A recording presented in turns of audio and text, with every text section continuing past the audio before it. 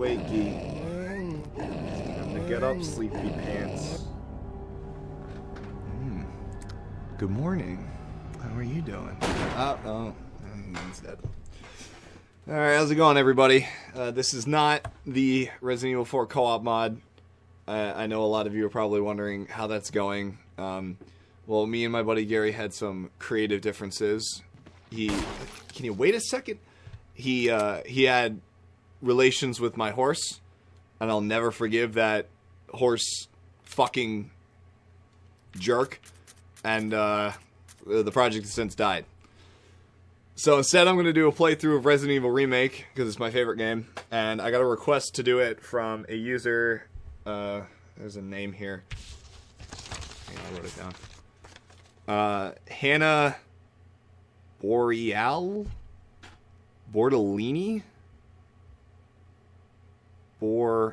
Hannah. So I got a request from Hannah Tentacles to play Resident Evil REmake and do a walkthrough of it.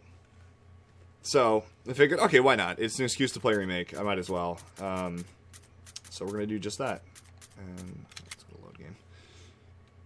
She says she was having trouble with it on easy mode or very easy, which is these pink things here. I think blue is invisible enemy, where hard is red and normal is white and green is easy. So now that everybody's properly confused, we're gonna play the game on normal because I'm not a pussy.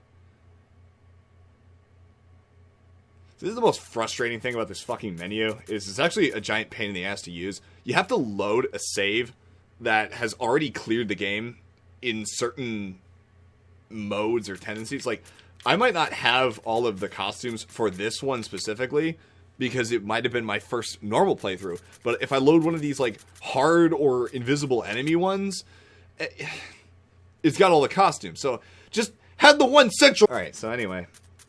We're back again. I guess we'll go once again, and we're going to play it on normal, and I'm going to try to walk us through everything that we have to do in specific order of events. It's not a fucking let's play or any type of speed run of any of that matter. I'm probably going to get hit like once or twice, so don't at me in the comments saying I suck, because I don't care. So, once again... You actually get to pick your difficulty this time instead of that stupid fucking spreadsheet that you get asking, oh, do you like long walks in the park because butterflies make you horny? And no, nobody cares. Just give me the goddamn selector. And here we are. You have to beat the game for more convenience. We might also have extra items in the box, which we just won't touch. So there, we've got everything squared away here. So Resident Evil up now. So Hannah requested to play as Jilly. Jill's got all her costumes here. I used to play the military one a lot back on the GameCube. My favorite is still this one, but if I'm feeling like a horn dog, I don't play this Jill enough. Chris's costumes are even better. Look at this fuck. I love the Code Veronica one. And again, I don't get to play as that often because that outfit does look cool, but I mean, who wants to... Seriously? So, I don't know. We're gonna... Fuck. Oh, I do not know who to play as. Alright, I'm gonna be Horn Dog Jill so I can look at my panties. Only because I don't get to play this Jill enough. RE3 is one of my favorites, too. It's a successful blend of action and survival horror is absolutely ridiculous. Alpha team is flying around the forest zone situated in northwest Raccoon City. This is less impressive now that the subtitles are on. I know this entire goddamn cutscene from start to finish. Disappeared during the middle of their mission. No. Keep looking. Oh, wait, I've already fucked it up. See, I don't know it that well. Bizarre murder cases have recently occurred in Raccoon City. There's a fun fact here. The lady on the television is actually Jill's voice actress. Not that you can hear because two Chris's are talking at the same time. My name's Chris, and Chris is narrating it. The Bravo team was sent in to investigate, but we lost contact. Look, Chris. Man, they must have been flying for fucking Bravo team's hours. helicopter was a derelict. So I don't know if that's grammatically correct. Was a derelict. It would be is derelict. Save for the remaining body of Kevin. I don't think Kevin cares much for grammar, though. He's not doing so hot. We continued our search for the other for members. his superpowers. Enjoy him in all his subtleness. A nightmare.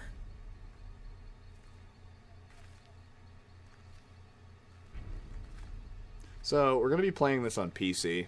I don't know if that was clear or not.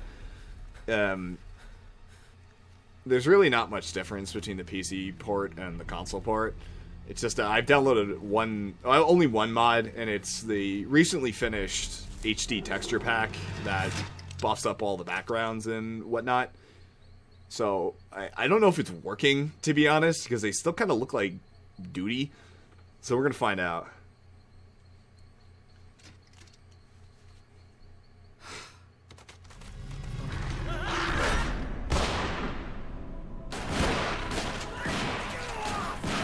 So Joseph is being mauled to death by dogs, and they have like both his arms, and yet he's able to fire off all the rounds in his shotgun and pump it. Like, you hear the pumping noise.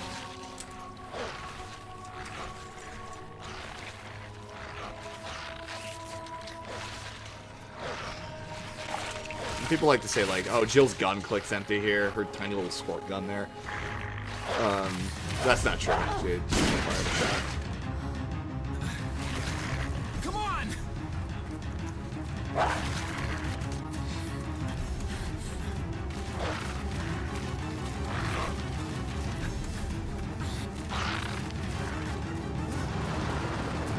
Hey, Brad! Where the hell's he going?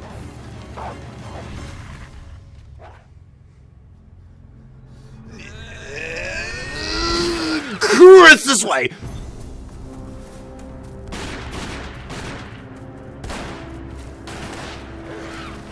Good shooting.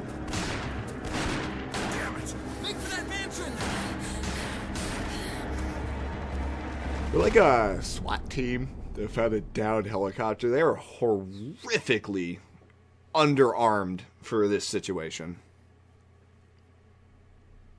There are only 3 STARS members left now. Captain Wesker, Barry, and myself. We don't know where Chris is. What is this place? So Jill was undercover in her, Not quite your ordinary as a hooker house, on the street when that's they for picked her up sure. and said, hey, we gotta look for Bravo team, hurry up. Wesker, where's Chris? Jill, no. You don't want to go back out there. But we've got to find... What was that? Chris? No. Jill? No! I'm going with her. Chris and I go back a long way. They do. They were Air Force buddies before Chris decided to drink his way. I don't know. Watch the movie Top Gun for background on Chris's character, I guess. That's what it sounds like. He was winning accuracy, or he's like a hell of a sharpshooter, which I don't know if you drill for that in the Air Force. I don't know what he did.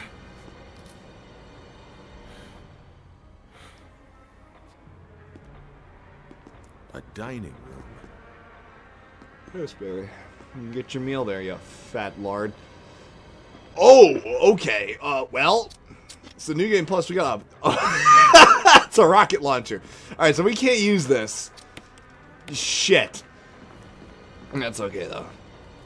I think you'd better take a look at this. What is it? Blood. Tomato sauce, you cheater. Jill. Barry wants to cover up the See if fact you that can he's been find eating a any other meal and clues. nobody else can have I'll be any. examining Oh, this. it's blood. That's Not just ragu. not I Chris's. swear. Red-vested, portly animal. So we Barry. should talk to Barry again. It's still blood, Barry. The more you touch it, the more you're tampering with a crime scene. What? Why do we all stare at him so long?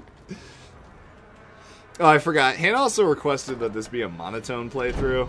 I'm not sure what that means because I'm already laughing. I can't take myself too serious. Okay, so yeah, let's try it. So here we have our first zombie.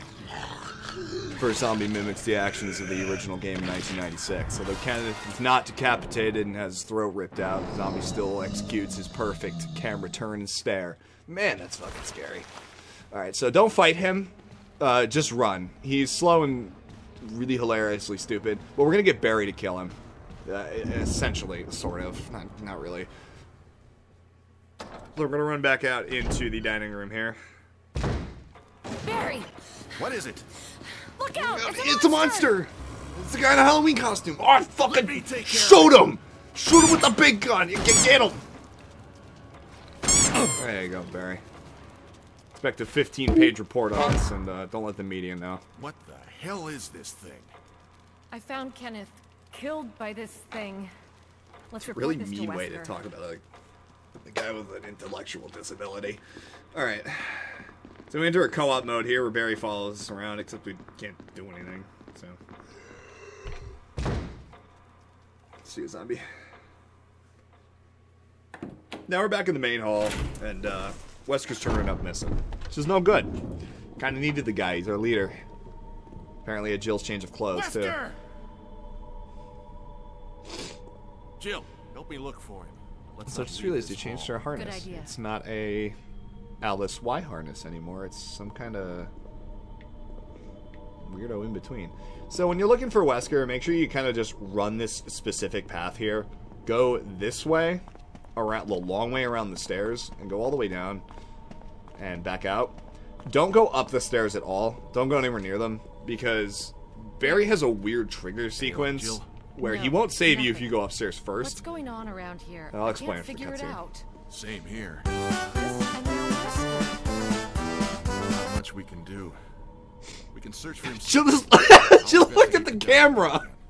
Okay, then. I'll try the door on the other side. This mansion is gigantic. We could easily get lost. Let's start from the first floor. Okay. Oh, I almost forgot. It's a lockpick. You'd make better use of it. Well, thanks. Then why didn't I have it? Thanks. I may need it. Listen, if something happens, let's meet up in this hall. Got it? Okay.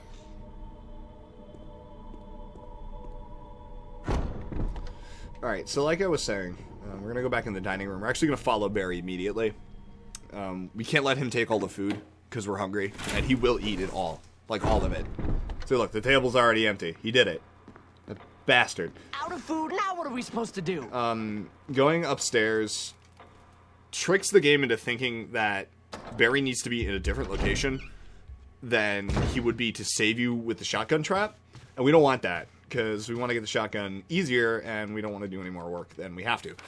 So, also we'll fucking die, because it bugs out kind of weird. So, I call this the long hallway. Not the one we're going to, the one we were just in. And we're going to enter the cage room. Now, I call it the cage room because there is a single bird cage that's empty, a dead zombie, and 2 herbs in here. And a bunch of crows. But it's not the crow hallway. That's something different. We don't want to mix the two up here. I thought there were birds in here. Or it might be later. That incessant tapping you hear is me just being incredibly impatient when it comes to using the action button. So please pay no mind to it. You can get upstairs faster if you unequip a weapon and just run up them. And by tapping the run button, you kind of glide up the stairs. Makes things a little faster. So we're going to go to the orange hallway here. There's 2 zombies and a dead Crimson Head. Dead Crimson Head is not a concern yet. So just run past, excuse me, sir. Just run past this guy here. He's not going to bother you. And we're going to pick up the golden arrow. And we are taught about the examination screen, which is cool.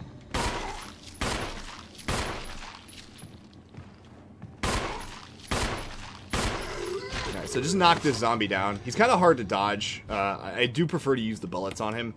He's going to get up, but don't worry about it. We're not going to come back this way for a long time. Now, unlocking this, we did go up a flight of stairs, so now we're on the 2nd floor. And this is the 2nd floor of the dining room. And in this hallway is the only zombie you will never, ever, ever fucking kill. Don't touch him. He's a good boy. And this guy's name is Stinky. I don't know why I named him that. I did it years ago. He's kind of like a joke enemy because of his incredible uselessness. I also don't hear him walking.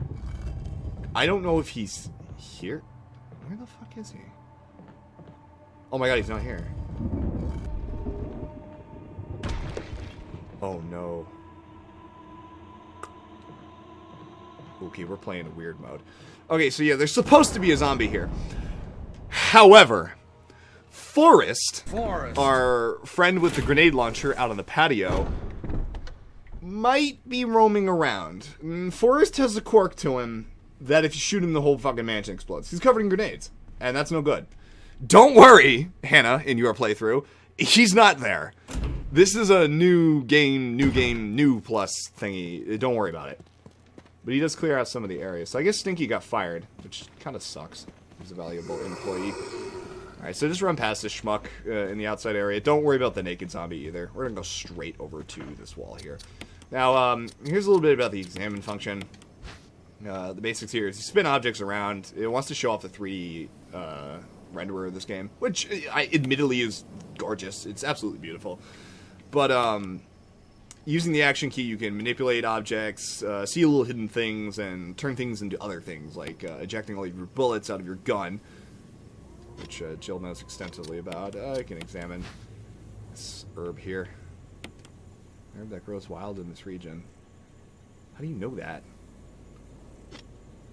Alright. So we're going to examine this. Arrowhead looks like it can be removed. And ta-da! We get the arrowhead. The arrowhead is made from peridot, sometimes referred as poor man's emerald. Jesus, Jill, what don't you know? You know fucking everything about this. Yeah, let's do this. This is a better take. And if she knows everything about vegetable and mineral, that would make her, never mind. Alright, so this is the Death Mask room. We're going to be coming back here possibly twice, possibly not. I wouldn't concern yourself too much about backtracking to this area because it gets kind of tricky later. Especially with 2 zombies roaming around out here. Nobody wants to fucking mess around with those guys. So you get the key from the back cover here, and it says mansion key. Now, if we examine the key, we're going to see that there's a sword on it. And the sword key is going to get us through most of the old lock doors from the first game. Perfect. Alright. So we're going to need to get 4 masks and bring them all the way back to here. It's going to be fun. It's going to be great. It's an adventure. Alright, so getting out of here is a bit of an old trickaroo. Kind of need to pan the camera, because in its new widescreen format, I can't see the zombie. And don't exactly know where he is or what he's doing. Okay, come here, buddy. Ah, sucker! Cool. So we're not going to come back out here until we solve the crow puzzle. But right now we're going back into the mansion, and instead of going through the dining room, we're going to instead go the opposite direction into the blue room, or the map room. Some people will call it. You kind of have to create names for these things, because you can't call it like first floor east hallway, because there's a lot of those. So we're gonna, you know, kind of work with it here. This room, although it doesn't look blue, it was a lot bluer in the first game. That's where I got its name for. Don't even bother going in that room there. That's not going to be worth your time.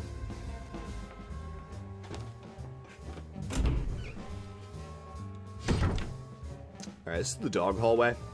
We're just going to breeze right through here. We're going to move some cabinets and grab some items. So there's a defense item here, and there's 15 handgun rounds in the other one. All these item spawns are set for normal. They may differ depending on your difficulty. Some bullets may be replaced with grenade rounds or shotgun shells. It depends.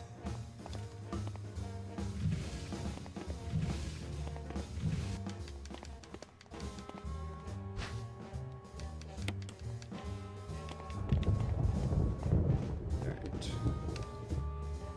So this is the shotgun hallway. And it's aptly named that because of the shotgun puzzle. That it does take up 2 different rooms, but regardless, it's kind of what it's most known for. So let's hope Barry actually, saves us. No, I don't have to do this whole damn playthrough over again. That would suck.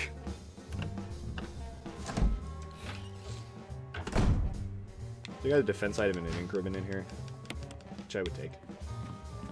If you've got the room, that is. Because we are coming up to an item box soon.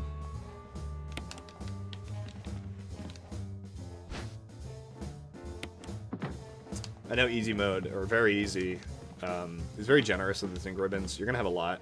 I usually save about, on a normal, just casual playthrough, I'll save about 24 times in the entire game. Which sounds like a lot, but I don't know. I hate getting alone screaming all the way back. Save early, save often. That's just a general rule of any of these games. Oh boy. Especially when you grab the shotgun, make sure you check both doors. Because if not, Barry's not going to come save you. So I checked them, and hopefully this works.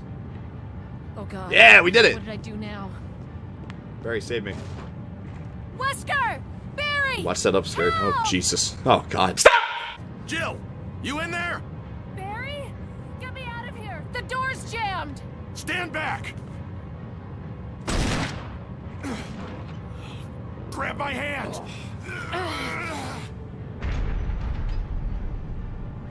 In the nick of time. Thanks, Barry.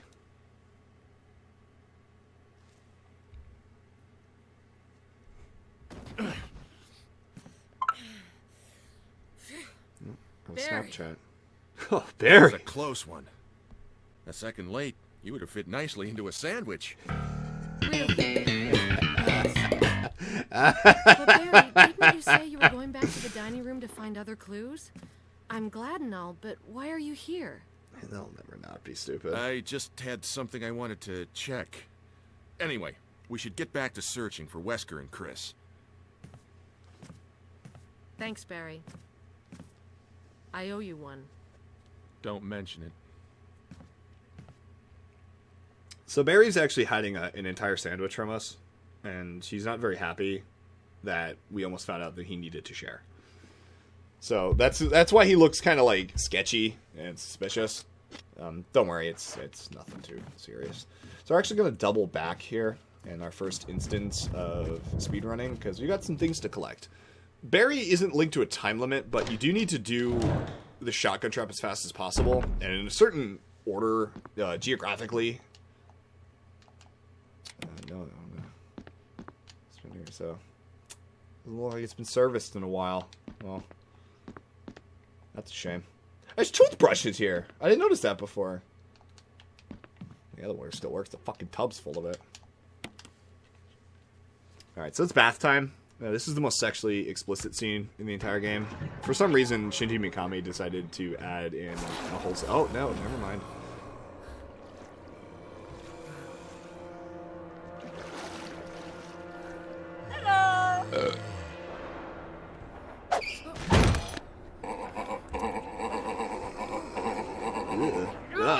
Creepy tuts. It's like waving his hands. He's like, oh, I slipped. Help me. Wah! And the toilet still hasn't been serviced in a while. Fucking dirty liar. Fun fact about this. Chris's campaign, while it is the harder one, you don't get as many favors either. So Chris doesn't actually stomp the head into the zombie here. The zombie stands up, and you're in, like, fucking Solid Snake CQC distance of this freaking thing. So you gotta be very careful about that.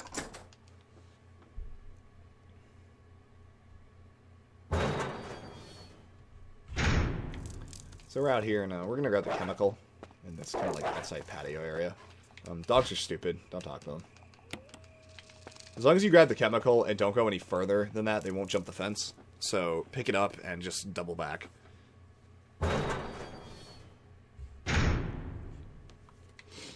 Alright, back to the shotgun hallway, and now we're gonna lead to the exit hallway. Not like the outdoor section, but just where will we be going when we want to leave the mansion, which is not till later, but we're getting there. Okay, Forrest is in here. So usually there's one zombie and he's around the corner.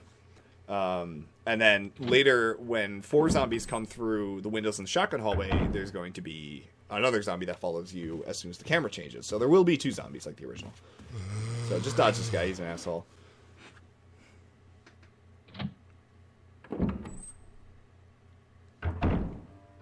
And we're in our first save room. We did it, guys. We survived. Store the chemical away. Come on, drink ribbons. And ignore these. We're not really not going to use the knife, even to kill down zombies. It's just not worth it. You might as well just use the handgun ammo. This is the infinite ammo handgun. The closet key is for costumes, so we can change our costume mid-game if we really felt like it. Fuck it. I'll come back for that. Free first aid spray, 3 ink ribbons, and we'll put the chemical away. We're not going to quite use the shotgun yet, but we are going to kill some zombies in this. Oh, yeah, put the fucking rocket launcher away. So let's do some organizing here. Let's move health items above the weapons. My ex-girlfriend taught me that. Alright, cool. Grab the fuel canteen. More like my drinking fuel. In the corner here is just a note. Talks about burning bodies.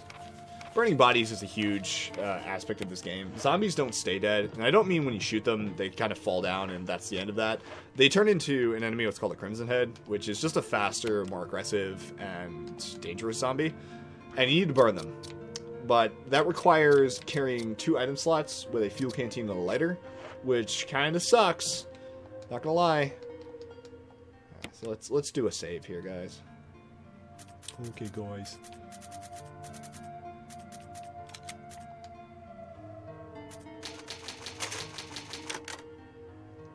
Alright, cool.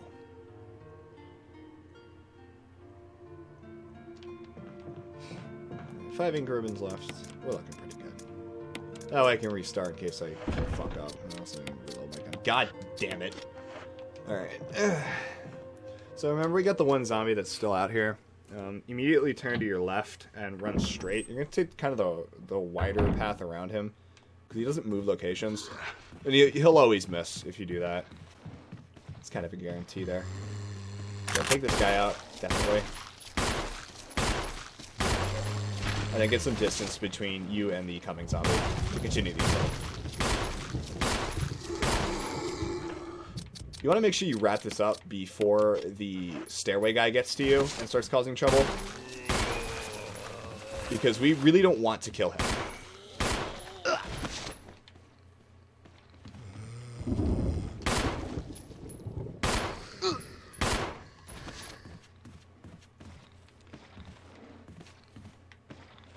So that's all she wrote for the 2 zombies down there. We're going to come back and burn their bodies when we have the adequate supplies.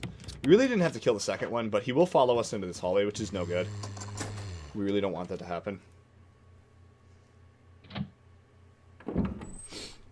I'd rather be using ammunition instead of defense items, because defense items are worth their weight in gold when it comes to dogs and hunters. Because they mostly rely on pounce and grab attacks. Now, as we cleared the upper floor here, you saw I just kind of ran around. We need to collect everything in this room, which is a dog whistle, some handgun bullets, and nobody cares. Shut the fuck up.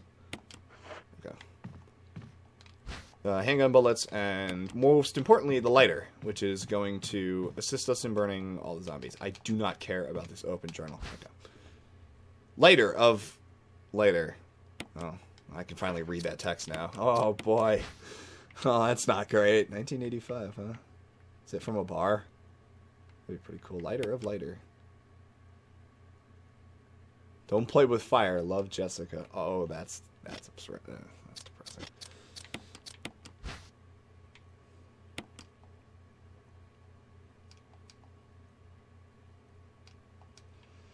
I love how she knows that it's a dog whistle. She didn't even try it. So Jill fucking... Oh, dear. Jill knows all things animal, vegetable, and mineral. Jill is a modern major general. Oh, no. I feel a song coming on.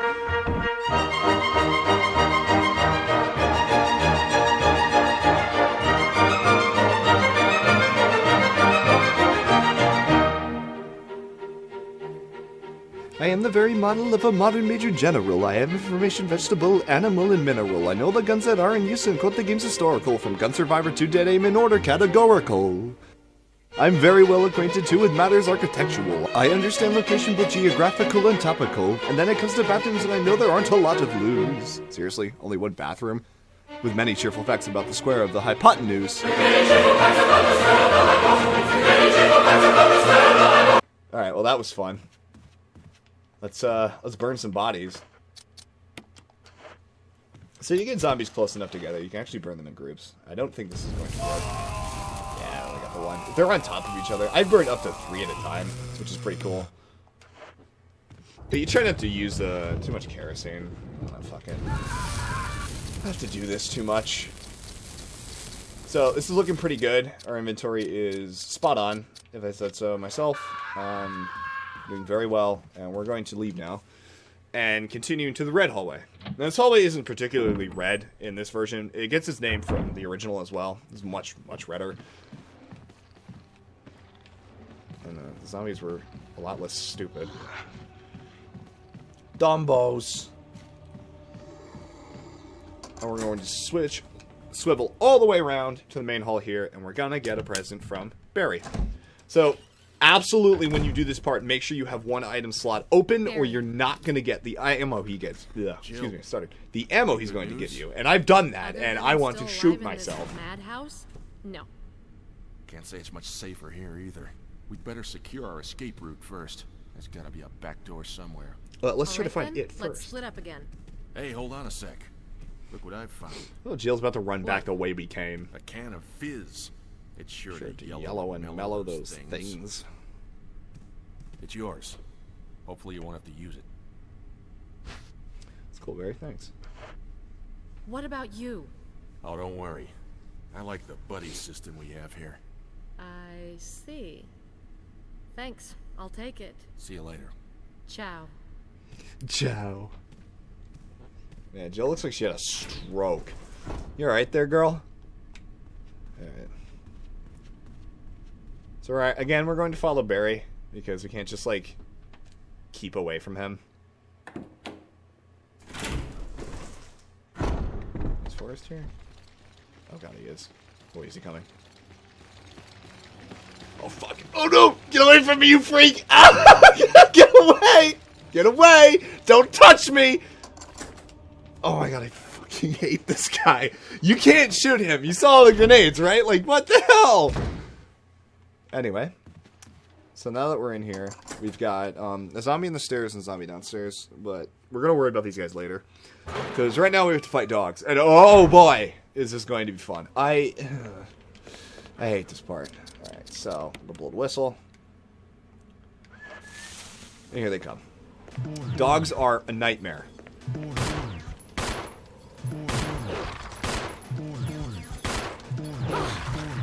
Head off.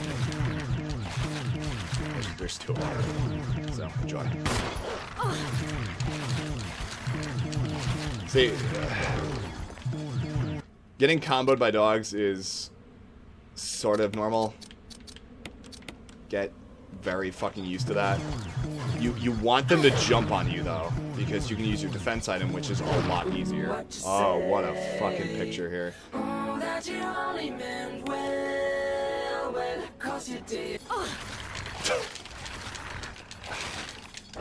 Off me, you fucking animals. Whoa, what the fuck? So it certainly could have gone a lot worse. It's okay to use that herb out there. You're really not going to use it too much. That's fine. You're also wondering why I'm not picking up the item. I don't have any item spaces left, so what I do is going through the door discards the dog whistle. You just turn around and you go back and you grab the dog collar. It's no big deal. You're also really never going to come out to this patio ever again, so just, I don't know, keep it in mind that you can grab those herbs out there, but it's really not a big deal.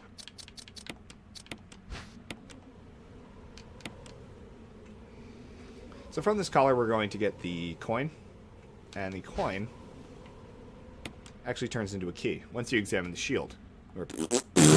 Wow, dumb fuck. The armor is the imitation of the armor key. Congrats. And we're going to end up using this to switch out for the real key and not get killed in a horrible, like, suit of armor, spinny, grindy death trap. It's weird. It's complicated. But, on this opposite side of the mansion here, squeeze past this guy here before he pukes on your shoes and run into our second safe room, the medical room. This one's going to be a really common room you're going to come back to a lot, both for objectives and as a nice little stopping point. We can drop off our ammunition and kerosene. But I'm going to drop it for later. Shouldn't be killing too many people. I'm going to kind of avoid that. And I'm not even going to bother saving, because we're doing good.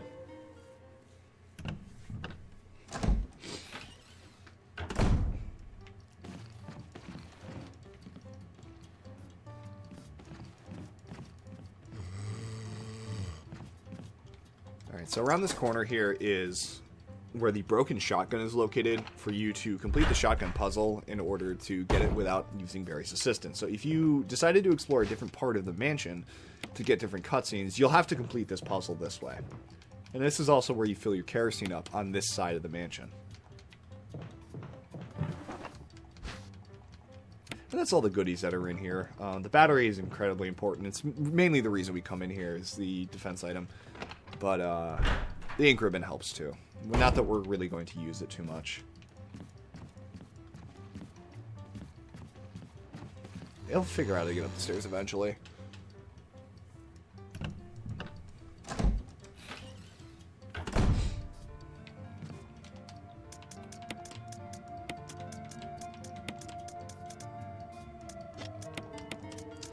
So one more zombie that we're going to absolutely kill. He's in the long hallway that's next to the dining room. And we want to make sure we clear him out specifically because we do traverse that area a lot.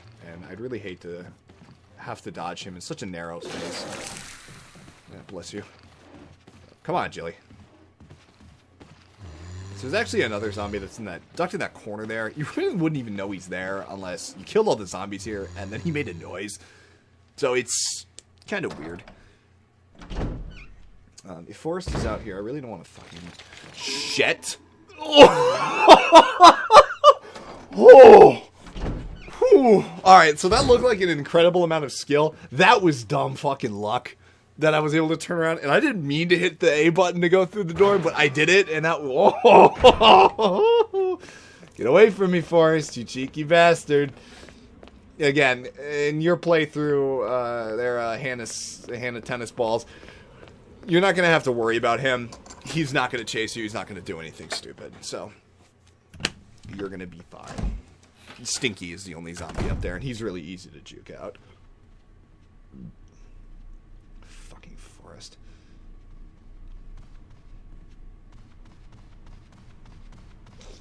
So we're going to take a really roundabout and longer way to get back to our objective location. Kind of like a circuit pattern.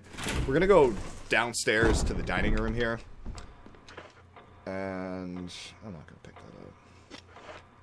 I can stay there in case, just for an emergency sake.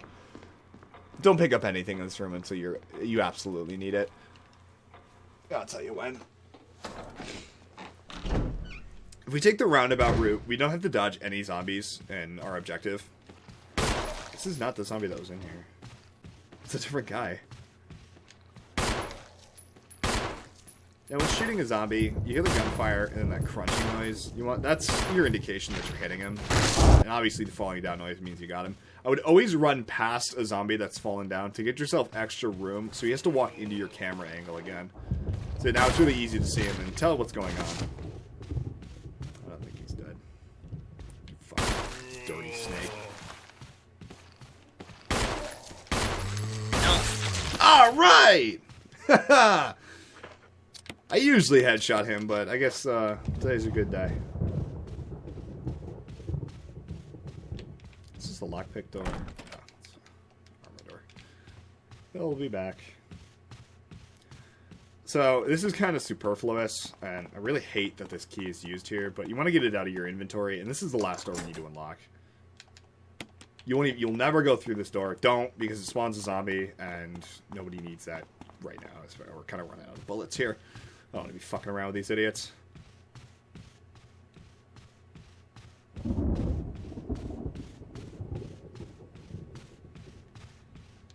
Now, we're following the same route that we did in the very beginning of the game to get up to a door that we haven't even entered or explored yet. Mainly due to the enemies and kind of needing to get around them. I'm going to take this herb. Never had too much. So, this is the cage room again. And we're going to go back up into... what did I call it? The yellow hall?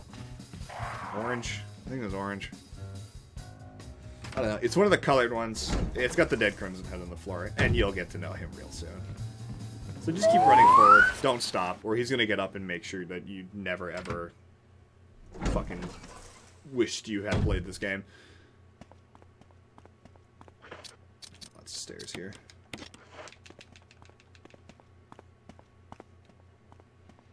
So obviously you just grab the key. And then you replace it with the faux one.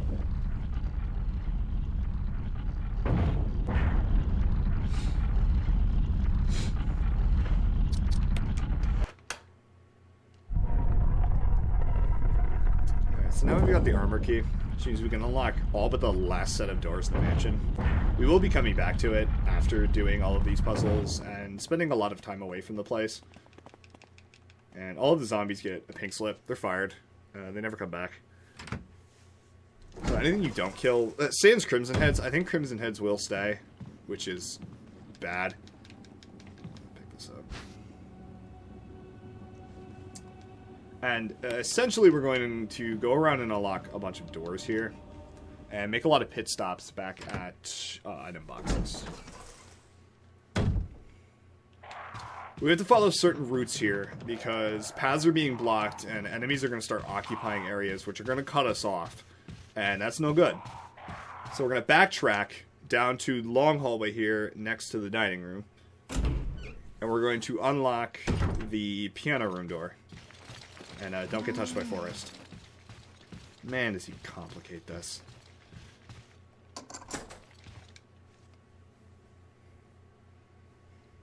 Now, you can't use a defensive item on Forrest either, or he explodes, and that's fucking really bad, because now I'm kind of cornered. This will reset his position, though. Alright, I'm going to charge him, see if I can get away with this. Awesome. Alright. Thankfully there wasn't another zombie. Well, fuck you, Forrest. It's wasting my ammo. Forrest actually despawns zombies in areas that he spawns in. But once you leave the mansion and come back, he leaves with it. So, again, this isn't even going to be in your campaign, so don't worry about it. I just want to fucking bitch about this. Oh, I hate him. He scares the shit out of me. So after unlocking that door, we're going to double back. And follow this route one last time. Because this is going to be our last kind of convenient pathway of it. Things start to get a little crappier from here on out. I was honestly expecting to take more damage than I did. Which is good, I guess. But I'm also kind of loaded on herbs now. And you cannot combine from the ground, which stinks. You actually have to have slots in your inventory. So there's a lot of herbs that are going wasted. Just kind of sitting around. I might make my way back to them. If I really need them, I don't think I will. The 4 zombies are going to break through these windows here. Just run past them. We're never coming back this way again. Because we're going to unlock a really useful shortcut. Now, around the corner there is another zombie, which we're not going to mess with him yet, but do know that his door, or there is a door that we can unlock across from him. We're going to come back and do that.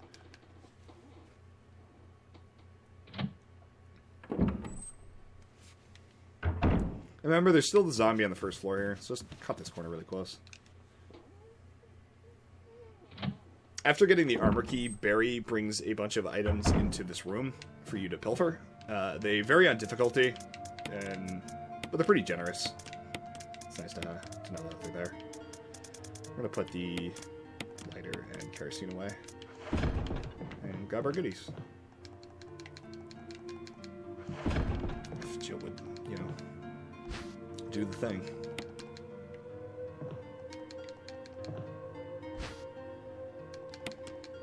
So, wonderful. First aid spray is always helpful. Fire rounds are even better. We're gonna grab the chemical, because we're gonna be making a pathway back and ended up using. Actually, yeah, fuck it. I'll grab this. When we're gonna go do that. Never mind. None of the zombies that's still out here, so immediately turn to your left and run straight.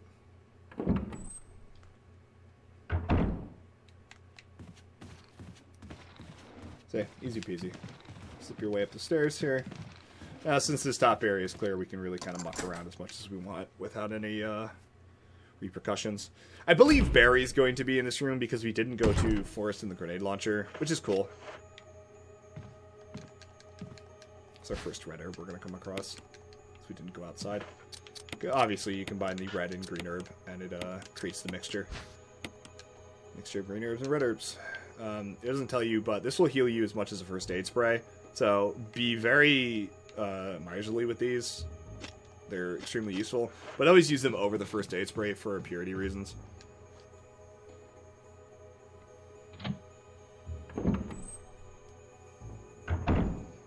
Actually, I'm going to save picking this stuff up for later. We're going to go do the puzzle first. This puzzle's optional. Technically, if you don't want the Magnum, you don't have to do it. Speedrunners will opt out of it because the Magnum, if you're going to fight the Tyrant at the end, which we are going to go for the good ending, so I'll show you what that fight looks like. Hey, Barry. Boo. Jill. Barry, I didn't mean to get you that excited. Right. Anyway, you should... Like I was saying, the Magnum's best used for the Tyrant fight, but if you're not going to do that, it's really good for hunters. So, we get to the bottom half of this note, I believe. Or the top half. Yeah, so if you come in here and Barry's not here, you actually get the top half of the note, which is really cool. So you have to do multiple playthroughs to get the whole story. What do you make of it? Well, I guess we were right about this mansion being quite unnatural. You have a way with understatements.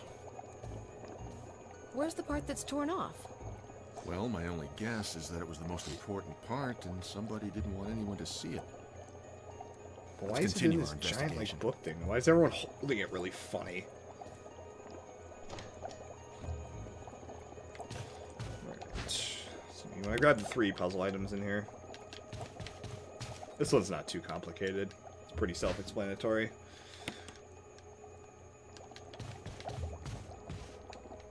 This puzzle was even easier in the original. You drained a fish tank with a button on the wall and then pushed the fish tank now that it was lighter. And, oh, god damn it. And with that out of the way, you could... What am I doing?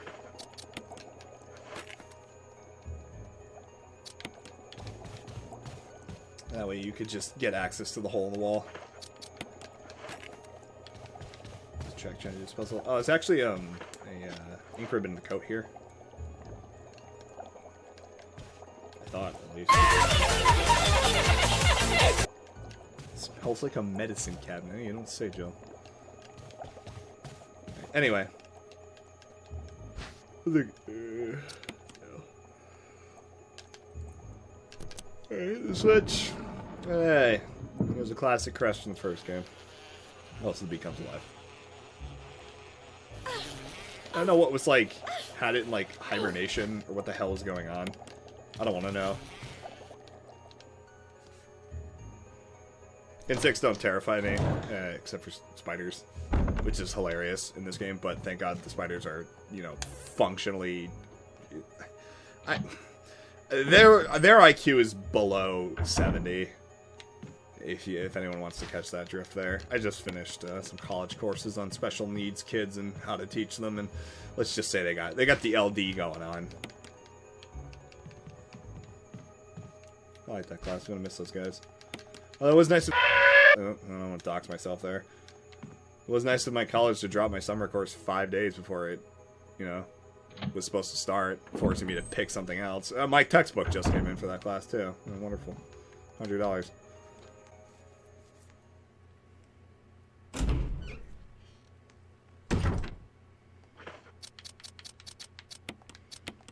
These little first aid cases are just medicine that's locked away behind an extra step. They can vary from first aid sprays to like mixed herbs or that accursed fucking 3 green herb if you're some kind of heathen. We don't have the room for that. We'll be back in that room later. I'm not too concerned about it. Here's the tricky part is coming back downstairs with this idiot here. Because it throws this walk pattern off, and if you attempt to walk to him and get past him while he's coming at you at these stairs, you're gonna get grabbed, which is not good. Or get puked on. Oh my god.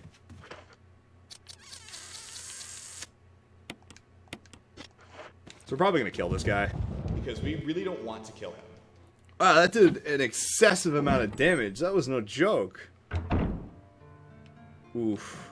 The urge to restart is overwhelming. That's alright though. We're gonna be fine. Well, now you know not to let old Pukey get you there. Alright, put this away. So now we know don't dodge him on the stairs. That's a bad idea. Alright, so now we got the armor key here. We're gonna go get forced grenade launcher. And then what the hell are we gonna do?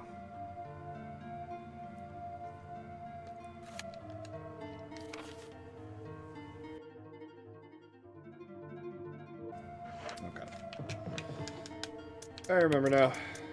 Alright, so following our original route, we are going to grab the grenade launcher, some healing items. Actually, no, fuck that, I don't want to fight forest. We're going to grab the grenade launcher, and then we're going to go use this chemical to kill the plant and grab our first death mask. It's exciting stuff, people. This guy's such a jerk. Oh, but there's still 2 zombies in this hallway here, so I just want to watch out.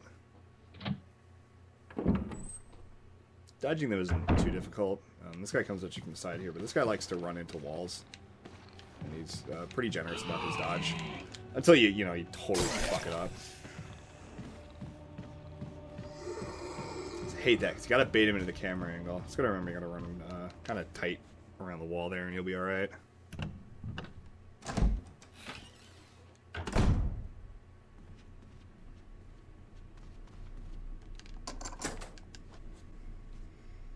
Again, the grenade launcher is technically optional for Jill's campaign if you have like a peanut-sized brain.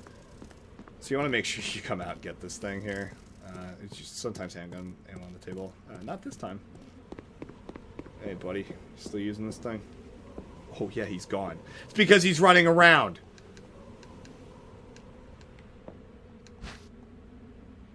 I wonder if that means we can grab his shit over here.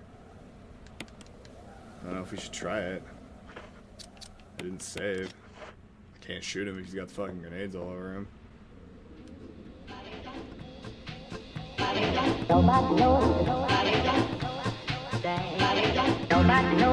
We're not gonna bother. Fuck that. It's got bad idea written all over it. So the grenade launcher serves a bunch of different purposes. You can load it up with different ammo types depending on the threat you're facing. Acid rounds apparently are the most powerful, but I see the least result from them. I usually use them on bosses. Explosive rounds I'll save for, like, I don't know, maybe a hunter or bosses as well. But flame rounds get a special treatment with one single boss that uses them. And that's the well, 2. Plant 42 and the Black Tiger.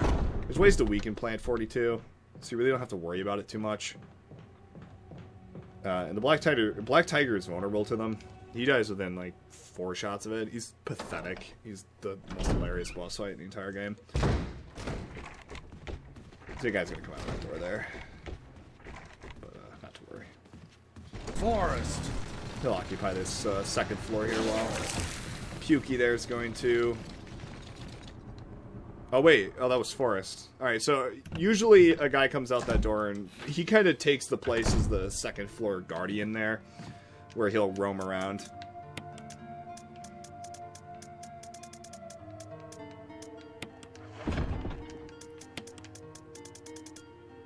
But we're not going to really concern ourselves with that. We aren't... Okay, I know what we're going to do. We're going to do a bit of cheesing here, where we're going to kind of open up a route and then go back to it. And do a bit of backtracking and running around here. That's kind of unconventional, but all the same. So Forrest is going to severely complicate matters here, and I hate him. But he's on the second floor, so he's really not a threat. You can hear him. He's trying to get down here. He's just having the hardest time. I tell you what.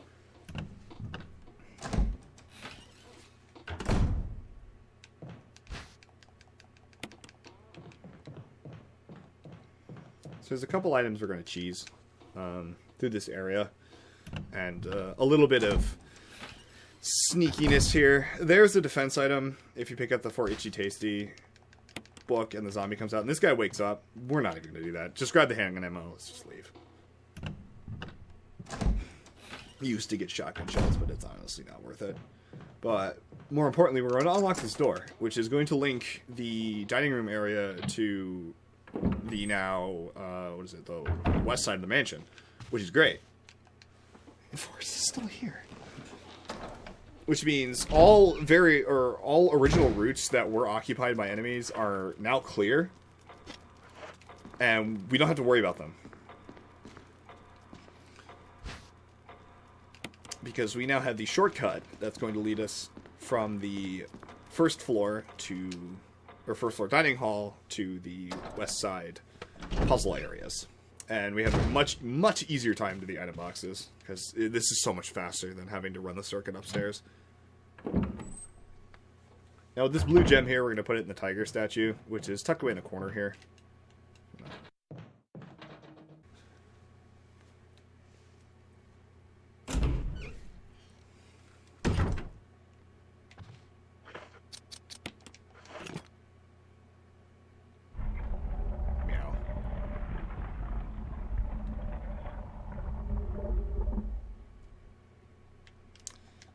Always important. Always very, very important. Shotgun shells are great! Tiger with yellow and blue eyes. That's important. The original puzzle was red and blue, and you can still put the red and blue in there, but it'll actually lock you in the room and drop snakes on your head if you do that. It's meant to trick old players like myself into doing a much more difficult and arduous process to get. I forget what I think it's one of the Mo discs is in there. At least I hope so. So once you drop the Earth Bastard, what the hell? Alright, put the water, turn it to red for dead, and that will kill the plant.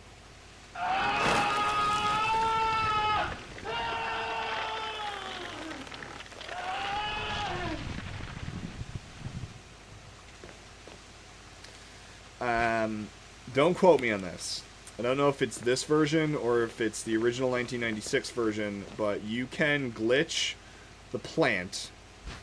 And there is actually, I think it's the 96 version, where you can get the plant to hit you while you're facing backwards. And it'll actually throw off the direction in which you move after being hit, and it pulls you into the hitbox of the plant, forcing you to move past it, where you can then grab the item without having to do this whole puzzle. And the original item, it was the armor key. So I just filled my inventory up here, which is stupid. But we're gonna go, we're gonna play it anyway. Carry it back and, drop everything off at the box. Forrest is still upstairs. Being the man of exceptional taste and wisdom that he is. That was a pretty good dodge on my part. I'm actually proud of that.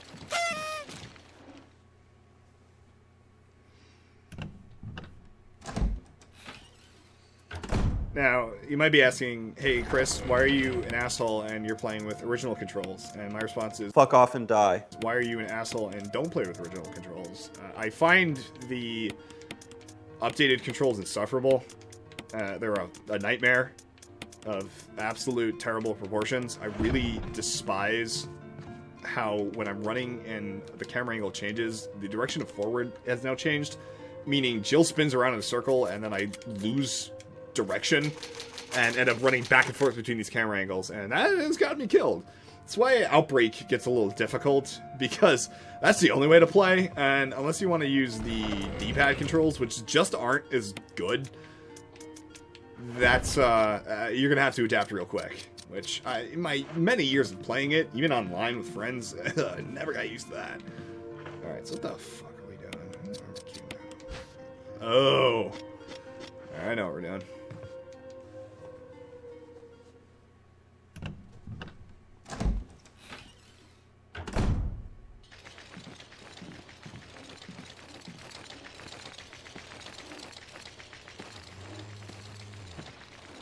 So, actually, they're kind of fucked up. Oh, shit! He figured out how to use the stairs! I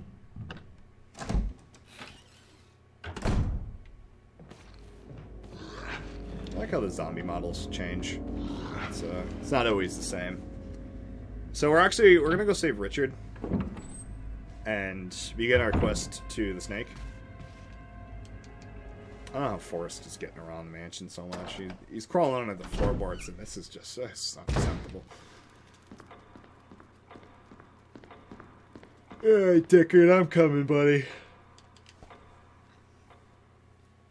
Just gonna hang in there, buddy old pal. Good to be right there, chump.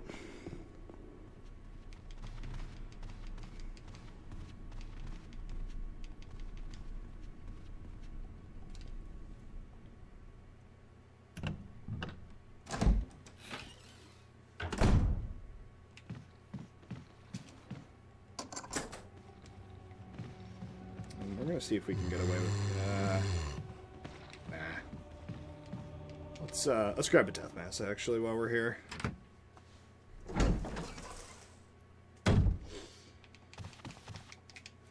Reset the position of the zombie so we can make a dash for that door there.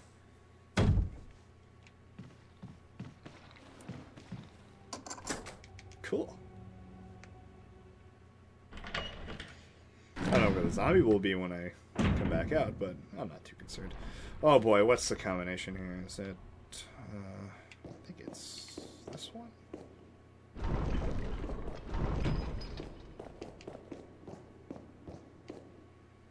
It's this one.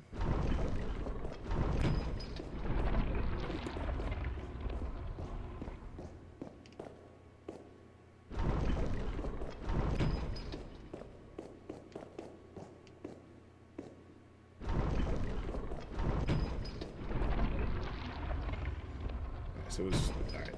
Whatever. Alright, there was really no clue as to this entire puzzle here.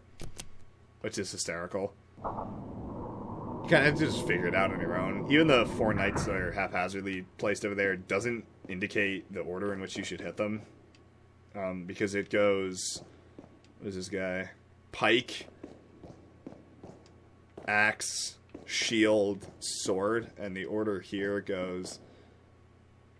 Shield, axe, sword, pike.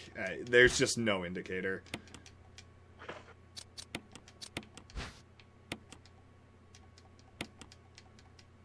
Yeah, you hit the buttons. Thank you.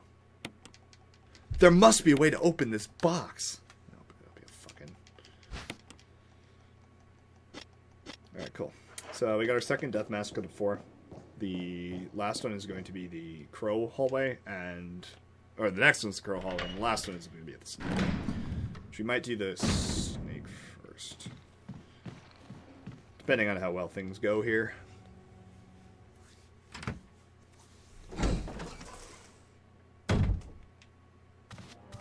Oh no! Richard! Richard! What happened? Oh man, he just looks so You're fucking wounded. upset. This whole place is a killing zone. There are monsters. Terrible demons. What did this to you? Ouch! Snake. And it had to be poisonous. Poisonous? Richard, hold on. Bring me serum. I saw some, but didn't bring any. I'll go and get it, okay? You're I gonna mean, make it. in your defense, dude, Thanks. why would you think, like, I should bring the serum just in case there's a giant snake in here? I mean, after seeing the giant snake, I'd be like, alright, I'm gonna be prepared for the... people are messaging me. I would be prepared for the absolute fucking worst.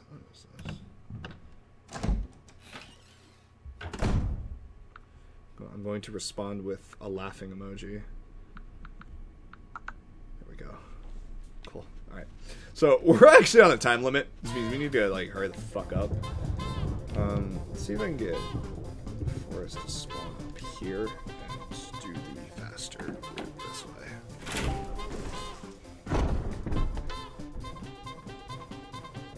He is not. This complicates things, rather dramatically, actually.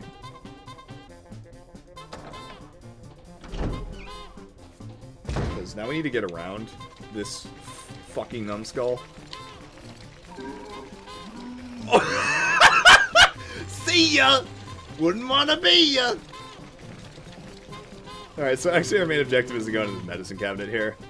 Or the medical closet, depending on how you want to phrase it. And we're gonna go ahead and Dickie his serum. And we are not going to exit the way we came. Hell no. We're going to take our sweet ass time, and we're gonna go the long way. As long as old Forrest there doesn't figure out how to use the stairs too quickly again and completely damn our chances here. Well, I'm not taking any, and I'm leaving. Remember, there's 2 zombies in this hallway here, so we're gonna want to turn immediately to the Jill's right, run down, and hug the left side of the wall. That way this guy can't touch you here. Excuse me, sir.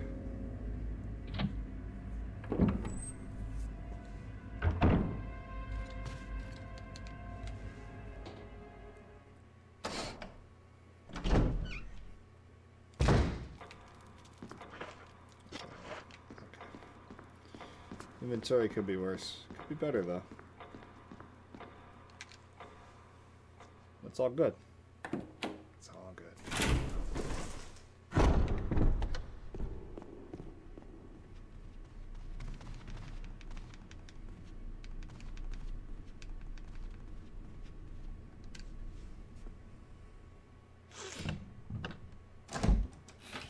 No, I have the lighter. Damn it. It's too bad. We're gonna have to make our way back there.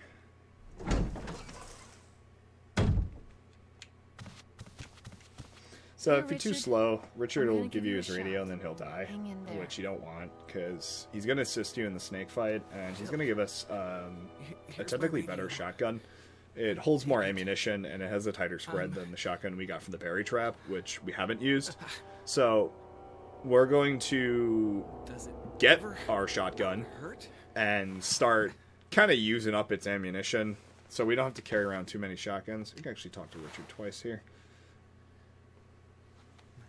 Sit him up. It's I'm okay, buddy. okay. The others. The others. Giant snake. Pussy. Alright. So now we're gonna start capping. Sure, shoot dudes, 'cause it's cool.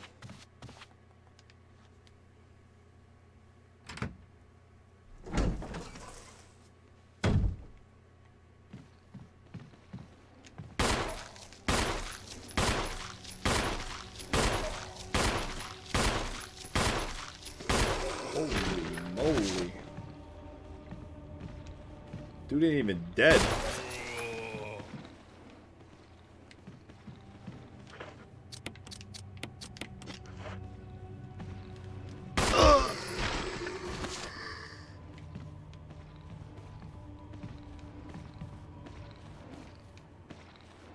Alright, I want to assume that guy's dead. If not, wow, did I just waste a lot of bullets.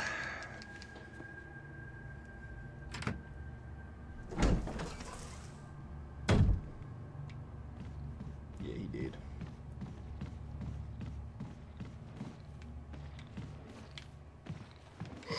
Whoa.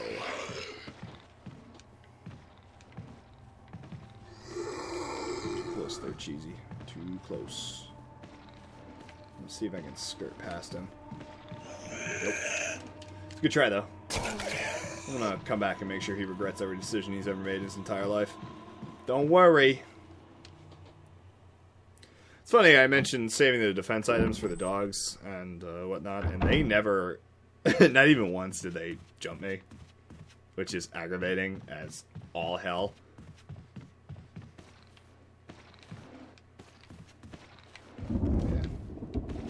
Yeah.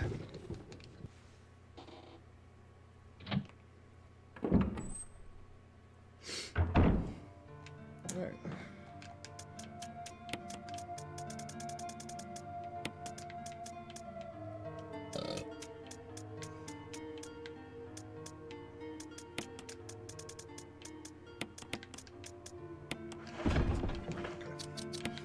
We're going to shotgun with 6 shots and only 6 shots, and we're going to kill hopefully 6 zombies with it. Oops, I forgot my oil. Bring the oil just in case. Any zombie that you point blank headshot that doesn't flat out die, yeah, I'll take care of him. So it happens. It's not a guarantee.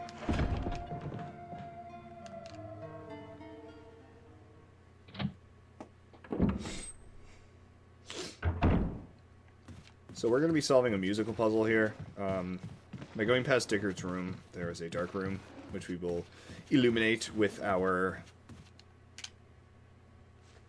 lighter.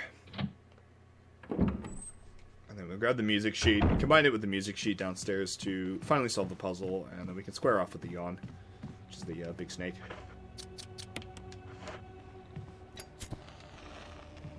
Careful when burning zombies, you don't stand on their corpse. That can cause damage to Jill. I'm not sure how much, but I'm really not one to test fate, these kind of things.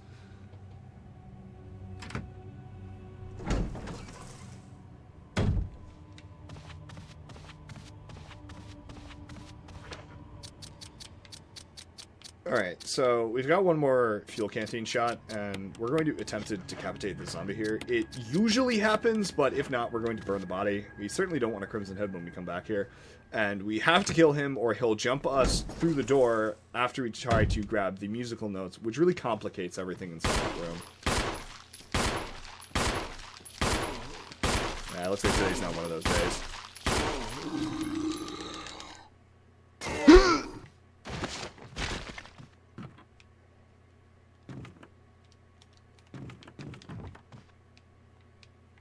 Looks like we killed the idiot.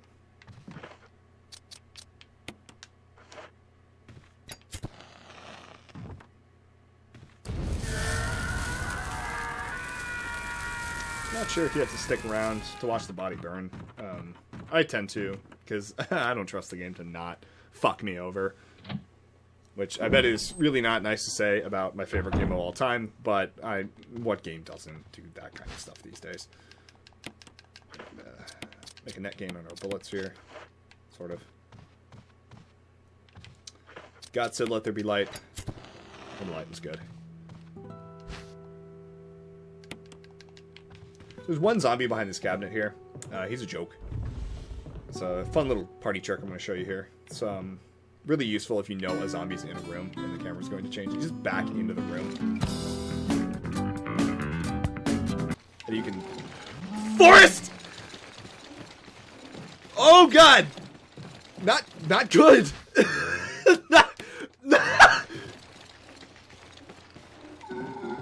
Oh no. Well... Yeah, okay, yep, you're cool, Forrest. Get off me.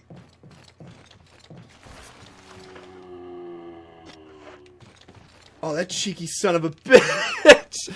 Okay, usually there is a fucking zombie in there that isn't Forrest. Ah, man, he did a lot of damage. And all you have to do is lead him around the table, and it's completely fine. Man. I got juked out. That was bad news. Thank God I didn't use the defense item. Well, we would have been doing a lot of things over again if I did that.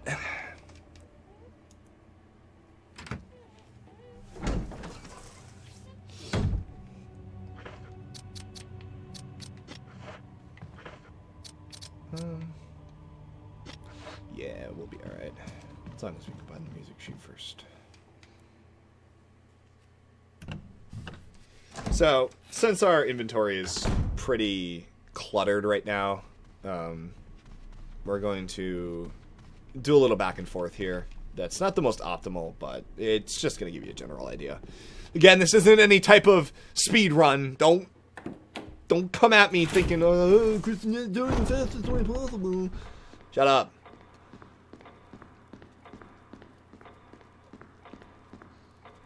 Alright, so we're gonna watch Forrest teleport from one end of the mansion to the other.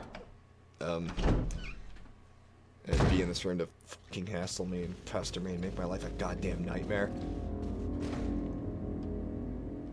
Luckily, he doesn't aggro straight away, which is nice. Straight as we also brought the shotgun and didn't use it. So I was gonna kill one of the zombies, but I don't know. There is a zombie that we're absolutely going to use it on. And, his time's coming. My playstyle is all about conservation. I don't like to use anything I don't absolutely explicitly have to. Health items, ammo, anything. So when entire parts of the mansion get occupied, I tend to consider them quarantines areas and minimize my travel through them. Like most of the entire east side of the mansion is untraversable at this point. Going through the shotgun hallway means facing 4 zombies at once, which is not good. And obviously backtracking through the dog hallway causes the most annoying enemy to fight. And then the outside area, there's more dogs out there. Maybe. I'd like to go and grab those, but I'll save those for when I come back and all the zombies are gone. But, my pathways tend to be a lot longer, but they are a lot safer. So let's hear some of the best from Jill Valentine, everyone.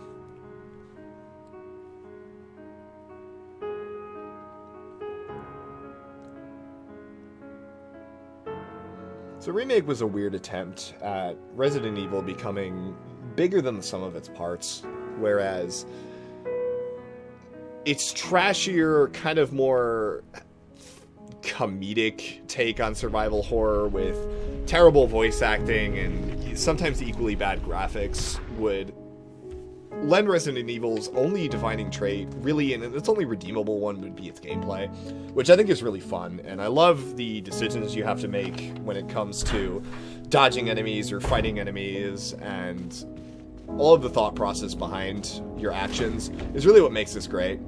But Remake transcended that by adding absolutely stunningly gorgeous visuals alongside its equally amazing gameplay. And its combination lent it to being really the best survival horror game there ever was, which means that it couldn't get any better than this. And that's sad, because it never did. Resident Evil 4 is an amazing game, and it preceded Remake after Remake sales were fucking obliterated by pretty okay reviews, and just being on the GameCube didn't sell well. So when RE4 came out, it sold even better. They're like, alright, so the survival horror aspect of Remake and all the previous Resident Evils is gone, and we're going to switch focus to a more action-oriented, which isn't bad. I love 4, 5, and 6. As long as you're playing 6 with the right person, you can have a lot of fun in that game. 5 is just 4 in co-op, and I love co-op games. But, really there was nothing like Remake before it, and there wasn't anything after it. It's truly all alone in this world. And Resident Evil 0 doesn't count. Second sucks.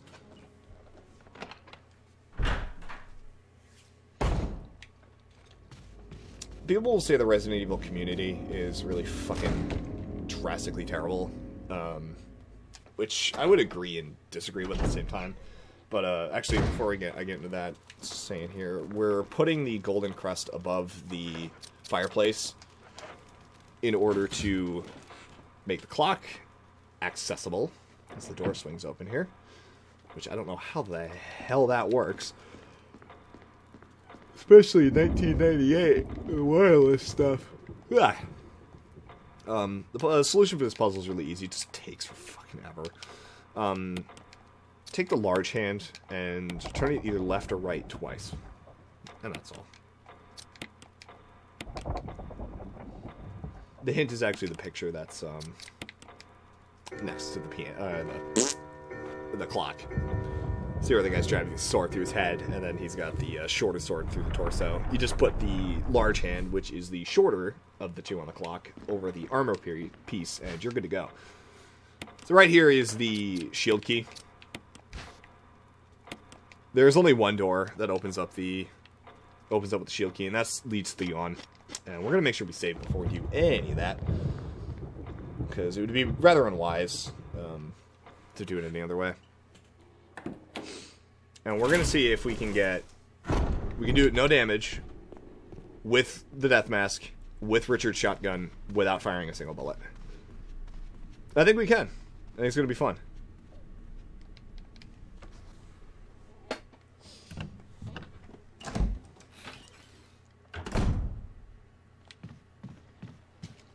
So, first off, this zombie's gotta go. He's not gonna be doing us any favors here. So I'm gonna have him come to me. Ah! That's the stuff, buddy. We do have 6 shots in the shotgun that I want to make sure we get through. Before we fight the yawn, though, we're gonna do a bit of a roundabout.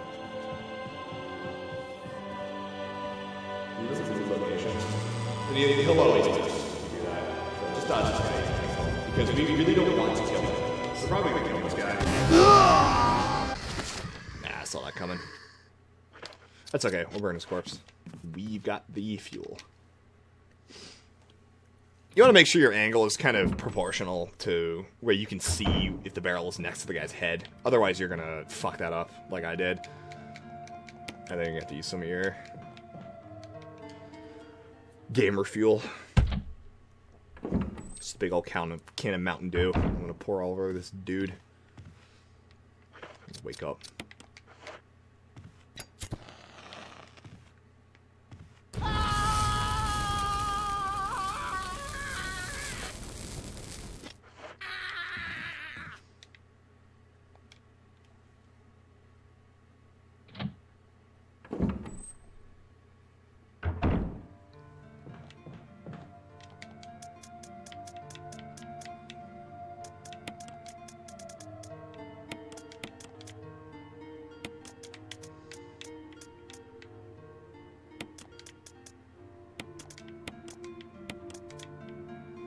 So we're gonna bring our death masks here, and I'm actually gonna save before we do this, just because I've got the ink ribbons. I've got so many of them. Why not? We're going to get the second to last death mask, but we're going to deposit 3 out of the 4 death masks. Just so we can carry more items on our way down there. So it is 2 trips, but I'd rather not have 4 death masks in my inventory and then only have these spaces up here for healing items and whatnot for the boss. This is just good preparation tactic. Some of the problems with Resident Evil is you kind of have to have an intimate knowledge of what to do and what's going to be ahead of you. So the game is really reliant on trial and error. You can go through the store, I think, 3 times before the knot breaks. So making sure you know what to do ahead of time is actually really there's forest out here anyway. Alright, get some inventory spaces there. So this is the crow puzzle room, and it's super easy, and it's not as long as the original game's puzzle. Hit the first picture here and then we're going to run around the center console, and you're going to hit the first 2 you come across here. So that turns the bracelet orange, the crown green, and the sage's necklace going to turn purple, and you're good to go. That's it. And out here is the death mask, which we're going to grab, and it also unlocks a bit of a shortcut that we're going to use to get back into the area and back on path for Richard. I forgot to put my fucking equipment away, man. I'm an idiot.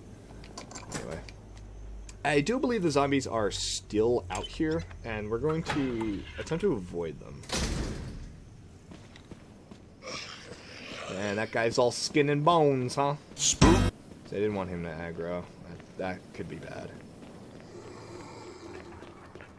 These zombies will disappear when you're getting ready for the Crimson Head fight. So after the yawn battle, basically, they're gonzo.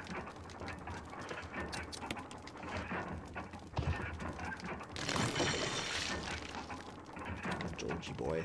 This is the eyes, nose, and mouth. Give me this one.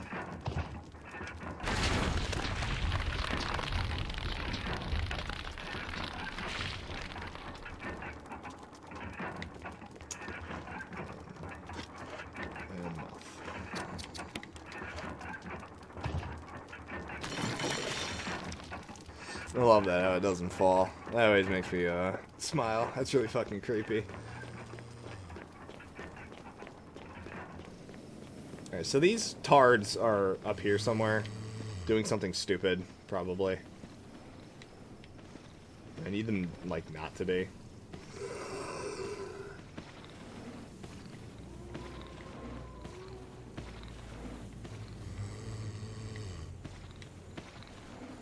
So, stand on the stairs and kind of wait for an opening. And squeeze past this guy.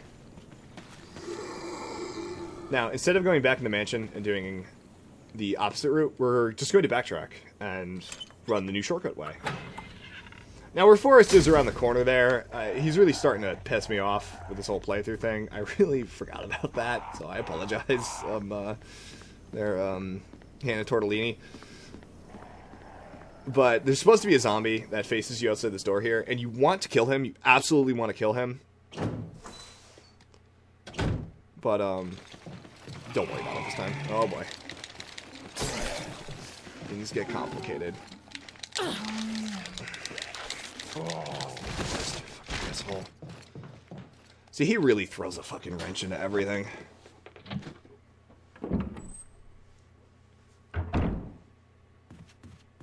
Thankfully, we're clear from here on out.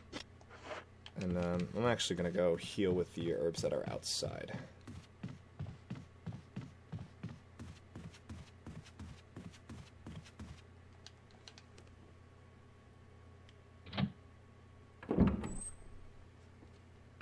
I just realized this whole hallway's clear. I could have taken the easier path.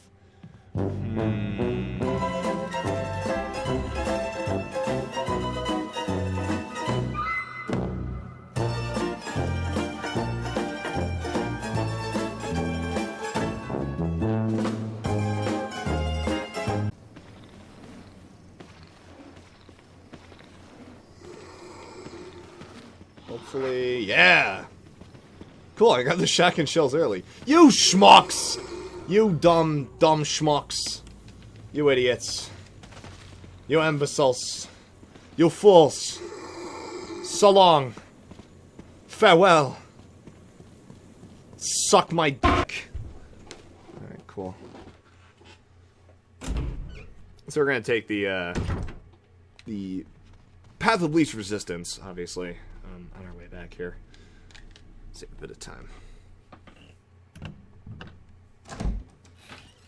Yeah, we're gonna save before the snake here, because we're probably gonna take a couple swings at it. Even though I know I just saved, but again, I've got the ink ribbons. Why not?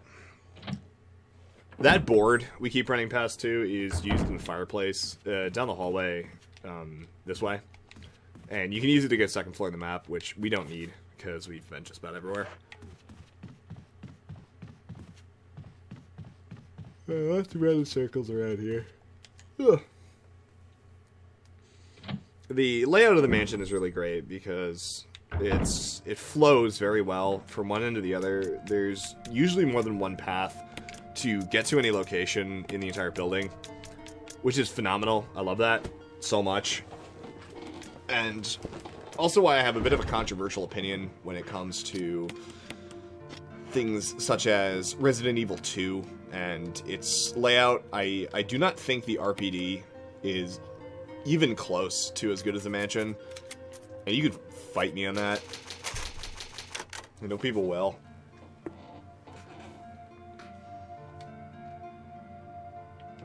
Remake 2 does a better job, though. I think the mansion and the RPD is actually pretty good in that iteration.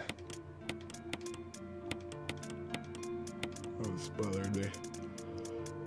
Alright, so we're gonna take a swing at our big snaky friend. Cool.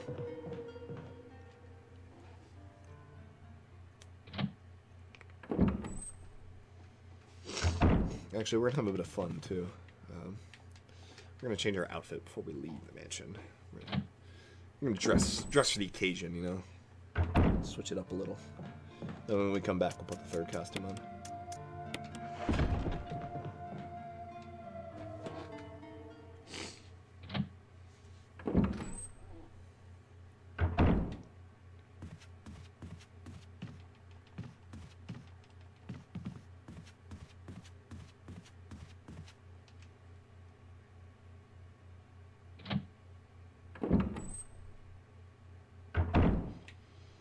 Alright.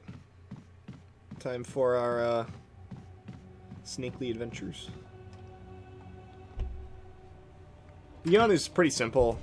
You kind of want to hug his tail, but you need to make sure you're on the opposite side of him, or he'll be able to strike you from quite a distance. It's a large snake. It takes up about 50% of the room at all times. But he can't cross over himself. So as long as you stay on a side of him that he can't hit, or that he can't reach, you're good. Technically, like a real snake, if you stood right behind his head, would be a nice place too, but he's pretty quick for a large guy, so we better not. So here he is. It's our first boss battle of the game.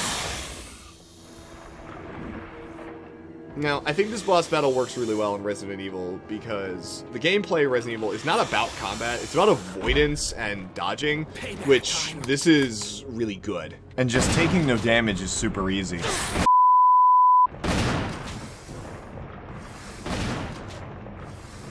Like, I just kind of stay on his, like, side here and just keep running with him.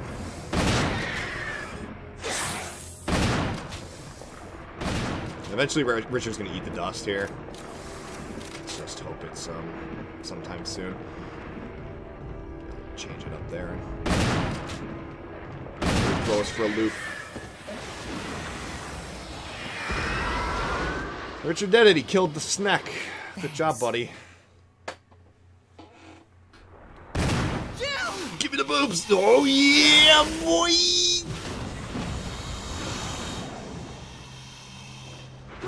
So, we gotta be quick.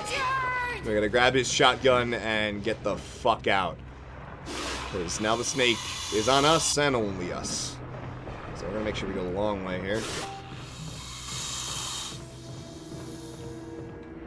Not do anything too risky.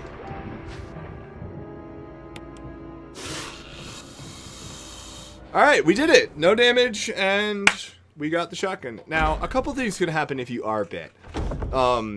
Jill will be poisoned, but not a poison you can cure with a blue herb. It needs to be cured with the same serum that you got for Dickard. So, depending on if Barry helped you at all, he'll carry you to the safe room that has the serum in it and help you out by teleporting you there and curing you.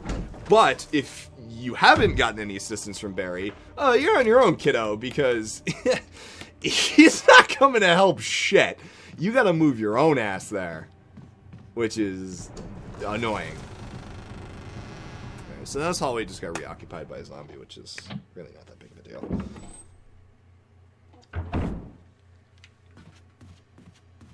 But now at this point, we're gonna go fight the Crimson Head. Our first one, technically, that we're going to battle.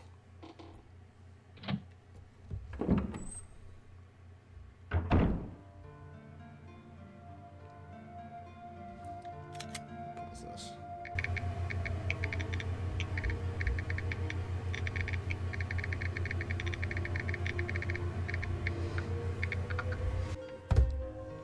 Alright. Old popular me. So, I'm kind of expecting to get our butt kicked a little bit here. So we're gonna load up.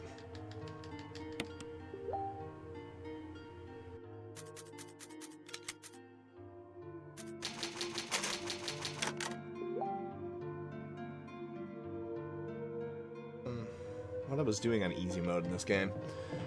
Nothing really matters. I don't anticipate using more than 4 shotgun shells. I could be making a horrible mistake. So I'm going to bring my other shotgun just in case.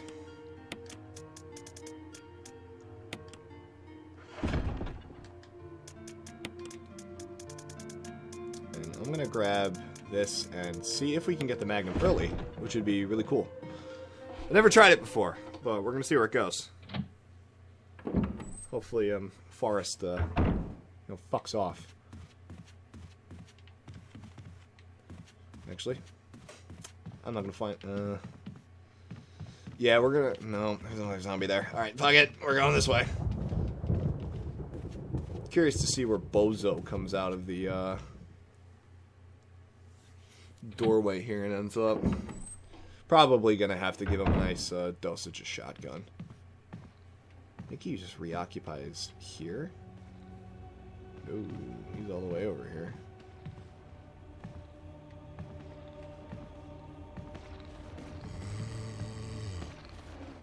And here he comes. The big man on campus.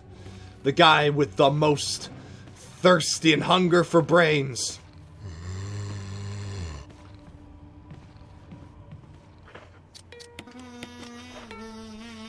Actually, that's the model for Stinky. The man, the myth, the legend. Come on, buddy. Stinky! Ah!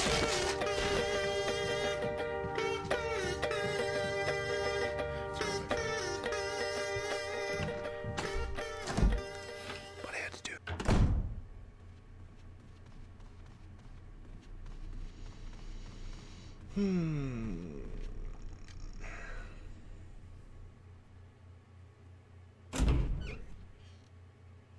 Alright, so as you can see, the zombies out here have since disappeared.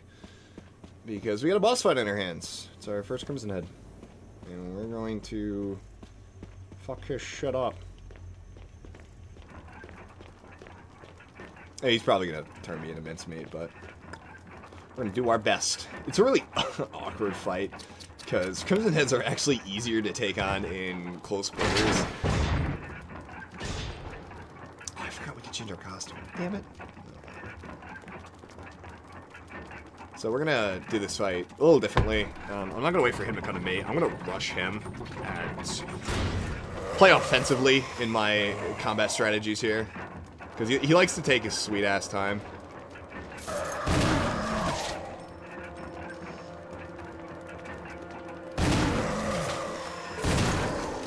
And just like that, we're over. It's really less of a boss fight, and more, it's a Crimson Head. There's no other way to put it. It's just a Crimson Head. So I don't know what makes him more special than the rest of them. He probably smells worse. That's about all I can think of. But we're getting out of the mansion now. We're done. We're leaving. Fuck this.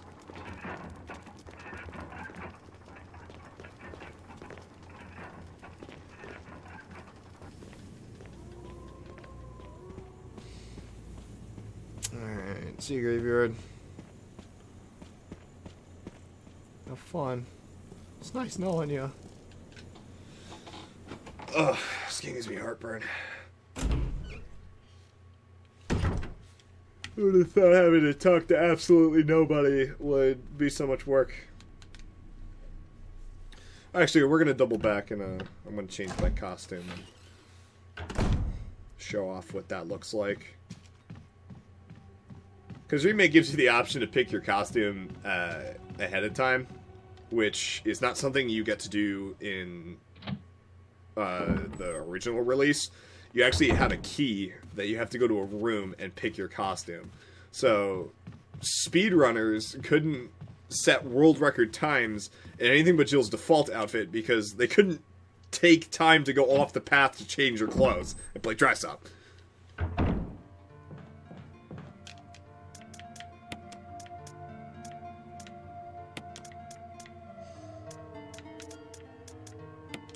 Now, I think I was saying something about the Resident Evil communities and how they're divided.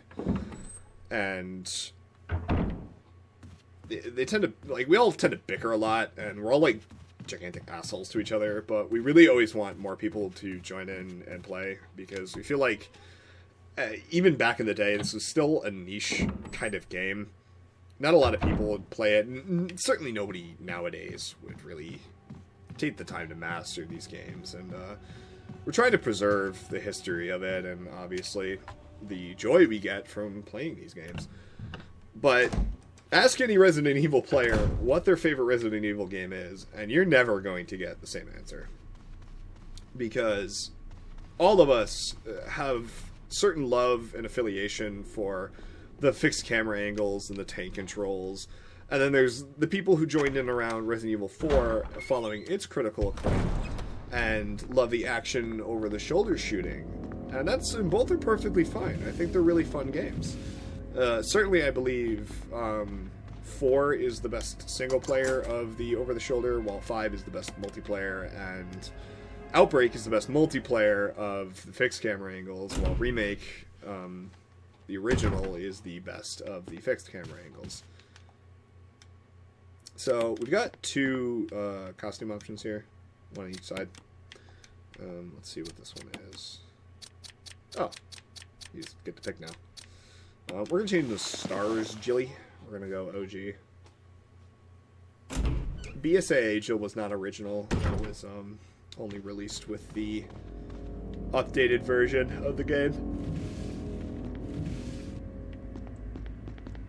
If you're wondering how that box got back there, puzzles actually reset upon you leaving the room. Or entering it again. And it's so you can't, like, block your way into a fail state. Like a permanent fail state.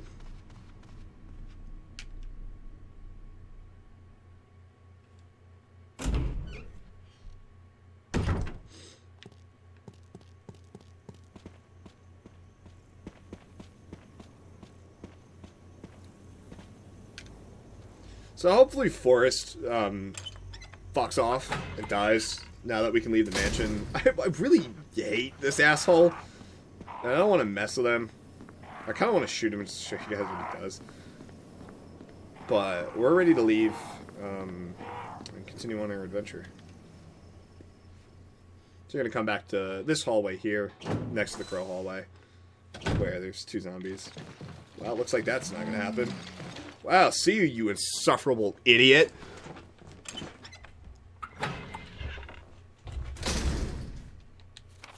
So here's where we're at now. And there's going to be a dog that jumps us here. It's going to come out of the woods. Kind of why I brought the shotgun. I really just don't fucking mess with this thing. Oh! Thought he came out in front of me. I took old Yeller out back. Oh! I'm running out of defense items here. I gotta stop fucking around. Alright.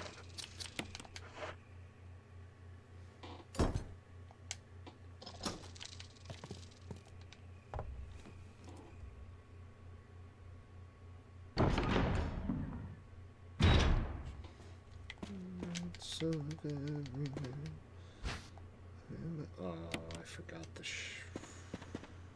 That's okay.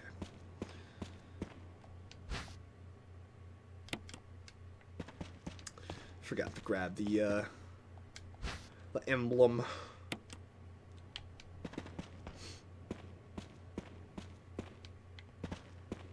That's alright.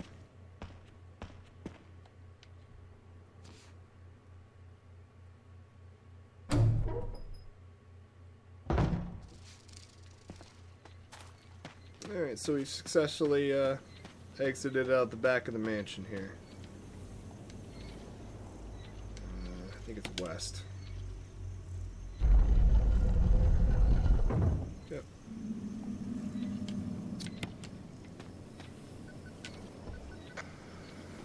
Somebody respond. Over. Barry? Monster. James. Gun. Ineffective. Instant. Stay away. Forest outside mansion. Stay. Hey. So we're gonna go to whatever Barry was telling us to stay away from, which is obviously the smartest decision. The thing that he is referencing that's ineffective to bullets is new to this game. That wasn't in the original, and that would be Lisa Trevor. Now, Lisa Trevor is this hunched over horrible monstrosity of a woman that has been tearing the faces off of survivors and placing them on her body, looking for her mother and father. Which is pretty fucking metal, if you ask me. And that's really cool. Not that I would want that to happen to me. So you want to set the puzzle to north. And you're good to go. Just give me a second here.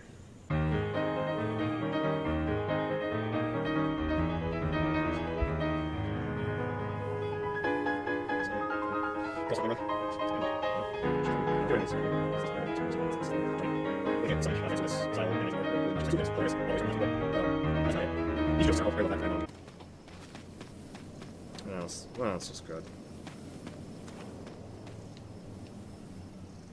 I watched a bunch of them. My ex-girlfriend, she was a huge weeb. Not a fan of that stuff anymore. Doesn't mean I don't like Japanese products, though. That's the whole Resident Evil thing I'm playing now. They make pretty good video games.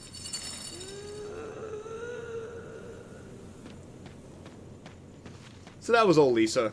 She's going to be up in her cabin here, which we're going to dutifully run the trail. A zombie appears in this trail, I believe on the way back. I always dodge him by complete fucking accident. That's why I don't really remember his location. This trail looks confusing and winding, but it's actually not. It's very straightforward.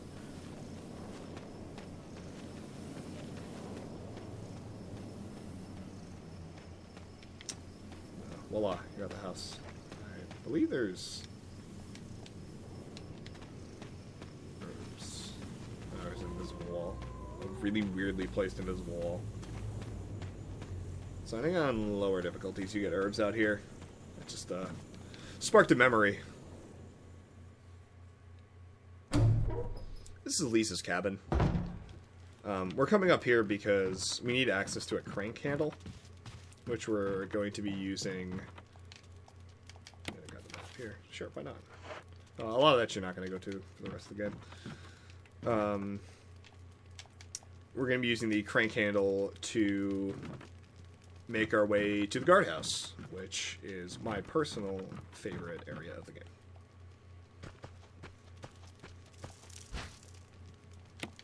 Gonna grab this.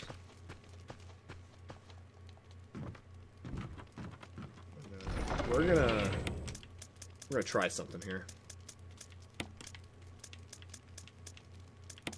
We're gonna do a thing. First off, we're gonna try extensively not to get hit by Lisa, which means I'm gonna save, and we're gonna see edits if I fuck up, because Lisa does a ton of damage. She's... yeah, she just comes in. She's no joke.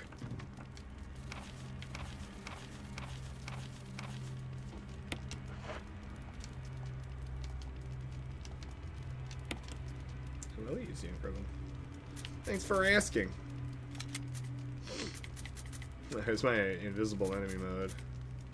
I'm not gonna save over that because that was such a fun playthrough of this game. It was ridiculous, but it was fun. Lisa is impervious to bullets, so don't fight her. Don't try to shoot her. Only dodge her attacks. Getting close is tricky, and dodging her without taking any damage is even harder. But we're gonna try it. Definitely gonna try it. So let's see here. So just take a step outside and... Darn.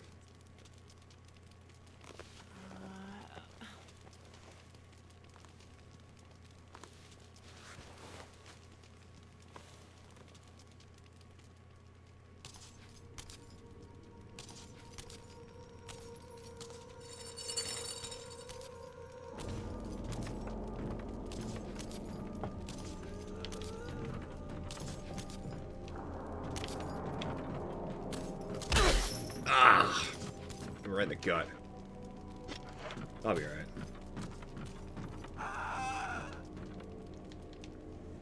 I'll take that. That's okay. Let's see if I can bait her using the stairs. Get her to follow me up there, maybe. Lisa will not pursue you out of the cabin. It only shows up in select parts of the game. So she's really not as threatening as you think. Who is fucking calling me in the middle of my playthrough? Okay, we were doing something. Yeah. Down the pathway. Getting out of here. Lisa has locked herself in the cabin, and we are not coming back to the mansion. Not yet, at least. With our newfound cranker crank. Wait, did the zombie come? Oh, it's still the crows. Alright, I'm gonna make a go for the Magnum. See if I can get away with walking. We're all friends here. I have space, right? Yeah, alright, sweet. If you walk, you can get away with this. That's pretty cool. This means when there's a zombie back in this part, I don't have to worry about this shit. This is kind of fucking annoying. So you have to take all three of these emblems here and examine each and every one of them. And they have their indentation that pops out, and real fancy. Oh, look at that. Projecting lines. Okay, so we're going to do... Uh-oh. Oh no, this is a math equation.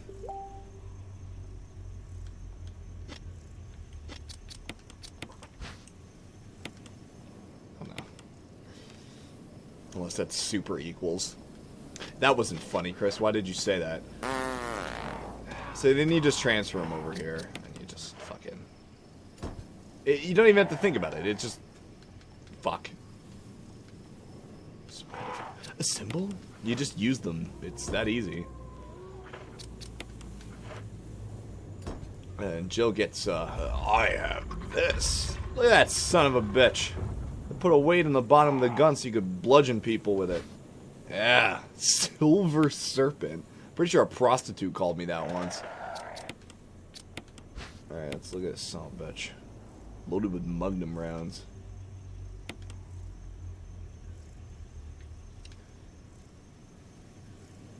So, I don't know why it informs you what type of ammunition it's loaded with. Because that's a grenade launcher thing, which is expected of it because you can load different types of ammunition, and by examining it, in case you're not familiar with the color scheme, it'll tell you what ammunition is loaded into it. And that's because the Magnum actually had cut content from the first game where you could get more powerful Magnum rounds, which is redundant, because it's like the most powerful weapon in the game. The only thing surpassing is the big fucking gun that is the rocket launcher. So what's the point? Anyway, we got a pretty big gun, and we're ready to not use it until, like, way later in the game. I forget how many Magnum rounds specifically you get. You don't get too much. It's about, like, 18, maybe 24 shots at the max. And you're gonna be blowing a lot of ammo on the tyrant fight. Believe me. So there's 2 or 3 dogs out here. I can't quite recall what. And... if you take your time and just walk, they won't... Oh. If you can hear me, just give me a sign. Anything. Jill to Brad. Can you hear me? Shit. It's broken. It's just so like, ugh, it's broken. I'm gonna race this dog to the herb here. This was a mistake. This was a big fucking mistake. We're in trouble, and we gotta move. Oh God! Woo! All right.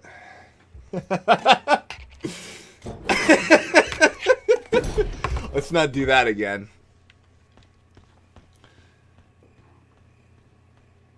I know in the first Resident Evil game that one hallway becomes fucking dog palooza. I don't think it is the case in this game. If it is, oh boy. Oh, that cutscene looks fucking bad. The upscale of this game and the quality of its in-game cutscenes versus its rendered material is poor. That doesn't look as bad when the whole game kind of looks that bad, as in it's being shown on a 20-inch CR TV off of a GameCube with AV cables and shit. Like, that's all right, but here it's not so great. So we're just gonna continue this way to this elevator and head on down. This crank is going to stay with us for a little bit, because there's a couple different locations in which we can use it. And, of course, in the presence of birds, take your time. Because there's also dogs out here. And take your time. We're all going to be... Okay, so when they fly up, it's go time. Time to run. I don't remember there being crows out here. I thought there were dogs. I'm getting my Resident Evil mixed up now. Red herbs are important. I'm going to grab that. I haven't seen one of those in a while. I know where a lot of them are, but it's all kind of like optional areas. Oh, yeah, watch out for the snakes. Don't touch them. You get poisoned, you're in a whirl of shit. So just keep following this path. Don't stop running. Pretty simple. And congrats, you're in the, well, technically not the first official new area, but it is a new area.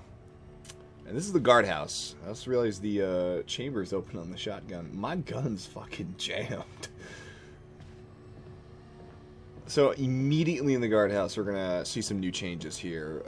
Decor, setting, music, everything is different. There's blue herbs now. They cure poison, by the way. Make sure you stay savvy to that. Now, while you're taking in the atmosphere, you're going to notice that you can come over to where these holes in the floor are. Do not pass go. Do not collect $200. That's bad news there. So we're actually going to take this box here, which can be pushed. And you can push it over one of the two holes here. This is a trick on newer or on original returning players who used to cover up these holes because a fucking tentacle comes out and strangles you like it's a Japanese anime. Alright, hey guys, it's Drake, me and my friend Chris shot a hentai joke. and I'm not gonna show you. You think I'm kidding, but I really don't want to prove myself because it hurts. Just don't run over the hole. In fact, by pushing this box here, you can climb on top of it and then climb over. It's a little bit longer, but you gotta do what you gotta do. Here's one of two save rooms in the entire guardhouse, but this is the only one with an item box. So the guardhouse is visually amazing and exceptionally fun to play, but man, is layout inconvenient. Because you got a long fucking trek to get back to dumping your stuff in. There's a lot to pick up in here. So we're gonna drop off this red herb here. I'm gonna take the green, eat it. Yeah, that's good. And we're kind of gonna stick with the shotgun here for a little bit. Not for boss purposes, but there's really not a whole lot of zombies you have to fight. But the ones that you do are in incredibly close quarters. So you just don't have the room to fight them with the handgun. It's risky. So I'm gonna opt for using the shotgun here. and its excessive amount of ammunition. Remember, if you're miserly with your ammo, you can squeeze out one shotgun shell equals one zombie. So to have like 50 shotgun shots is really fucking cool. Remember to always stagger your saves in case you fuck up colossally.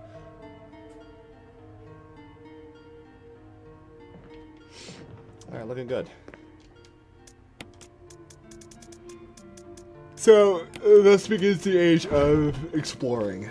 We're going to be doing a lot of that. New rooms, new items, new keys, all that stuff. I absolutely adore the guardhouse. I think this is such a fun and interesting map with new, scary, and interesting enemies.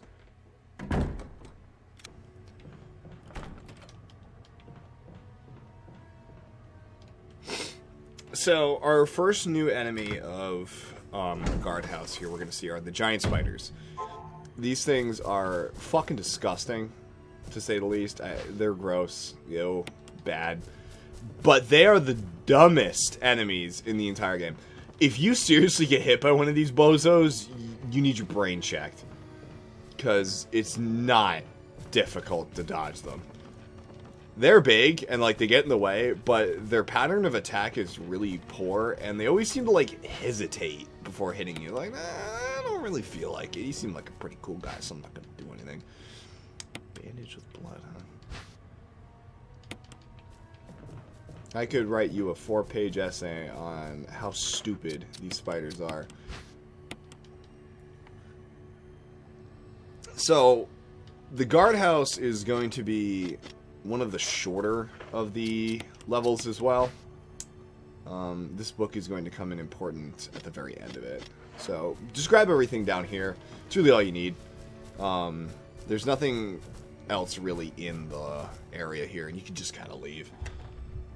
We're going to brute force our way through a puzzle that's coming up, because it's a nightmare. Make sure we drop that book off. Yeah, I'm serious. You just don't use it until the very end of the game.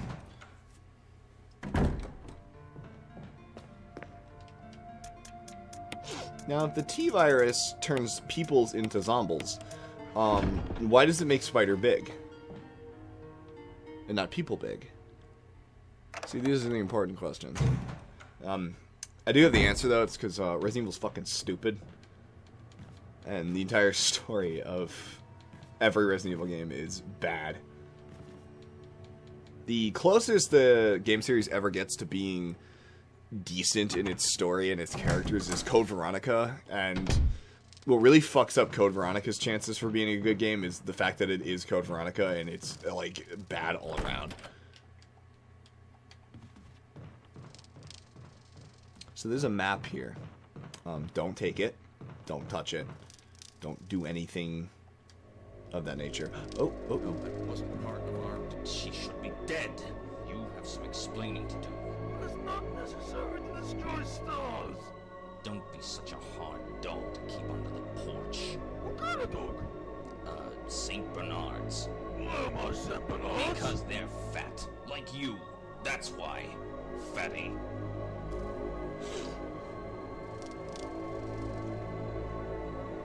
Barry's talking to himself now. That's no good. We need to help our friend out. Jill. Barry, I heard someone talking. Oh, you heard. I think age is starting to take its toll. Talking to myself is becoming a bad habit. Talking to yourself? You alright? What's gotten into you? I'm getting you worried, aren't I? But don't, I'm alright. I guess this creepy mansion has gotten to my nerves. Anyway, I think I'll go outside, get some fresh air for a change. Don't worry, I'm just going to get some fresh air. If I'm lucky, I'll get to waste some monsters along the way. Yeah, that'll help your mental standing. Let's go shoot more things. So, Barry's talking to a ghost. It's the ghost of plot convenience. Oh my god, yes, whatever. Alright, so that's talking about the giant fucking plant that's in here. That's exactly, I'm not, like, mincing words. That's exactly what's here. And it's big. And it's coming for all of us. So we don't really need to do that right now. I don't believe. It's been a while. I think there's a zombie in here. Probably gonna blow his head off. Ooh, I'm tricked. Wait a second. I don't remember this. I don't remember that at all.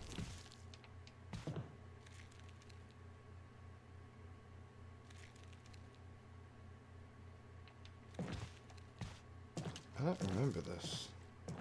Something just entered the room. I heard the door shut. Who goes there? A zombie. Don't let him come to me.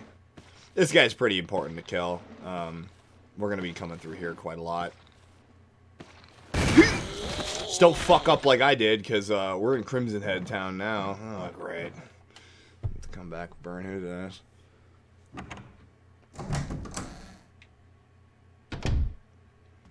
Don't let him turn. He's jumped me plenty of times back when I'm like, yeah, who cares? I'm speedrunning this. I don't need it. And then this fucking Crimson Head sprints at me.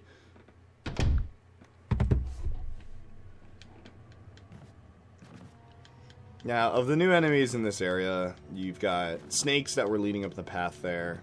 These tiny little adders, I think is what they're called. We're gonna see bees, wasps. They're not really that dangerous. They're just kind of annoying.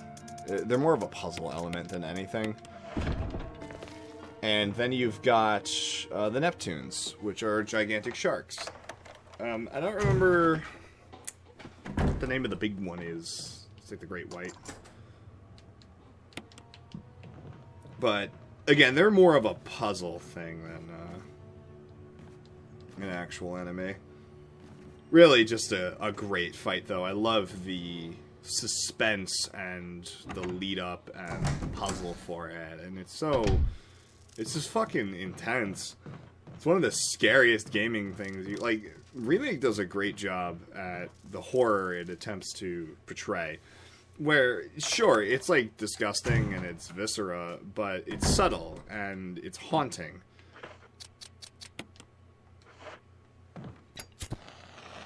You'll see, I'll point out the examples specifically when I get to them. Here, we're gonna test that. I'm an idiot. I could just fucking leave.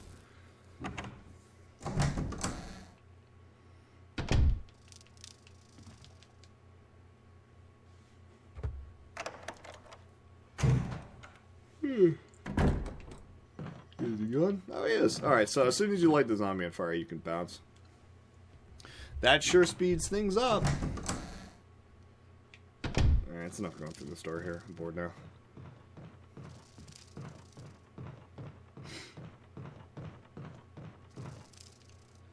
So, Resident Evil REmake was one of the first Resident Evil games I was ever exposed to as a kid. I remember seeing advertisements for it in Game Informer. Like the really, really early magazines for it. I still have the magazine that the article was in before it was coming out. So this is before 2002. This is about 2001, 2000. And I was absolutely terrified by the images I was seeing of these really realistic looking backgrounds and this wood architecture and Chris getting grabbed by a zombie and the zombie would just, it looked like it wanted to eat him whole. And I was scared out of my mind. But I was fascinated at the same time. And I remember writing, like, in second grade, writing stories based around just those images that I saw, mansions and zombies, and I became infatuated with them. And, well, here we are. This is probably how I'm gonna end up. Lucky fuck. Alright, so we've got handgun bullets here, and the defense gun. So the self-defense gun is weird. The suicide mouse is pretty cool. And, I love this defense gun. 22 Magnum rounds is not that strong. You could probably knock a zombie on his butt with this thing. That's about it. That's all I would use it for, is to shoot one zombie. But yeah, it's a small little Derringer pistol. And the little touch that the Derringers are notoriously known for having 2 rounds in the chamber with that uplifting loading style, and this one's only got 1 bullet, so somebody already gave it a shot.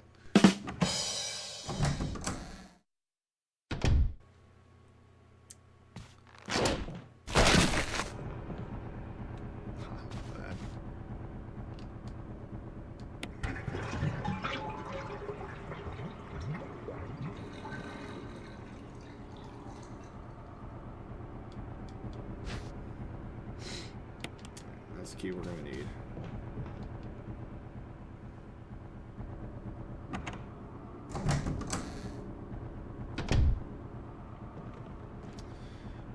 This would be scarier if you had to go and like confront the zombie that fell down. You don't. There's nothing left in that room for you.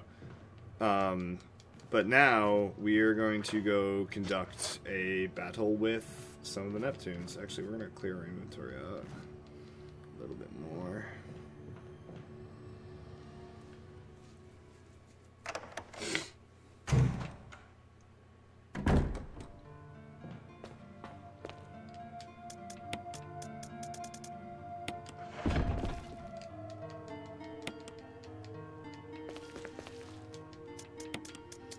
You fill the kerosene, because why not?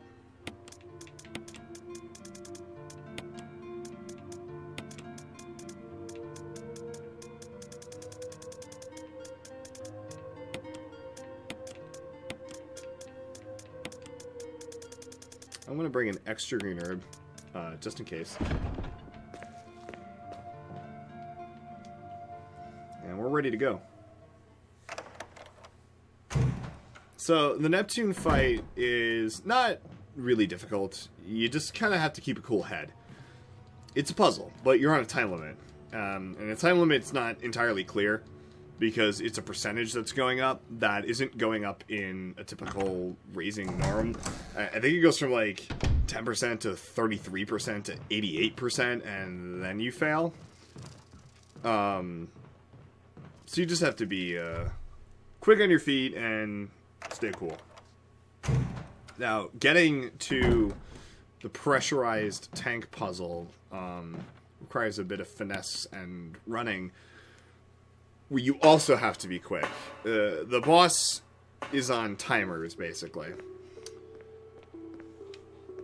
There is only one-hit kill in the entire game. One move that can knock you out just like that. And it's here. It's not horrible to avoid, and there are subtle hints to when this attack is coming, but if it initiates and it kicks off, you're dead. So you cannot stay in the water in this part. You have to get out of there immediately. So basically just follow where I run and be mindful of the direction you're going. And do not dilly-dally, because that thing is going to eat you. There's about 3 or 4 tiny sharks that are in this next area here, and they're gonna nip at your ankles and your legs, but they don't do terrible amounts of damage, and I wouldn't fight them. You're probably gonna get hit. But since this is a boss fight, definitely save before it, and use trial and error. I would do this block puzzle first, and then save, because this is fucking stupid and tedious, and ugh. There's an herb here, cool. Probably gonna need it.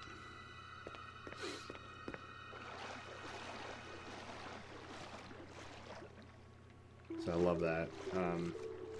Every movement I make vibrates the controller a lot. And just feels unnatural because nothing else does that. So this is the pit. Immediately you should take a look at the map here and kind of see the route that you have to take to get to that red door. That's your goal post, not the gray one. So you want to get up the stairs and onto the red door as fast as fucking possible. So Resident Evil seems to like to prey on everybody's kind of individual fears. Like, people are known for fear of sharks, or we've got fear of spiders and stuff like that. Oh boy.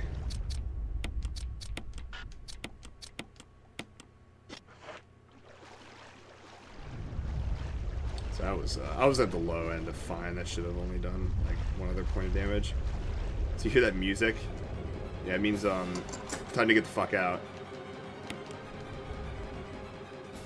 You stay there too long, and a great white shark comes out and eats you, which is no good. It's not good at all. Warning indicates that there is an emergency.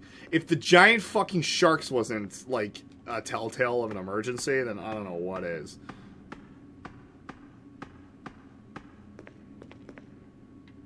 So immediately come over to here when getting down from the ladder, and obviously grab this first aid box. You probably took a hit, and read the instructions here. There's no need to adjust the pressure right now. I thought there was a way you could tell. One of these will let you know what pressure valve to use. Okay, open valve 3. Read those instructions, because that's different every time. It changes which valve to open. So we're number 3 today. There's a specific order you have to hit all of these consoles here. And I mean all, there's 3. So it's this side, and this side are all consoles that you need to hit in order to shut the shutters and drain the entire pool. So we're going to drain the water. And they're not going to like that. Emergency. Unknown source of pressure detected.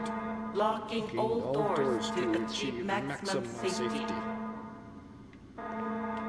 So the shot, release the safety. Alright, so it's to the right. You release the safety mechanism. And then you drop the lever to shut the doors. But they're going to get stuck. Oil pressure lost. Now, remember we read the instructions, and we need to open valve 3.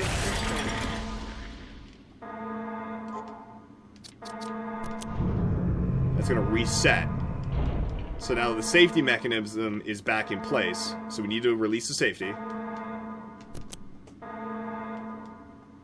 And now we need to drop the shutter.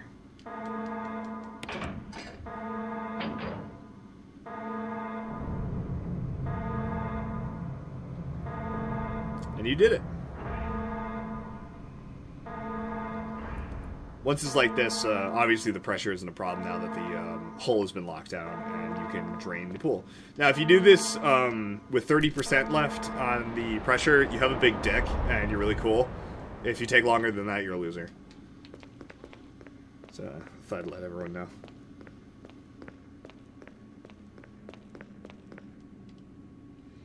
Let's exit out this aquatic-looking door here.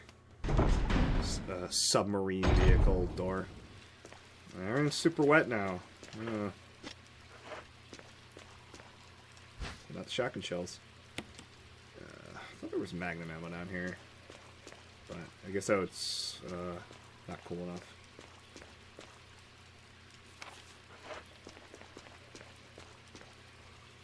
Alright. Keep it moving. So this is the outside, or this is the bottom of the ring here. These guys can't hurt you, so don't worry about them.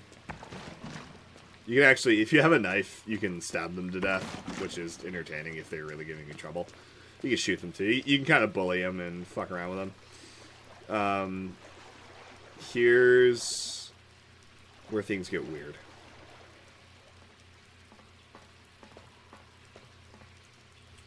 Try to grab the key up on this console part here. once the shark's still alive. So if you get off this platform, he'll eat you.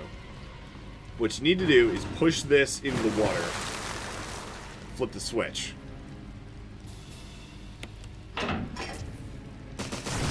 Zap!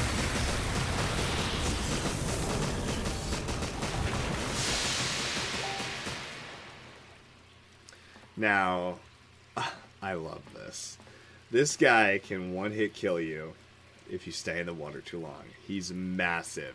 You get in the water there, he'll eat you. He's ripping apart the place. You just electrified him, but he's still moving. Guess where the item is that I have to pick it up? It's right next to his head. And the water vibration means you have to fucking feel that every second. And I know that shark isn't going to get up. I know he's dead. I've done this a million times since fucking 2003. And that still creeps me out. Oh, I love it. Spooky stuff.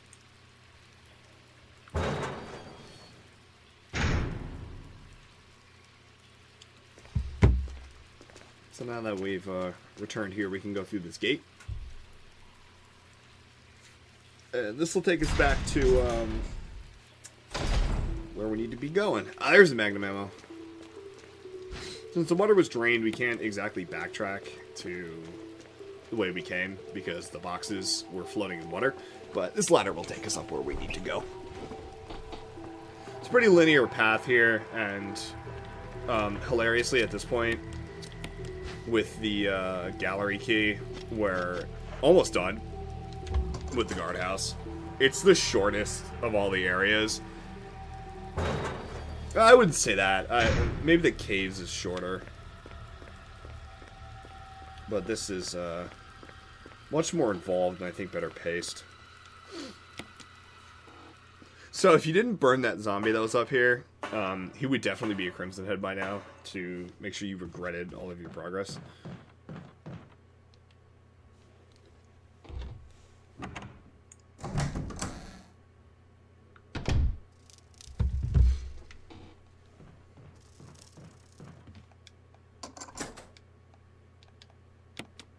Alright, so that key goes right into this door, and we're going to keep it on moving.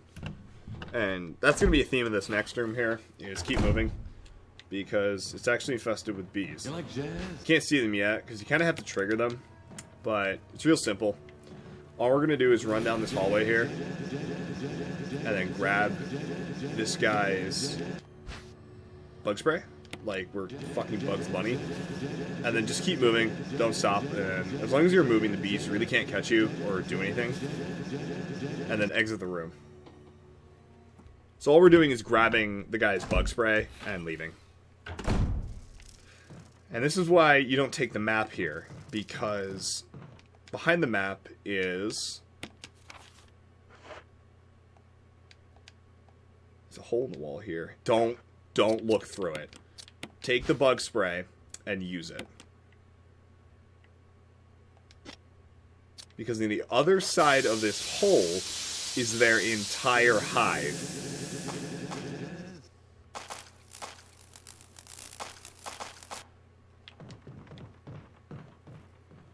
So now we just killed all the bees, and we're good to go.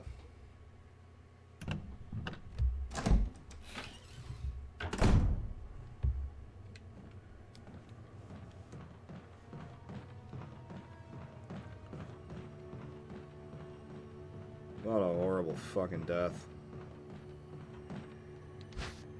So after that, there's just no more bees, period. You'll never see them again.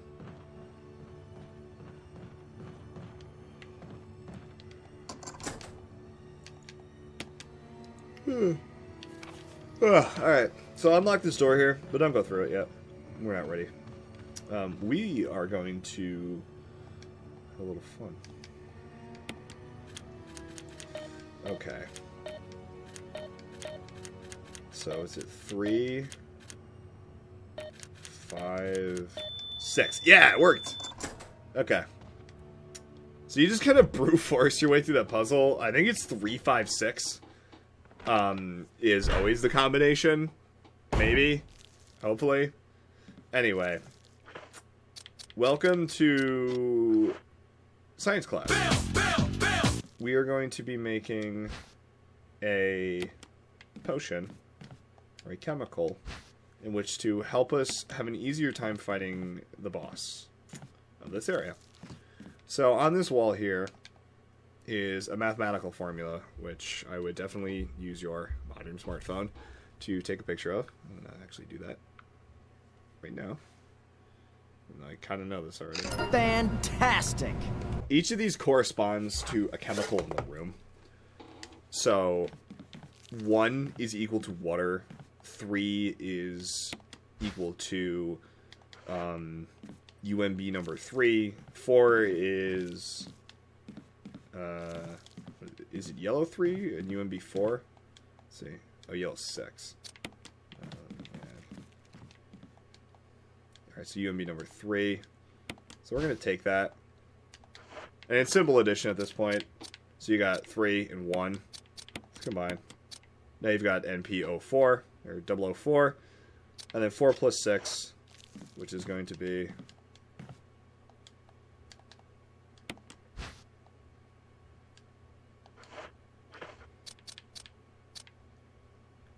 that, and then we're going to combine these. So you've got number 10. And you're basically just doing this until you get to 20. You can fill the water up to 4 times to equal 4, which is kind of weird, I guess. Yellow 6, take 7. Sure.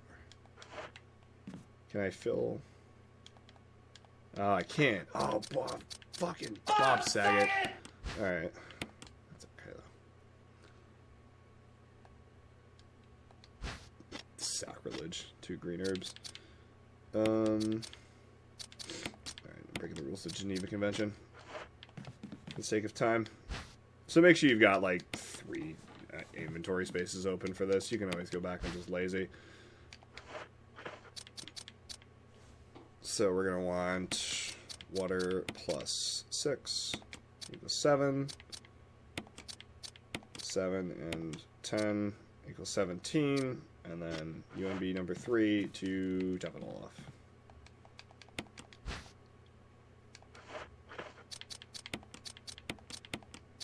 And we have V-Jolt. It's a distinctively brown liquid.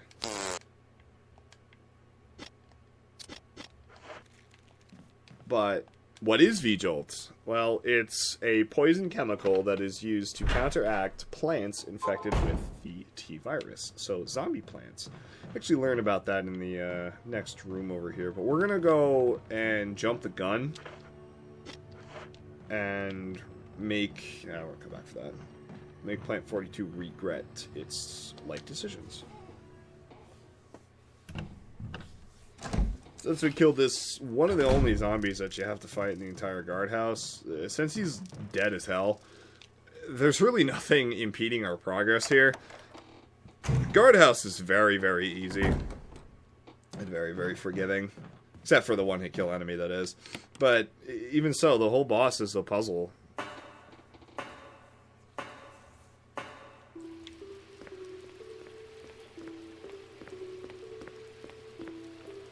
The selling point of this entire area is definitely its atmosphere and its change. I like to think of the guardhouse as the area in Resident Evil that happens that is so surreal and so strange and nobody talks about it afterwards.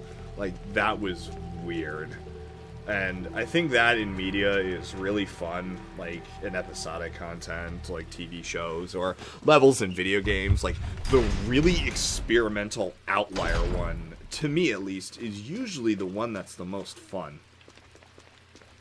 So say what you will about that, but I will always invite creativity and innovation into level design and games in general.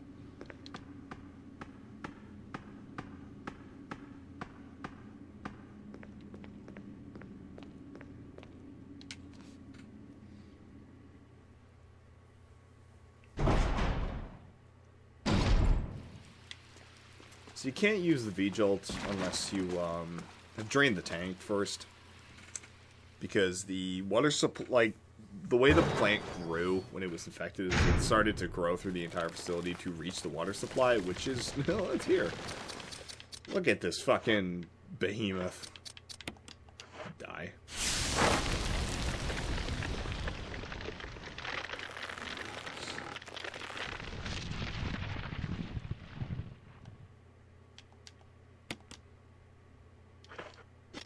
Threw all my bottles away.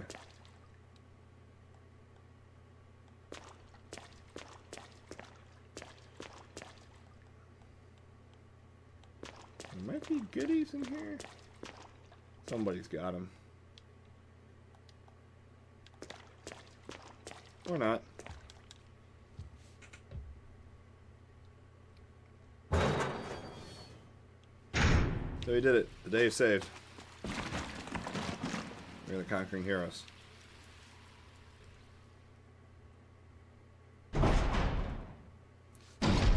So, we have to make a tactical choice where we can use flame rounds to fight the plant, make things easier. I'm not going to. I'm going to save them for the Black Tiger, just to humiliate him even more. And I'm going to use the shotgun for the majority of the fight. The original Plant 42 fight in Resident Evil was really ridiculous. You had to keep moving, and you can only fire a couple shots at its massive, like, bulbous center before it would start to kind of sprinkle some semen-looking acid on your head. And nobody wants to get nut on their head, so you're always moving around the arena, which is just a flat room. In Remake, they spiced it up with a second floor that makes it easier to shoot the plant, and the plant can only be damaged when its core opens up. So there is a bit of method to this one now.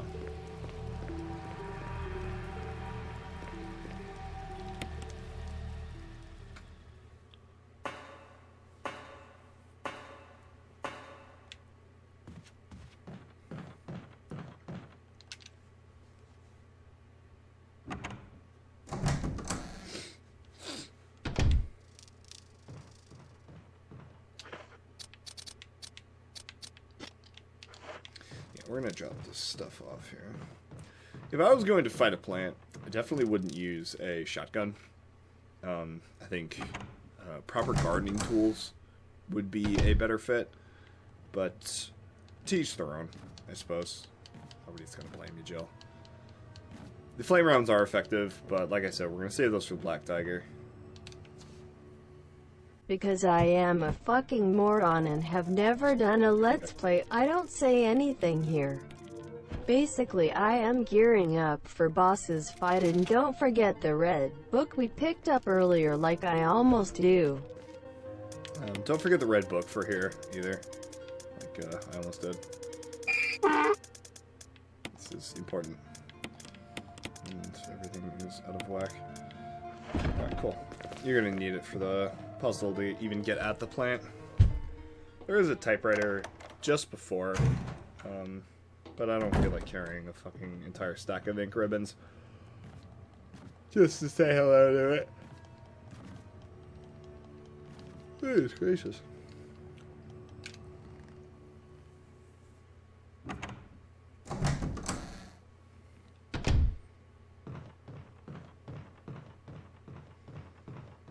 Alright, one last hurrah and we're through here.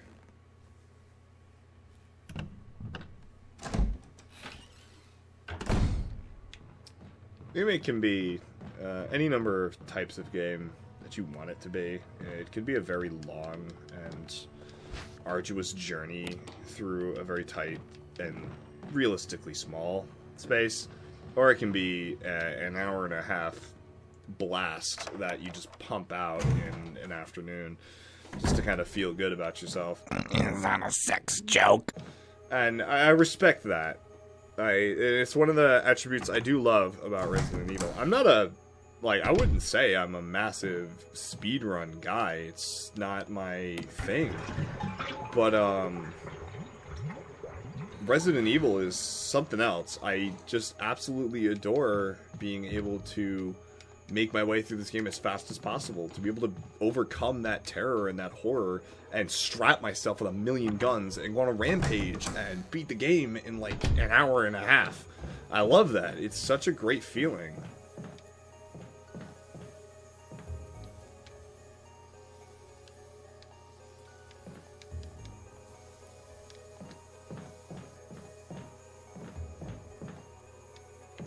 Guardhouse definitely seems like a more believable place that would be lived in.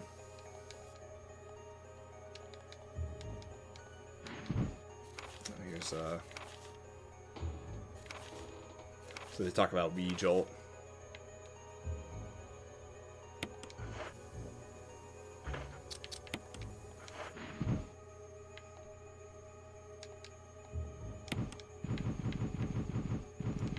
So I'm gonna reorder the books here. Oops.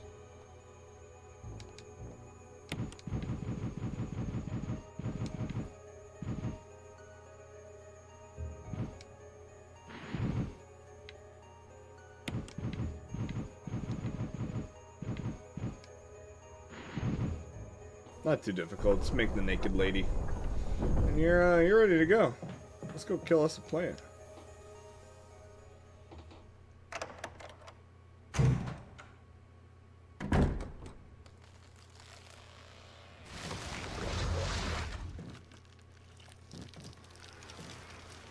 Sure looks dead. You wish, sucker. It's got you now. Oh, wait. What the okay, so hell is Vigil this skips the fight. Forgot about this. Jill! He just shows up with his fucking flamethrower. Yeah, come on, get him. Yeah, get him, Barry. Woohoo!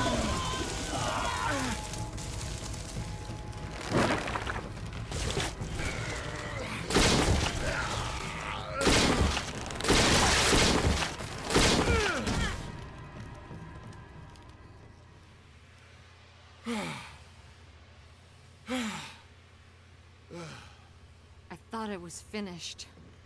Yeah.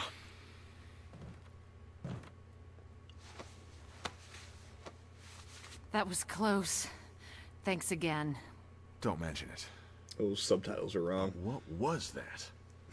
What did it look What's like? going on in this place?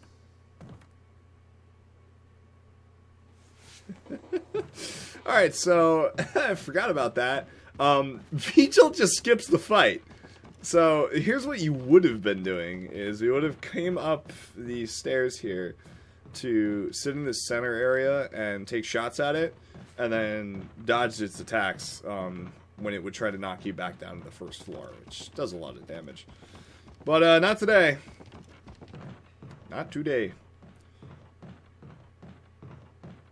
So make sure we grab the key in the fireplace here. That somebody lit on fire. And it's the helmet key. Which, if you remember, I didn't bring it up, but it's true. Those are the last doors we need to unlock in the mansion. Why does Jill have fucking super long limbs here? What the hell? Well, that was a weird-ass angle. Barry. What's up, Barry? Something about that mansion still bothers me. But I think I'll stay here a little longer. We should split up again and investigate. All right. Yeah, I bet he is. Big lard. Barry's looking for food, and he doesn't want competition in his quest for meals.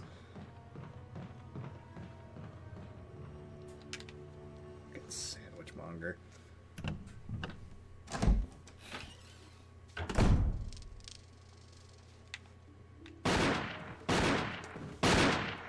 Wesker. What the fuck? Jill, so you're safe. That's what I was going to say. I apologize. It was all I could do to protect myself against those strange creatures. I understand.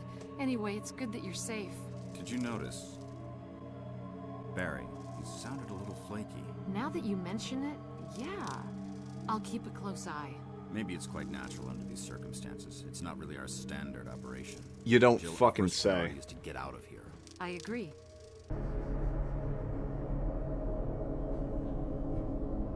There are still rooms in that mansion we can't get into because they're locked up.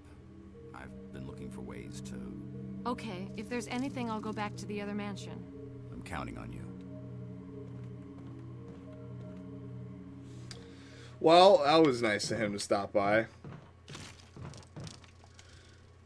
We won't see Wesker again until the end of the game.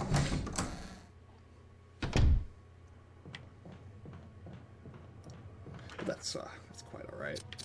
So, we got a pretty hefty combination here of herbs. Typically I wouldn't carry such a large package of these things. But... big butts. I'm gonna bring this as a just in case. I recommend everybody do the same, because there's one little tiny snake that is gonna try to jump me on the pathway, and he gets me a lot of the time, though, little fuck. So, I might try to kill him, too. We'll see. But, we're going back to the mansion now, and... man, these cutscenes like Metal Gear Solid. Jill. They're everywhere. Does anybody hear me? I hear you, Brad. Over. Stars Alpha Team. Bravo Team. Doesn't matter. Respond. I repeat, this is Brad. Brad? Brad! Jill to Brad! Can you hear me? This is Brad. Brad! Brad! Brad! I repeat, this is Brad. Brad! Jill to Brad! Can you... Brad! This is Brad. Brad! Brad! Brad! Brad! Brad! Shit. It's broken. You knew that already. Anywho, now that Jill has figured out what she already knew, we're gonna go back to here, which I think is now occupied by dogs. Can't be certain, but yes. So don't sleep the doggies, or don't wake the doggies. Okay, we're fucked. Run!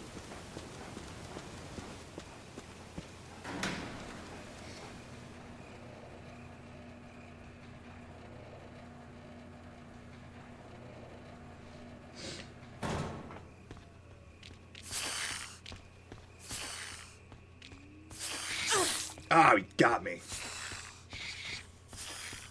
That's where he was. Pretty sure I'm poisoned. Oh no, I'm alright. Hey.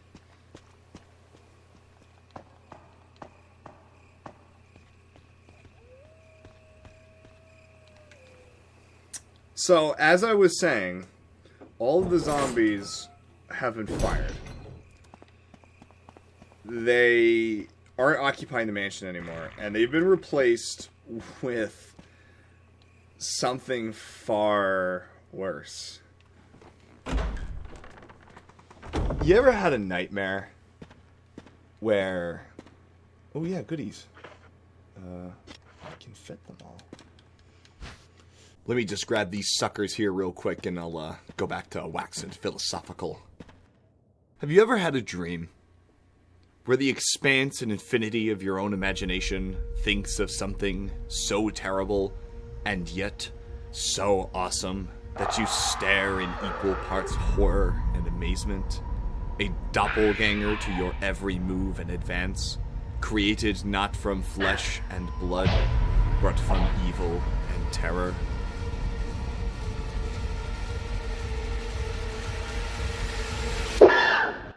That's coming. And this one does not like to mess around.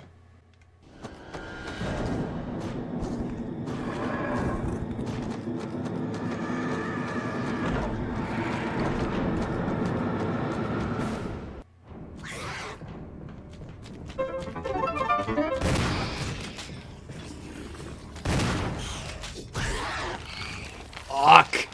Get off me, you little shit!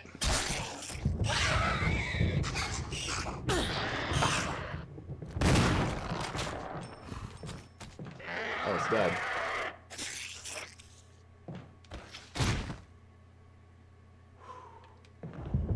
Ladies and gentlemen, may I introduce you to the Hunter.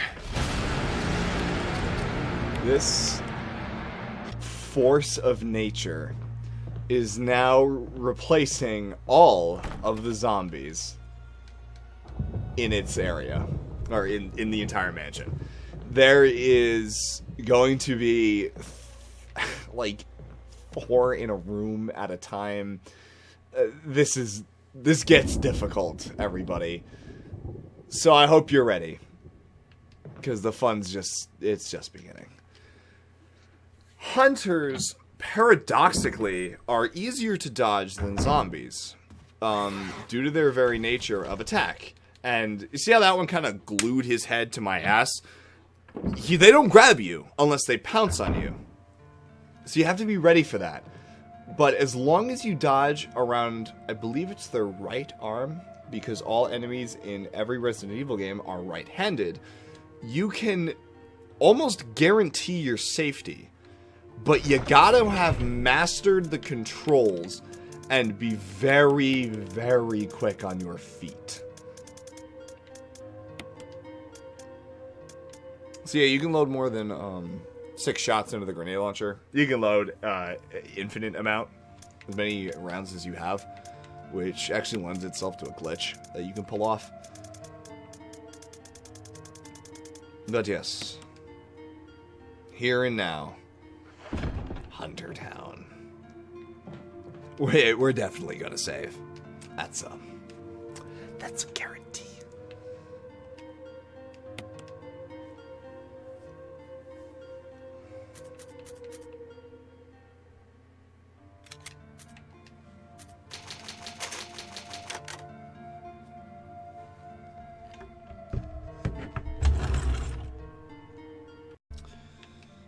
Alright, so now that we've begun Mansion 2 Electric Boogaloo, it'd be wise to go over the hunters and kind of the role they're occupying in the game now. Like I said, they've replaced every single zombie in the entire mansion.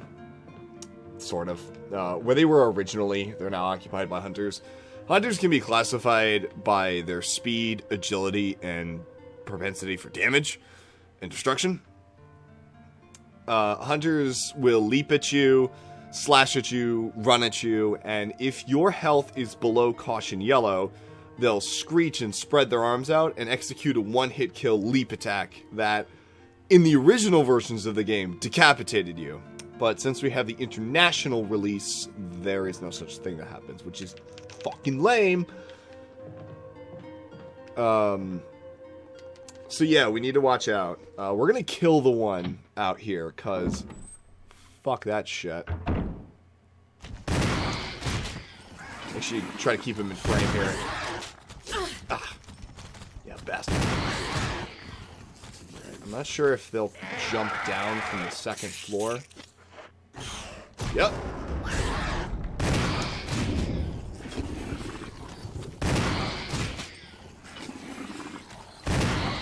Alright, so as you see, they're tough bastards. They don't want to go on give up without a fight.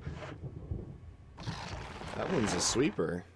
So that's actually a different version of the hunter that's supposed to be poisonous. It's a reference to Code Veronica, where those hunters were a thing. Oh man, I took a hit. Actually, I went this way.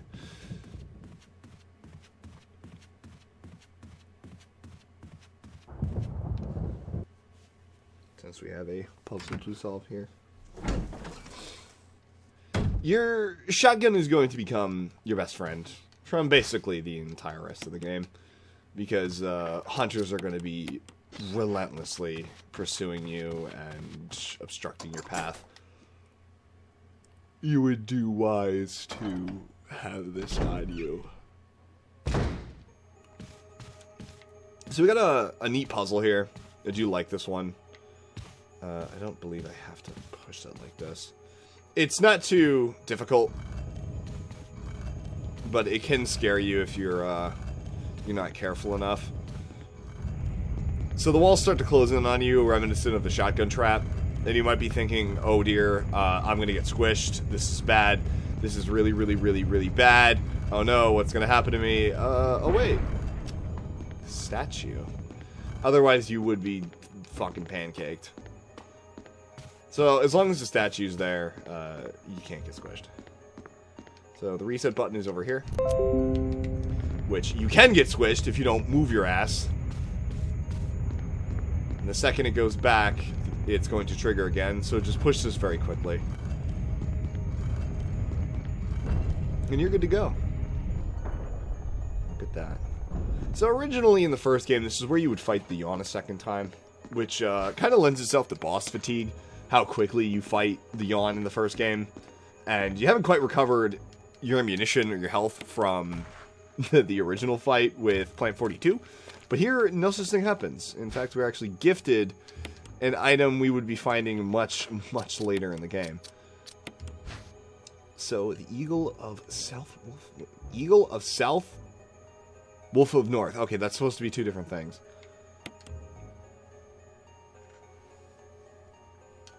There's the Eagle medal. Groovy.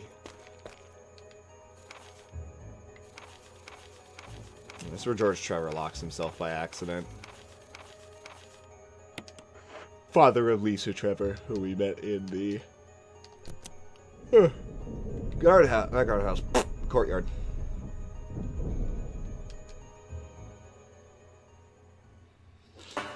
So this is the basement area.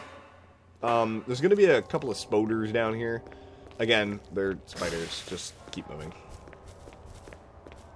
Oh, so hard. Ooh. And I believe there are 2 zombies in here, if I remember correctly. We're going to definitely take this red herb. That's for sure. It's not often we see those. I want to get a tall, dark, and stupid over here. There's 2 zombies. But this is what our shotgun's for. Even if you fuck up the headshots here, you're not coming back to this area, so just don't worry about it.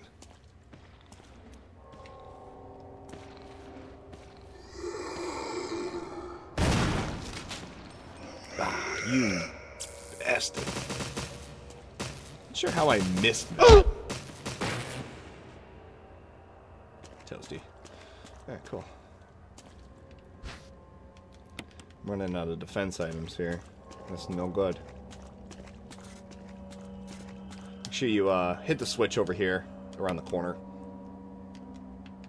Don't worry, you're standing in water. I know it's like electrocuted looking, but nothing's going to shock you. So turn the elevator on into a room that we unlocked but never occupied, as it was redundant.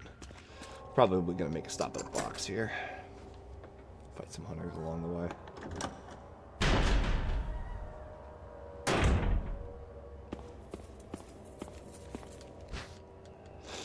So this is the kitchen. We actually unlocked this door using the sword key. And could have gotten down here a little earlier, but it would have spawned a zombie that pursues us through the door behind me. And that's no good. We didn't want to fight anything we didn't necessarily have to. You son of a bitch. Ah! Man, that's annoying. My shotgun just ain't working today. Alright, we're gonna... Oh, we don't have the room to stop in the other places upstairs.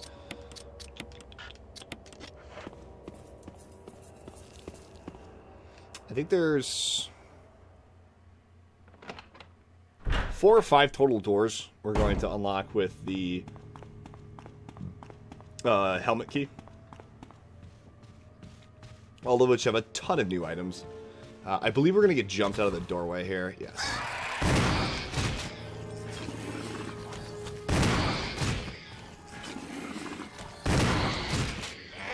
So, if you want to combo the hunter the right way, you got to make sure you shoot it when it's done animating, or you're not going to knock it on its butt again, and you're asking to get your butt kicked.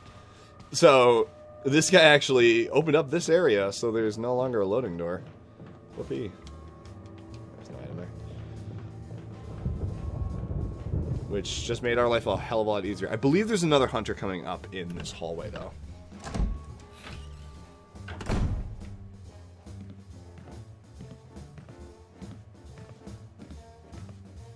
don't want him to jump me here. Guess not. Might be when we come back, though.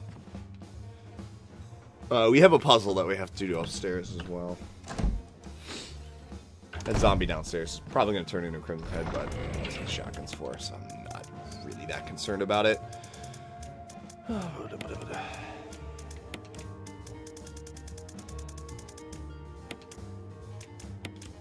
not going to use this metal for quite a while.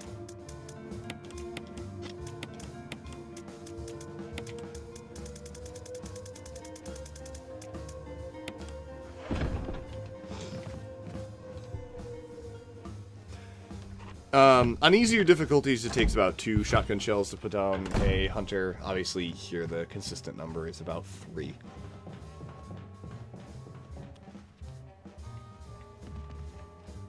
I'm gone. This door here. That's unlocked, but don't go through it, because you'll get jumped by a Crimson Head. And you do not want that to happen. He's right in front of the door. So if you're going to make a move, you got to do it quick. Alright, I love this puzzle. This one's really interesting. The bird on the top here follows your every movement, but it's not as fast as you, so you can outrun its gaze. And you'll have to move these boxes closer to the wall here, because you can climb on top of them, as such. Now, if you examine each of the animals here, you notice that, oh, it says it's a whatever, or it's a whatever. And there's a glowing gem in the eye of the eagle. Now, if you shut the lights off, voila, secrets revealed. We have some glowing gems in the eyes of the animals. This puzzle was a lot simpler in the original Resident Evil. You just shut the lights off and then grab the gem. But here you have to outrun the eagle, and you also have an extra gem. Usually it was just the red one, and then the yellow one makes an appearance. But how do you outrun the gaze of the eagle? It's always going to catch you. Well, you just run under it. Fucking loser. It'll sense motion in the room and attempt to get to you, but you can just outrun it very easily. And wait till it does the full turn so you can make the most out of your time.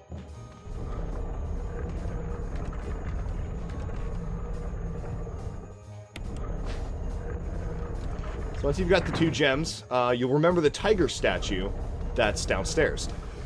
Only put in the yellow gem. Do not use the red. Oh, we're almost definitely getting jumped by the hunter. I know it. He comes out the window, I'm pretty sure. Yeah, boy. Oh, wow. Okay, there's 2 of them. We're not even gonna bother.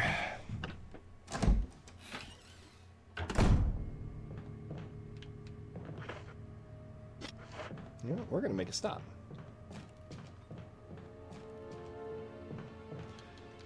Because we left the herbs behind. Ho ho ho. Ho ho ho ho.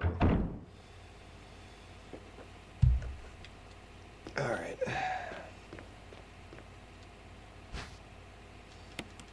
You really don't want to piss around with the caution status in the presence of hunters, because it only takes basically 3 hits, and then you're dead, because 1 slash puts you in a caution, the other puts you in a caution orange, and then the follow-up attack is going to be the 1-hit kill.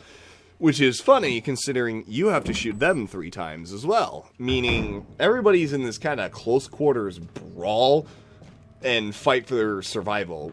And this is why I consider hunters kind of like your equal, as difficult as that is to say about a giant fucking lizard monstrosity being a human with a shotgun's equal. But for balancing purposes, you're kind of on a level playing field.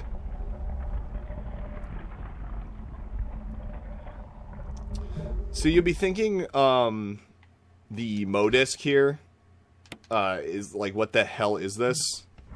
I can't really, wrap my head around why I would need a computer disk, but I promise you it will come in useful later.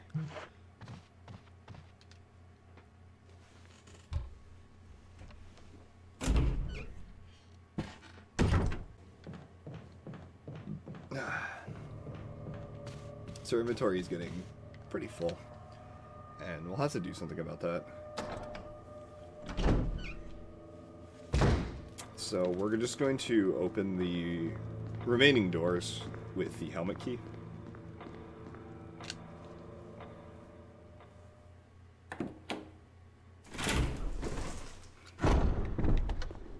And see if we can't take some, not faster, but safer routes back to our home area.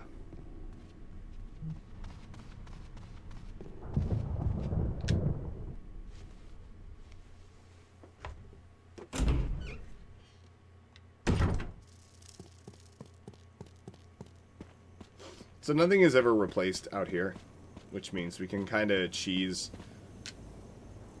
getting back to the, what do you want to call this room? Son of a gun. The storeroom. That's what it's called. So we've got no Forrest to worry about. He disappears as well on your subsequent playthroughs.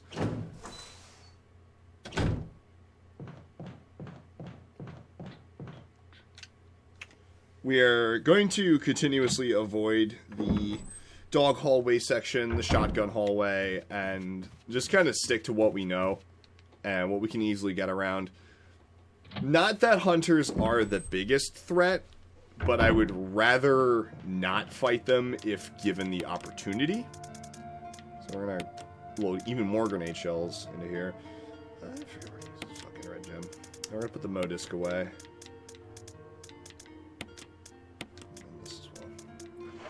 Alright, looking good.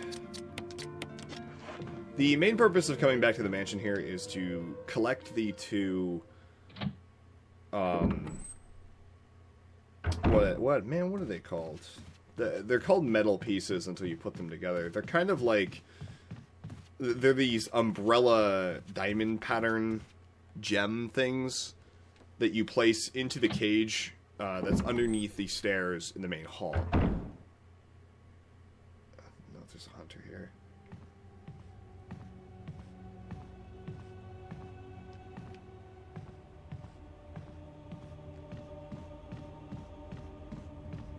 I guess not. Oh man, that's easier.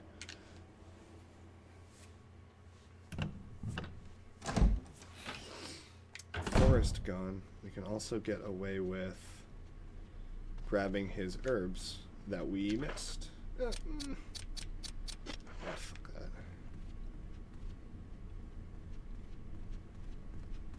Who needs it? I believe there's a hunter that replaces Stinky up here on the second floor. We're not gonna go here, just want to verify this. Yeah, it's over there. I'd better not.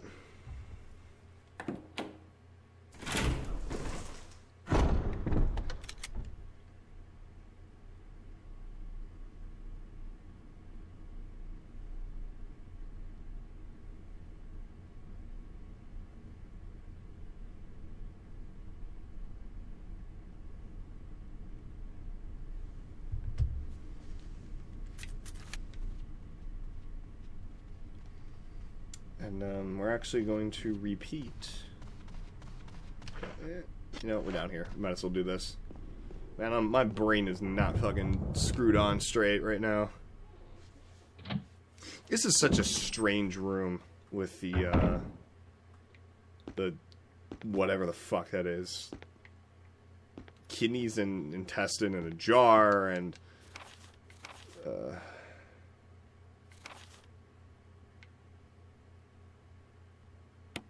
that's your clue to the costume room. But you got like the globe in here, and there's all this stored art and whatnot.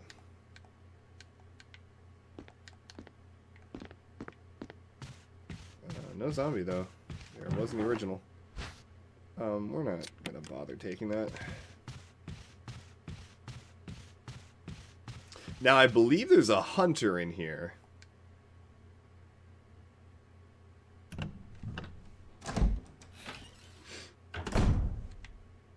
Oh, just a sample.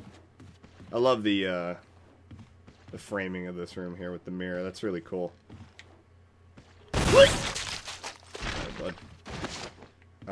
This used to be the costume room, the original one from the first Resident Evil, but now it has been delegated to a necessary puzzle piece.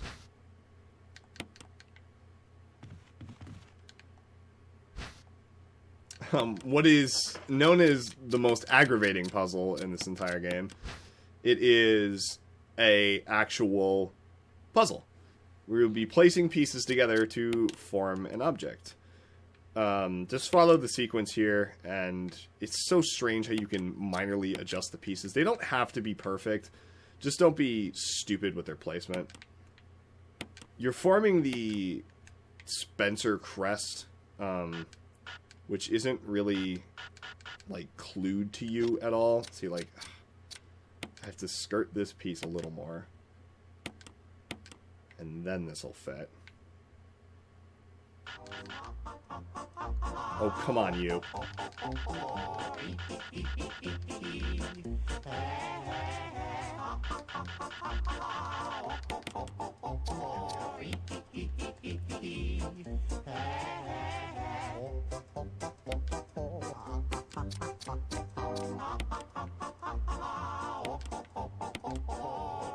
There we go.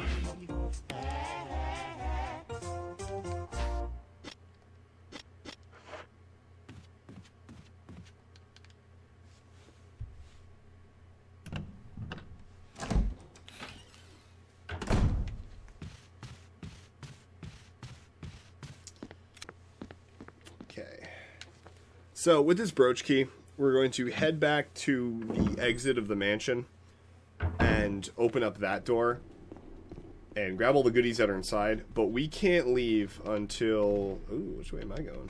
This way. We can't leave until we fight the Yawn again. Now, there's a couple different ways we can do this. Basically, you've got your easy way, your hard way, and your not so hard way. Your easy way is to bring a grenade launcher, let him have it, just shoot him a million times, and you're done.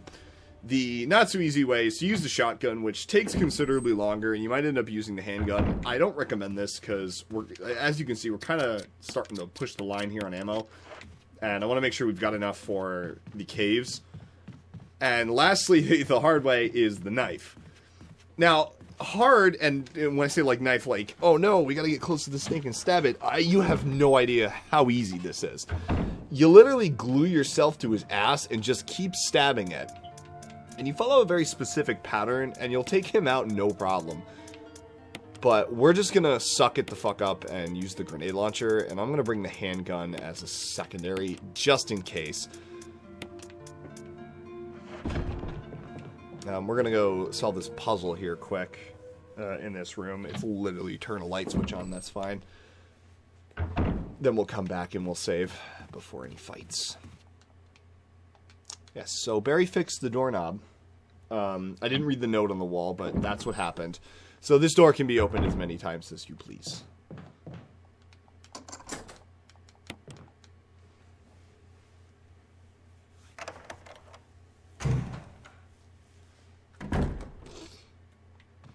Dark.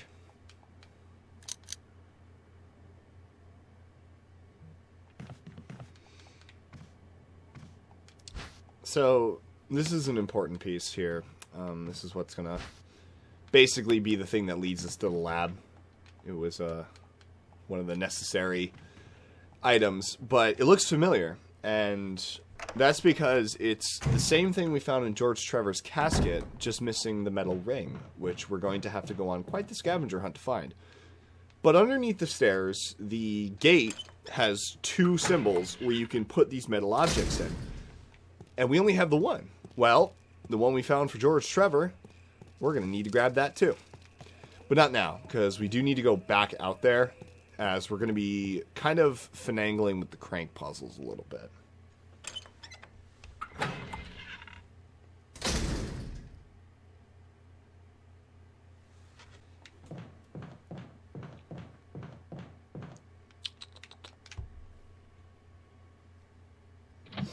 I think I covered my bases for all the helmet doors. I don't think I'm missing any.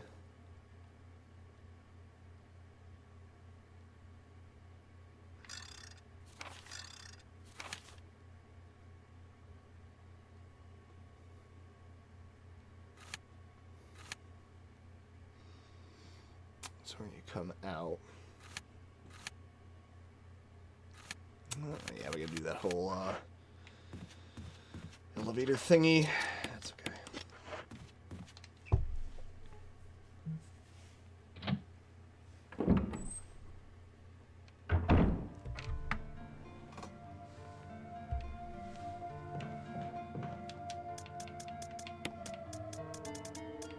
So we're gonna put this piece away here and kind of keep our inventory looking like this. And I think we're going to go fight the snake before we do anything else.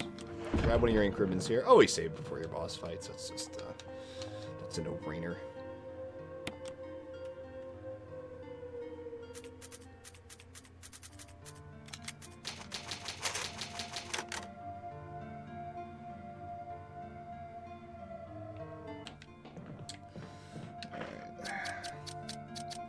So, like, I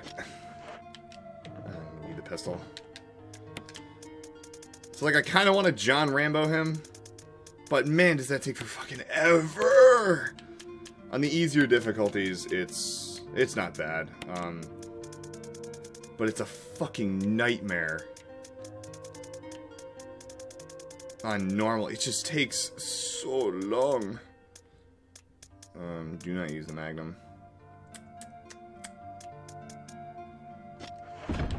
Yeah, let's just use the grenade launcher. I don't want to fucking sit there and knife him the whole time. Can be done. It's really easy. Let's do this up here. Alright, so the snake is located beyond Kenneth's body, in that, fuck, better way to describe it is where we got the armor key. There's actually a doorway beyond there. It's kind of hidden and obscured. So we're heading down to the first floor to make our final trip through the new area of Remake that wasn't in the original game, past Kenneth's body, and past our first Crimson Head, which is still there. But, you know, we're never going to kill his ass.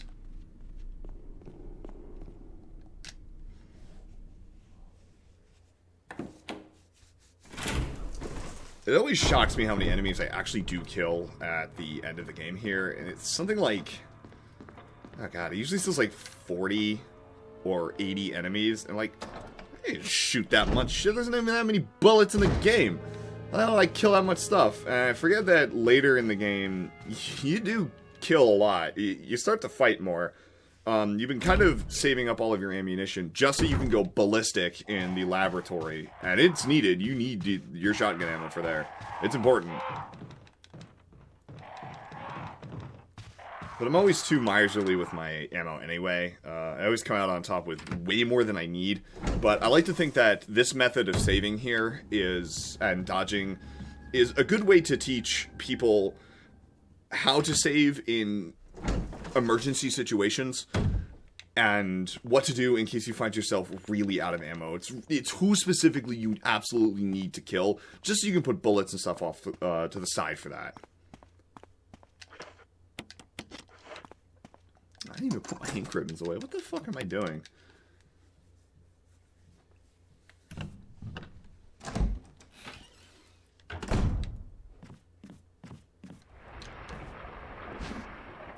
So we're about to be visited by our good friend. Grab that herb just in case. Hopefully we won't take damage here. So as soon as he comes through the window, just turn around and run, or he'll bite your ankles, and jump down the ladder. He'll follow you down from the balcony. It's going to start the arena fight, but he's going to run away because he's a huge pussy. Basically what you're going to do is follow his tail and shoot him only when you have an opening there.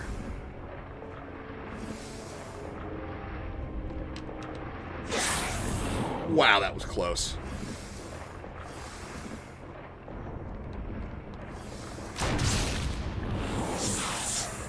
Okay, so what I'm doing there, don't do that.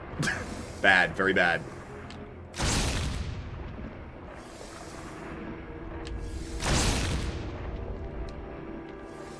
you come out of the open here and should bait him.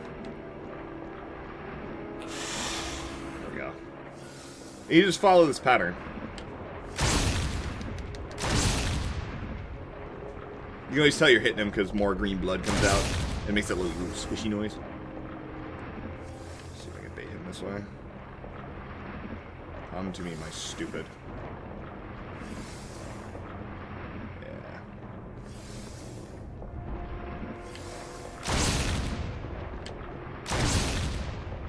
Pretty sure you have to aim down. I'm going to assume that you do. And what you want to do is you kind of want to hang around one of the edges of the bookcase, and he'll come to you, and get your timing down right, and just move before he comes there. So for instance, if I stand here, he's going to try to spin around and come this way, the bookcase. As soon as you see him, just book it. Don't stop to fight him, though, if he's moving, because he'll catch up to you, and you're not going to be a happy camper after that. And you're done. That's it.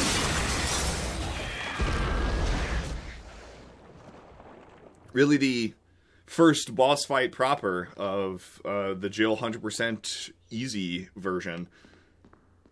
We used quite a bit of ammunition there. We over 10 shots, about 11, I think is the key point there, which is all right. You're gonna be fine. Grenade launcher ammo will start to pop up eventually. We've always got our shotgun, and we have different grenade shell types. Don't touch the acid though. We're gonna need those for the end of the game. If you put those aside, you can basically guarantee that you won't get yourself stuck in a corner with no ammunition and no way to fight the final boss. Just don't touch them.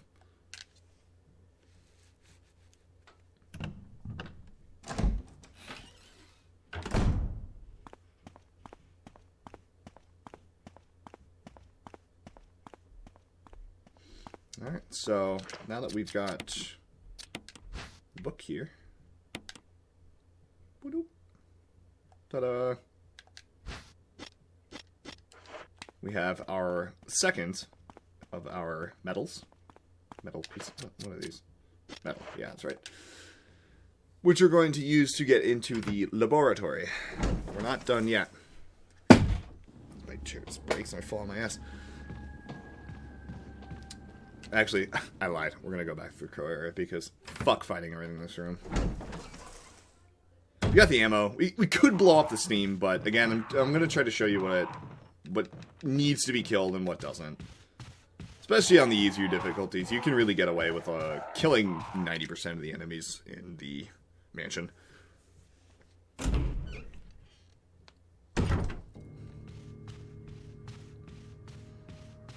And with that success,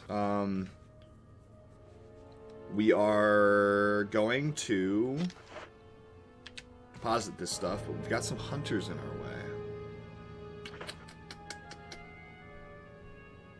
Decisions. Do we fight them or do we not? A lot of fucking defense items, too. For ease of access, I don't think we're going to be coming back there.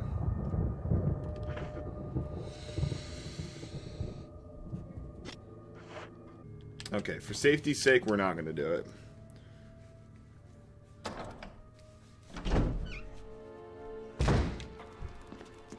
So I believe there's 2 hunters that jump through those windows there, and if you can save the grenade rounds, why not? And we're going to kind of switch our loadout for... Well, we're going to save, firstly, because we don't want to fight the fucking boss again. That would be bad.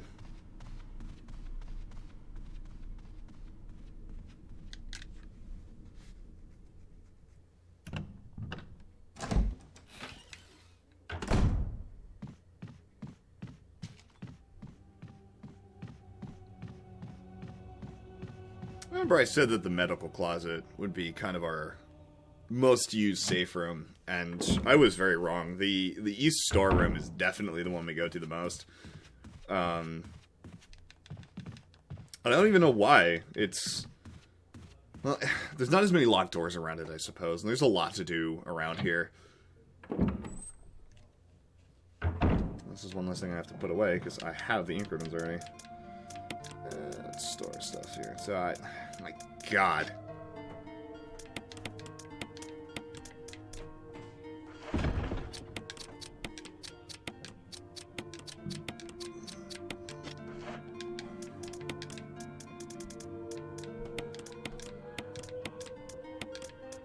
Fucking cursed mixed herbs.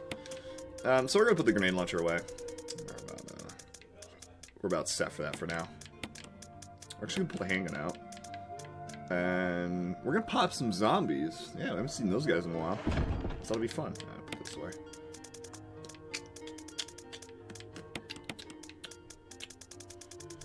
Gotta organize. Alright, cool stuff.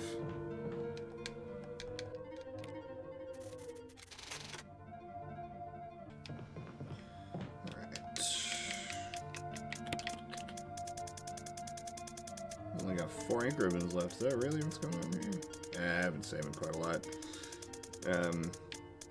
I left the one on the dining room table, just in case we needed it. Did I unlock the costume? Oh, I did, yeah, that's right, I changed costumes. Alright. We're gonna do a costume change. Now that we're in this part of the mansion. We're gonna... Because we'll... you know, I'll do this part, then we'll change costumes before we go to the next area. This is fun, I've never done this before. What the fuck am I doing? Alright. I like this, we go around and we change costumes depending on... Knocked over my water bottle. What area we're going in. This is kind of neat.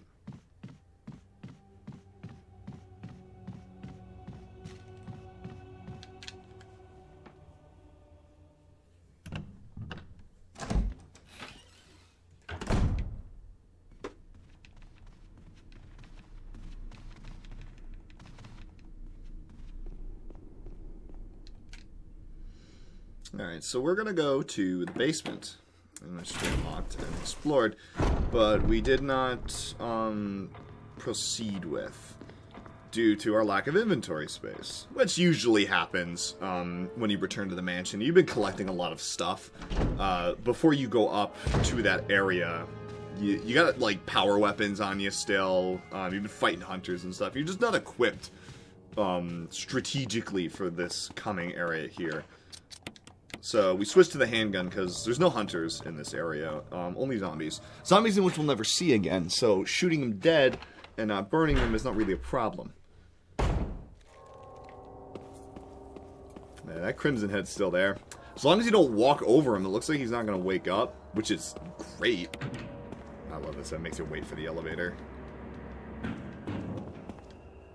That can get tense, especially with the body there, you know he's going to get up.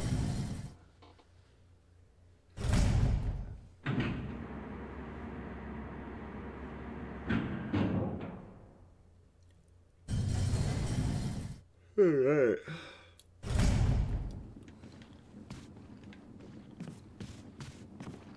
Have everybody meet us down at the end of the hall here.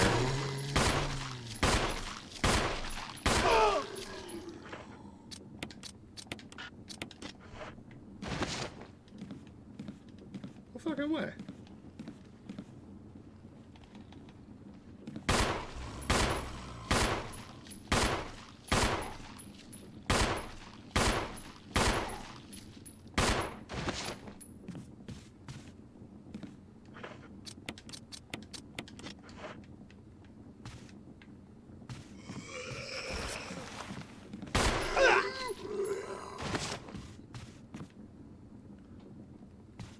Sucker. Alright.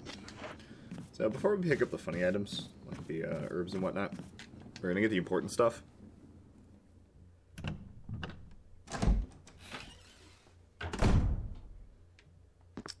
In this room is the puzzle item that sets off the finale of the game, which to me is hilarious because it's a fucking battery. Outside there is a section before the guardhouse that I didn't show you because we ran through due to dogs and birds. And we are now going to return to that area to unveil the entire puzzle. Obviously, if you're going around killing and properly exploring, instead of doing the direct-to mode that I'm basically running here, you're going to come across this stuff, but otherwise, you're going to miss a lot.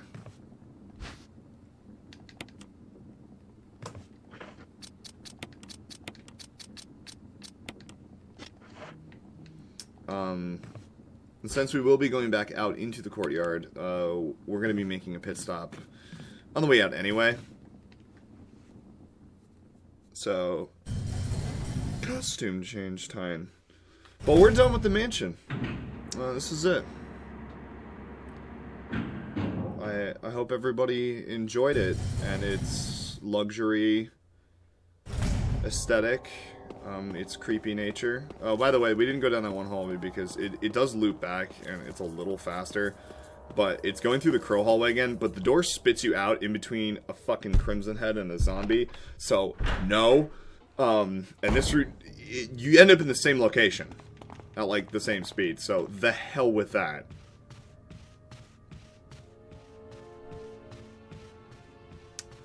But, yeah, this is farewell to the mansion. I guess it's time for so long. But we'll sing just one more song. Thanks for doing your part. You sure are smart. With me and you. And my dog, Barry. Alright, yeah, let's do a costume change. Fuck it. Why not? So the last costume we'll put on is, the military one. Just to show that off. This is the costume I used to last a kid. Because it was the only one that I could really unlock. I was good at.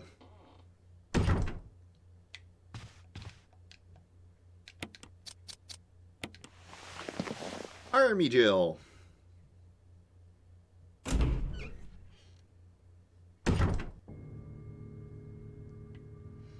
Cool stuff. So when I said I was only running one certain mod, I lied. I'm actually running two. It takes the goggles off of Jill's outfit here. I think it looks better. I think her doofy looking airsoft goggles are kind of silly. Oh. Kind of want to see if the dogs are here. That'd be another route back. Nobody knows just don't try to stop because I'm gonna sing. Nobody knows just how it started. Somebody blew it through a horn. Somebody played it on the fiddle. Somebody sang it and the song was gone. Now it's the phrase, the new sensation. It's the song, the bands all swing. Now it's the phrase that rocks the nation. Don't try to stop because I'm gonna sing. Nah, that's a bad idea.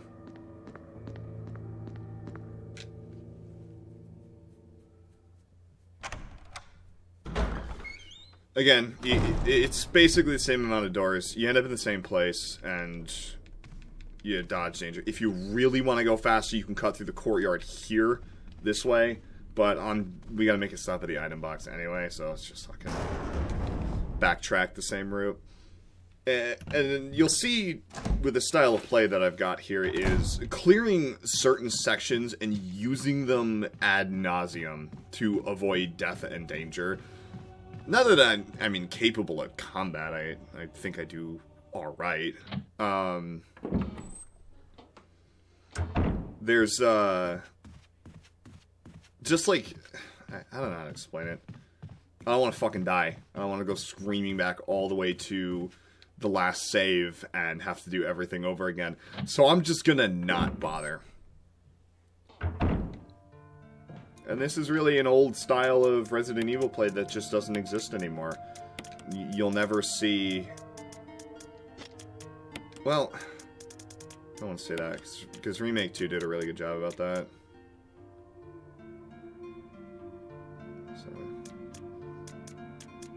So... yeah, you really won't see this fixed camera angle, dodging zombies, menagerie that we've got going on here.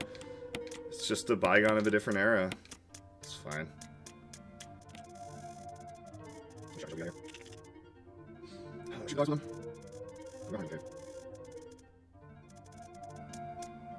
Yeah, let's do it. Alright, so we're going to retire the pistol now. Not going to be touching that thing till the end of the game. So, make sure when we're leaving the mansion here, we bring a couple central items. We need the metal object, crank, and battery. These are the three things you're going to need. They're all going to get disposed of, except the crank. And I just lied, we're also going to come back to the mansion at some point. Never mind, we're not done with it.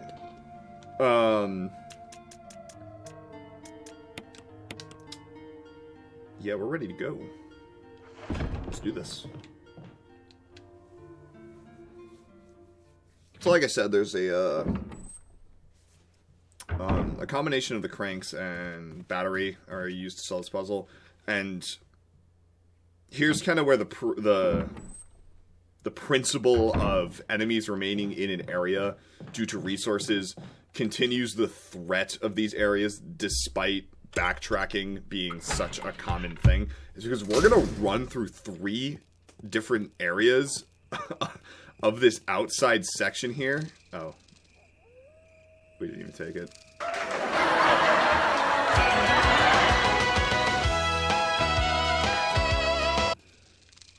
I am done in the mansion, yeah? I'm not missing anything, yeah? Yeah, no, we're alright.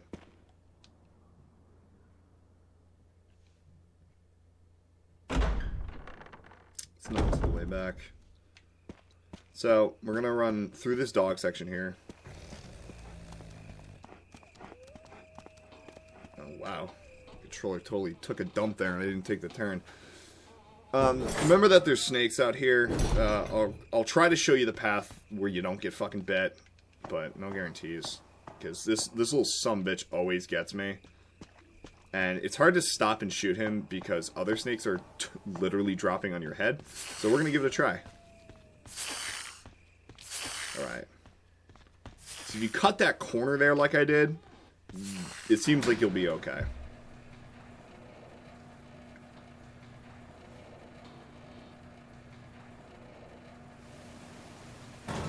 Alright.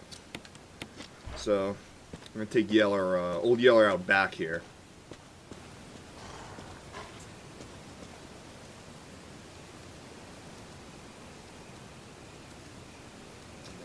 Ready yet?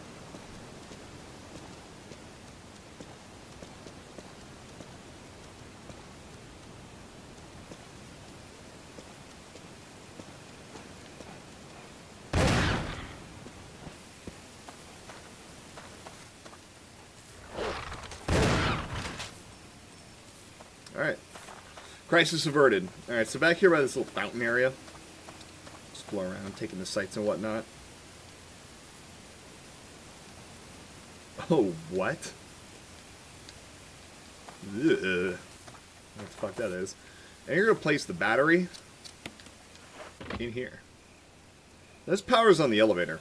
And where this elevator is going to take you is another area I didn't go into because there's like 3 fucking dogs up here and screw that.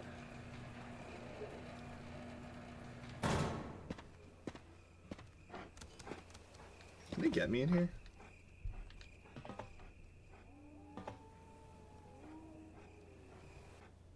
Oh, cool. You got like a little safe area.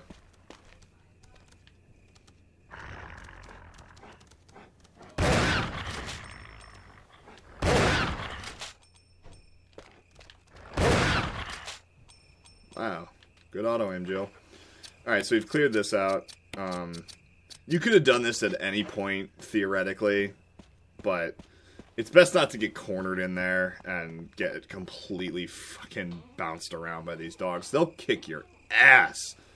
Any enemy that's faster than you in these games runs a serious risk of being too difficult to fight because, man, everything is sluggish here. So we're going to use the crank to reflood the pond.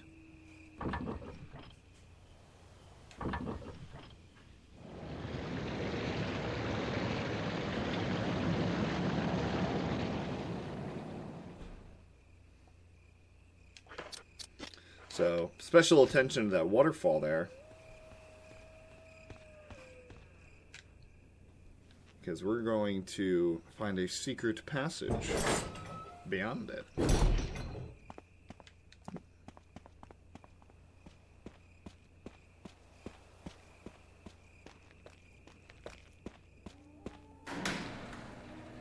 What YOC stands for on her ass pack.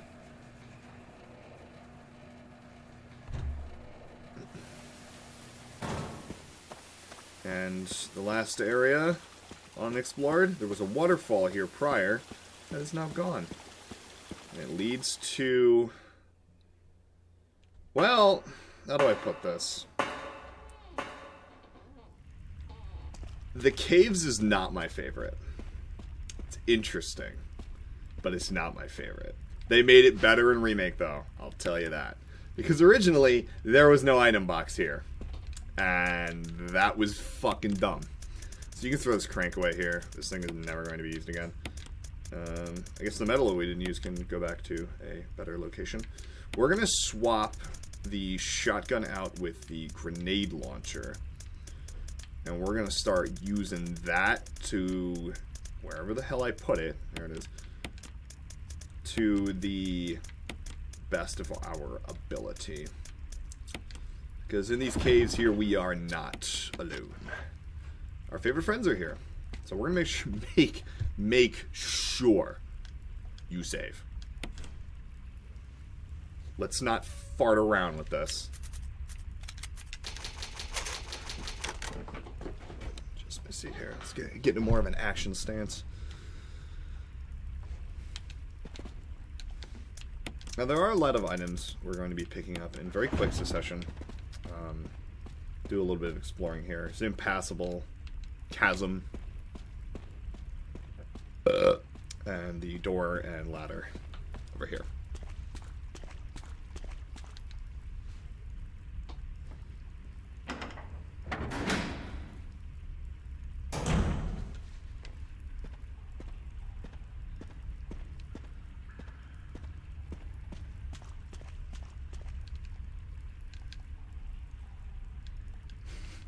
Oh. That's not good. So let's keep it moving here. Through the caves, through the trickling water and the slimy limestone. We got our big old elevator room here. This puzzle gets fucking annoying. I'll do that in a second. Just...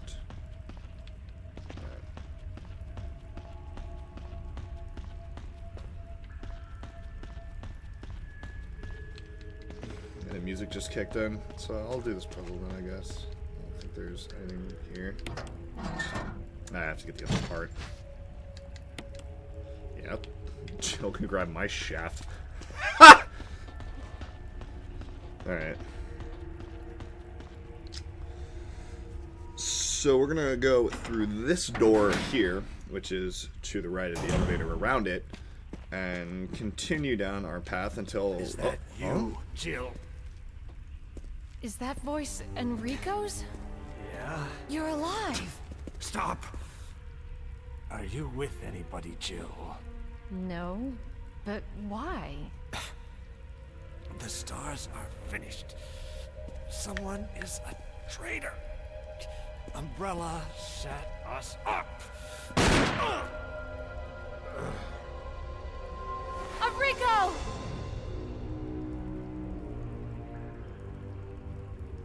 Traitor? Who?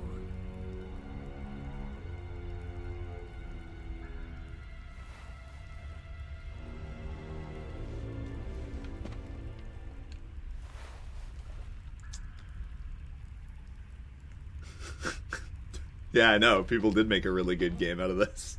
That shit. Give it the ghost, bitch. I also believe he's got... Wait, what is that, like... Is that his cock out of his pants?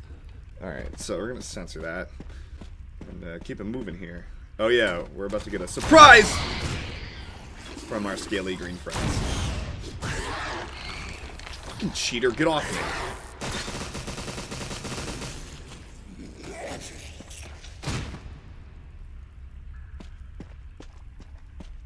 Fucking asshole. Man, is it hard to shoot a hunter out of the air. That is just, it's just not an easy thing to do. Alright, so... Ooh. Shiny. Yeah, let's drop it off. I don't think that was there before. whatever. So yeah, now hunters. Oh, where's my ammo? Occupy our mitts. And they're going to be persistent. They're the only enemy in the caves that we're going to fight. So we're going to get a lot of them. Which means we better hope our grenade rounds hold out. Because we're cutting it close. Keep it moving here. You can avoid that.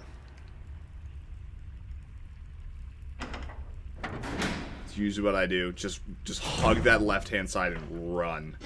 Run like your fucking life depends on it. There's two of them there, and you're not gonna win that fight. Hell no. We're gonna drop off the bullets, which you don't even need. Might have picked up anyway. And we're gonna drop off. I'll hang on to this stuff. Why not? So get used to cranking, because we're gonna be doing a lot of that shit.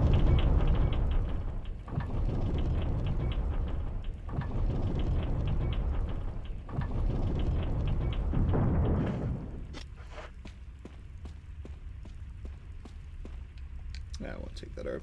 We'll be back. We always seem to be in Resident Evil games. Alright. So, got a bit of a tricky thing here. Just keep it moving and duck in here when you get a chance. That's an instant kill. Don't be very careful.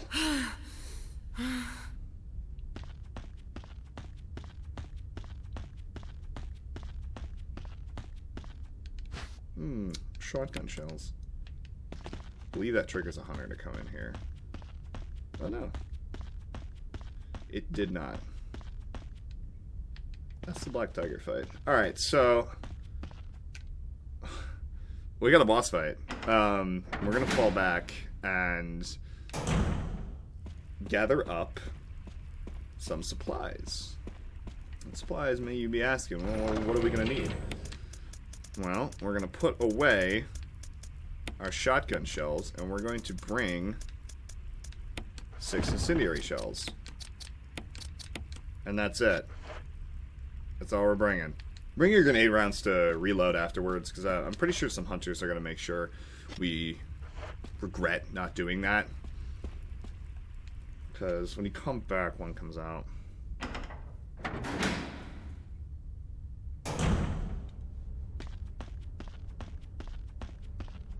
And we've got our next boss fight on our hands. The Black Tiger. The Black Tiger is an incredibly oversized spider, as you can see. He's going to come on down. And we're going to battle wits with him. So the key to the Black Tiger is stick to his butt. And whenever you have an opening where he's not looking at you, shoot him. And he's dead. Yeah, seriously, he's dead. I'm not kidding. That's done. We're done. 2 to the 1, from the 1 to the 3. I like good pussy and I like good trees. Smoke so much weed you wouldn't believe. And I get more ass than a toilet seat. 3 to the 1, from the 1 to the 3. I met a bad bitch last night in the deep. You fucking pussy. Yeah, we actually are going to take the knife here. I believe there's another spider on the ceiling. Oh yeah, mind the little dudes. You gotta cut your way out of here. Don't you do it. I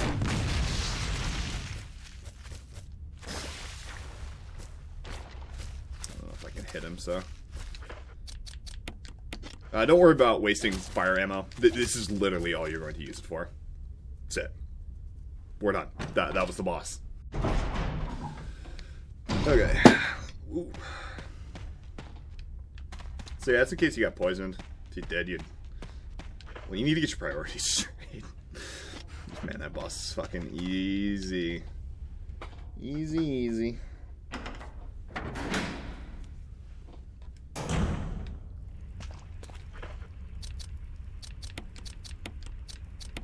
So we're gonna swap out the fire rounds to the explosive ones here.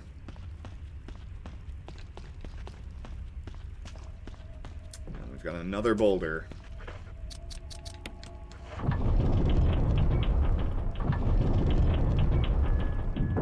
So this is fucking annoying. You have to crank this 3 times.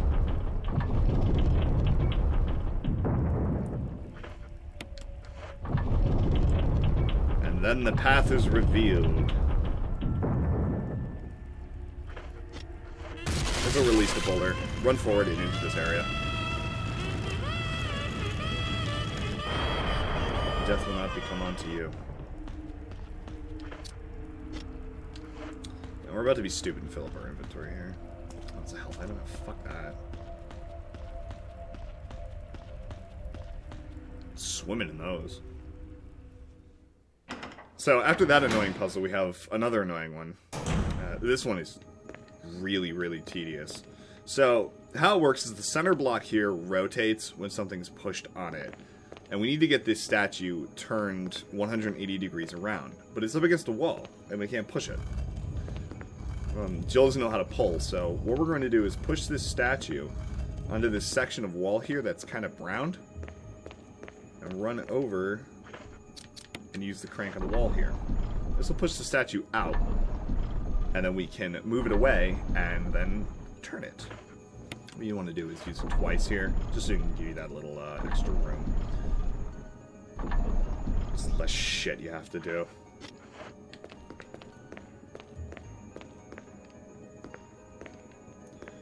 Yeah, this puzzle was not this complicated in the first one, but it was still just as stupid.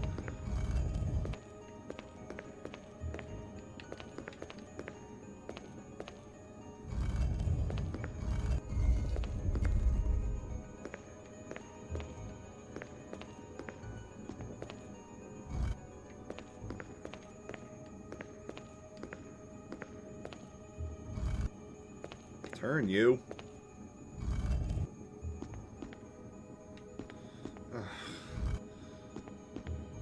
So you have to push it off the fucking block in order for it to turn again. Which means you usually end up standing on the block and then turning and having to wait, and it's not great.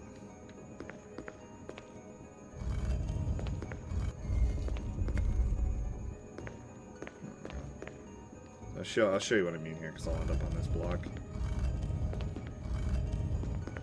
Or not.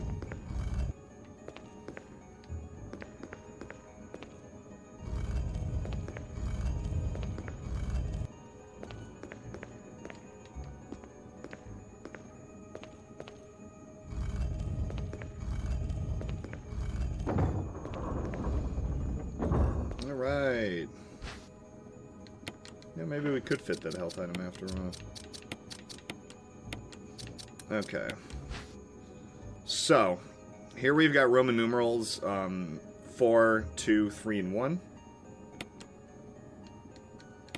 And you're just going to need to keep turning this until it's matched up. And Lord knows you can't just fucking turn it the other way, Jill. Cool.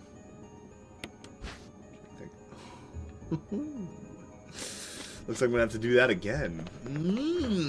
I hate this fucking area. If I told you it was worse than the original, would you believe me? It is. This looks good. Like, the environment looks good. It's oppressive. It's disgusting. It's terrible. But, the original one, it's like, it's perfectly square. Everything is, like, the whole room. So the tunnel is perfectly square. And it's this, like, disgusting baby formula green. And the walls are, like, darker, implying that there's, like, shading going on and that there's not a lot of light in here because, you know, fucking, it's a cave. But your character glows. So that's, like, it's lost.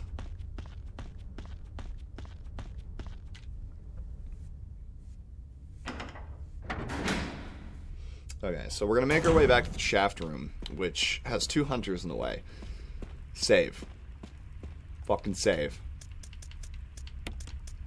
Don't tempt fate.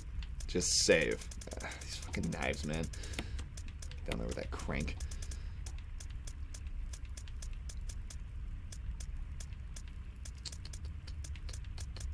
And we're going to need the metal object here. So grab that. Put away your fire rounds. You're not going to need them. This shaft is going to get deposited anyway. But we're going to go dual hunters.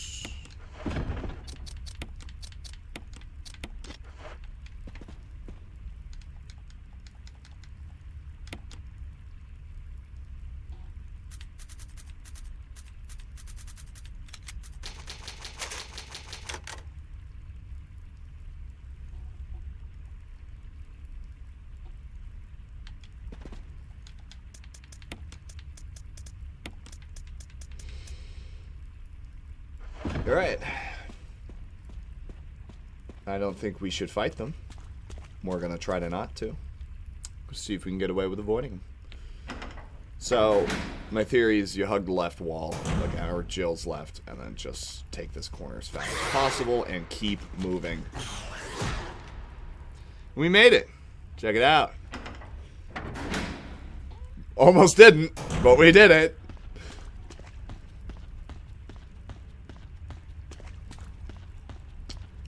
So, we're gonna twist my shaft here a million fucking times over.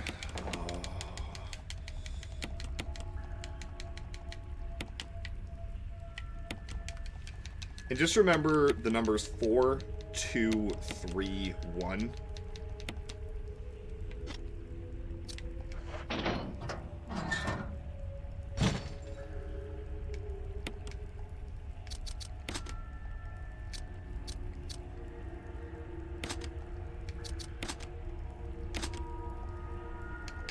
Fuck that up, it spits the shaft out and you have to remove the pieces again.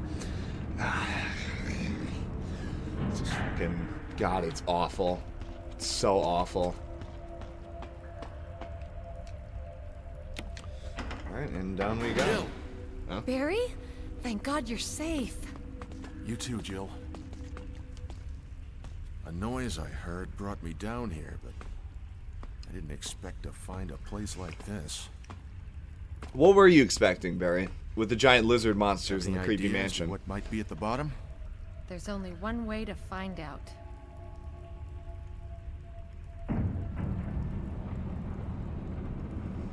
And down we go.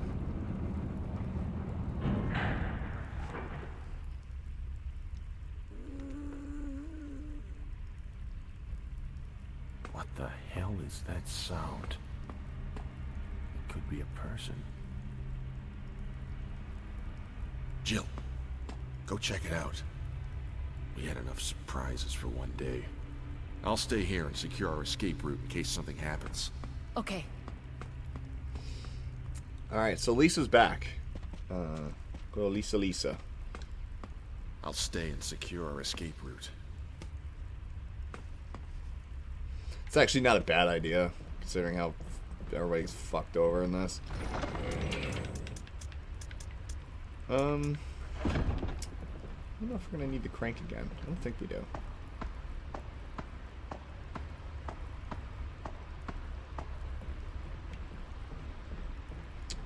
Yeah, we'll have to. I remember now. Been a while. Alright. Like I said, it's not a speed run. Just trying to cover all my bases here. We don't need to go down there yet. We'll come back later, though.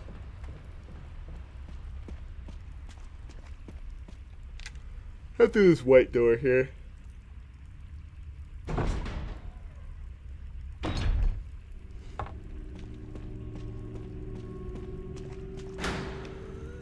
And depending on the route we just took, either left or right here, Lisa's going to appear on it and cut us off. So just tag her in one, and then run to the other.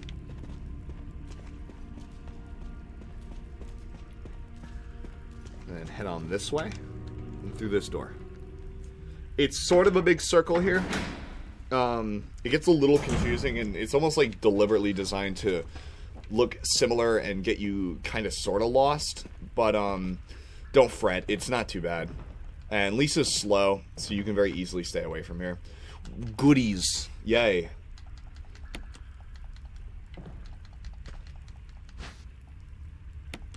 So, I think that's like only the second thing of Magnum ammo we've gotten.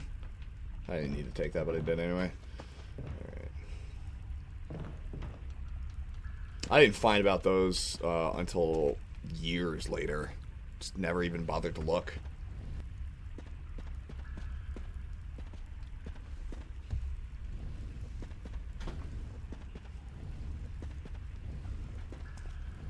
Alright, so push this box here onto this freight elevator. We're going to ferry it down the path. Why we don't hit the button and then go with it?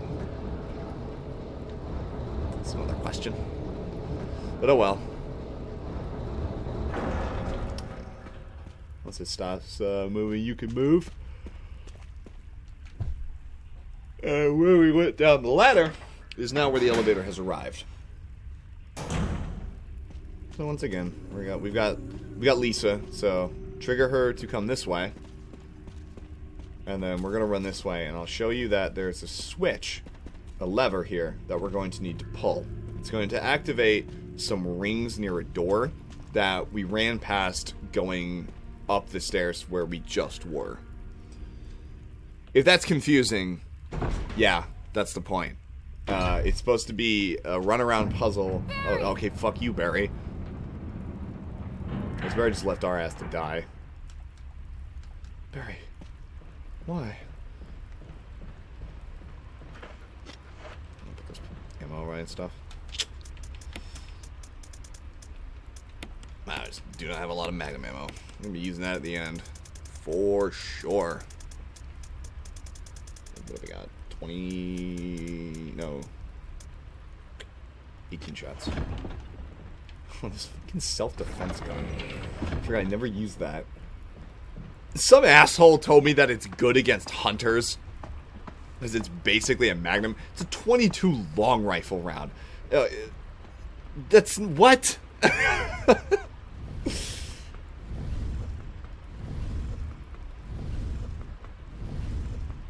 So, I always told all my friends, oh yeah, you use the self-defense gun for the hunters, and then they shoot the hunter and they just get fucking angry and come at me.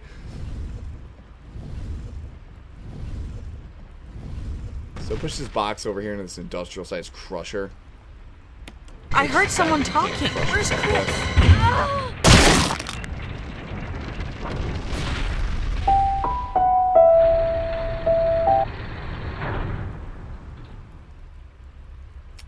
And that was all it was transporting, apparently. A reference to aliens. A flamethrower. But it's busted.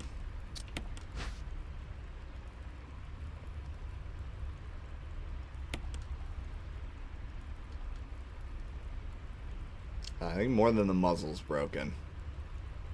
But yeah, it's like just fucking straight up aliens flamethrower.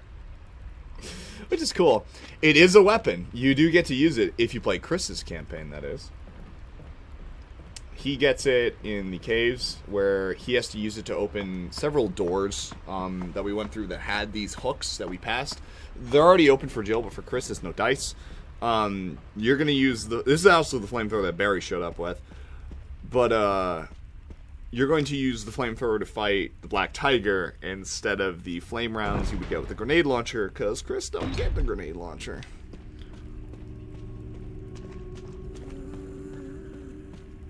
So we're going to trigger Lisa this way, turn around and run this way, and circle back up to the lever. So Lisa's still standing right there. She's not going to move any faster than she is right now.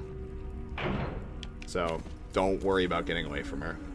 She's just a little spooky looking. Not even going to grab the health items. We got a million of them, but they're there if you need them. So go down the stairs here, straight. You're on a time limit too, so you kind of want to get a move on. Put the flamethrower on the rack, go through the door, and you're ready. Or you're all set, more so.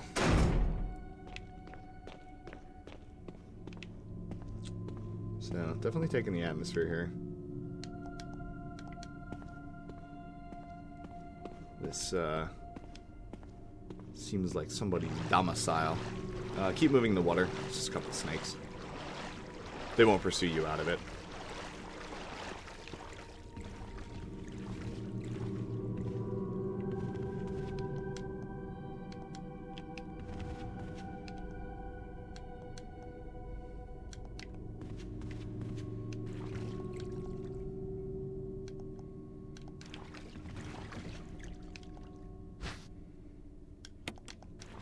So, finally grab the jewelry box. They won't chase me, right? Alright. Head on upstairs.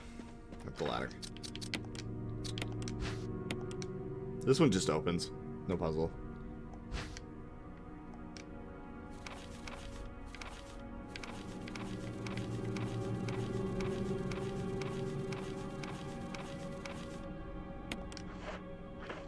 I'll let you guys read that. It's the backstory to Lisa Trevor. It's really fucking cool. But we're gonna head on out of here. We're done with the caves. We did it. But this ladder's gonna bring us back to somewhere pretty familiar. Lisa's cabin in the woods. Fuck you, crank. And we're going to return the grenade launcher as well. And we're probably not going to touch that until the end of the game. So grab these few items here.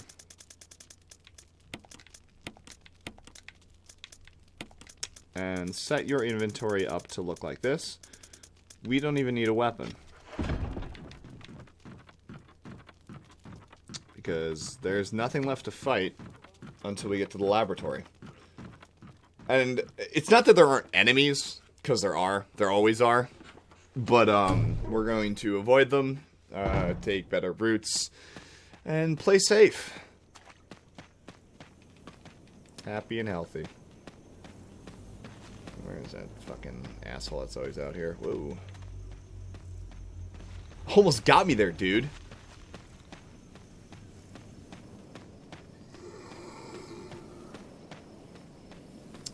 Alright, just like we used to, continue down the path. The crows have been replaced in the graveyard with a single zombie that's down the path more. He's supposed to obstruct you, or be deliberately in your way here. Like, you fucking numbskull. There is one down the path. I guess there's two. On easy, you're not going to see that. There's only the one down the path.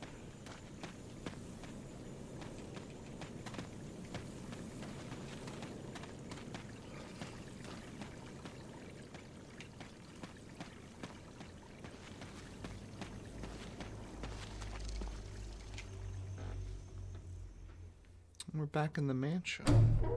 Sort of. Just outside of it. You get the idea. So it's nice of Barry to help us by giving us ammo. Wasn't really good of him to leave us to die in the caves there. That's not cool.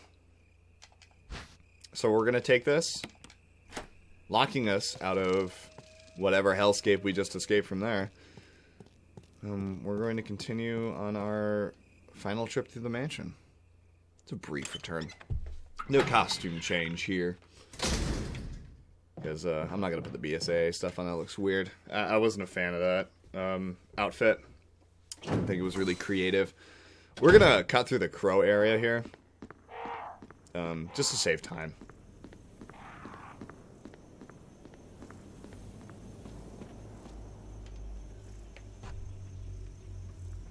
That way we don't have to go past the storeroom, up the stairs, through the red hall, down again, and into the mansion's lobby. Or main hall. This will spit us out right where we need to be. Alright, goodbye mansion, goodbye guardhouse, goodbye caves, goodbye this entire section of the map. Oh, yep, I'm doing the right thing. And hello. The end of the game.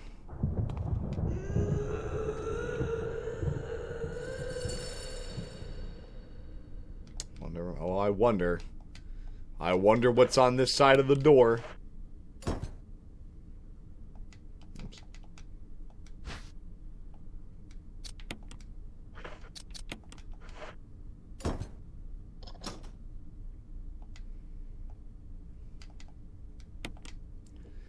Love how it asked you, are you sure?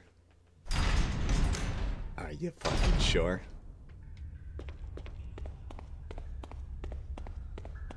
Is that a typewriter up here? Yes. This is one of the few places that I really do absolutely recommend you say that. Because of my own paranoia. There... I only have one mo disc. Is that right? I think so. Okay. Because there's a one-hit kill that can be done by Lisa in this upcoming area, and that's no good. You're gonna go back a long fucking way. Let's check those mo discs there.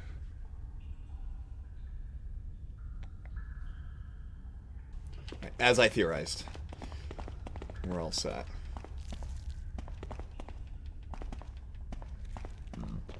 I always think that I'm fucking up the mo discs, and then I don't.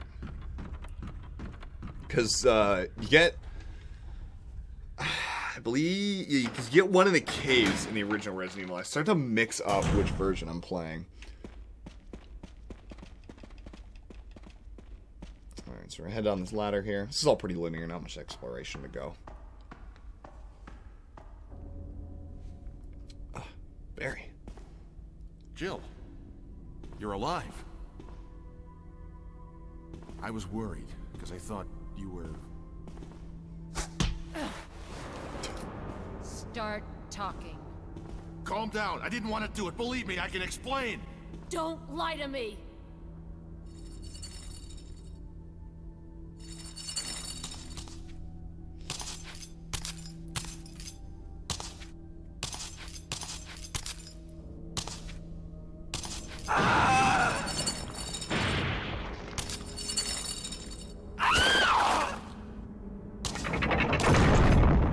No time to talk. Jill, hand me my gun. The light's still like flickering. So here you have the option to give Barry the gun back or not. This is going to determine whether or not he fucking dies right here and there. If you want the best ending, give him back the gun. And it also makes fighting the tyrant a little bit easier. If you don't give him back the gun, he obviously dies, doesn't show up. It changes some of the cutscenes, and you're kind of on your path to not fighting the final boss. So we're going to give Barry back the gun. Thanks, Jill. But we're not going to fight Lisa. Barry's going to do most of the distracting here, but you got to move quick, because Lisa can actually kill his ass. And yours. She gets some kills. Barry's gonna do a good job. Yeah, fuck him up, Barry.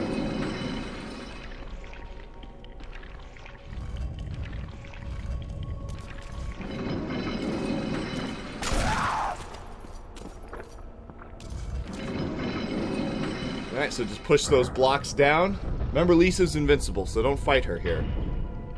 Once you do that...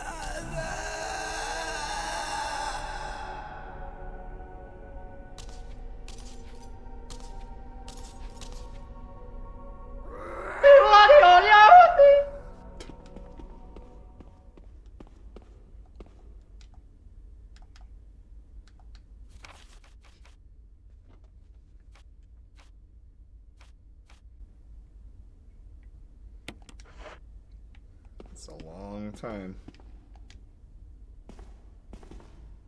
I don't believe that thing's really dead.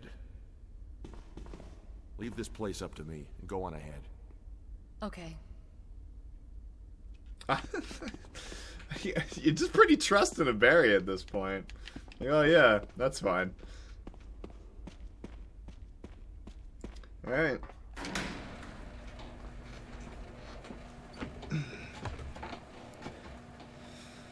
Hit up our weird little twisty elevator that would make me fucking vomit. And welcome to the end. So, this is the wolf statue, or is it? Don't tell me it's a fucking eagle. Oh, fuck off. There's wolves near it. Or, actually, there's lions. Ha! Never mind. I'm an idiot. Place the eagle. And then the wolf.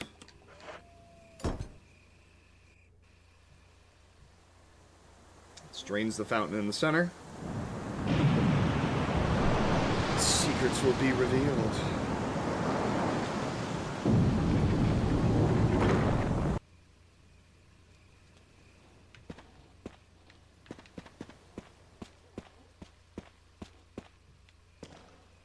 God, this mod makes everything look really, really fucking good. Alright, so here's where you'd actually have to change the discs. On the original GameCube. But not here.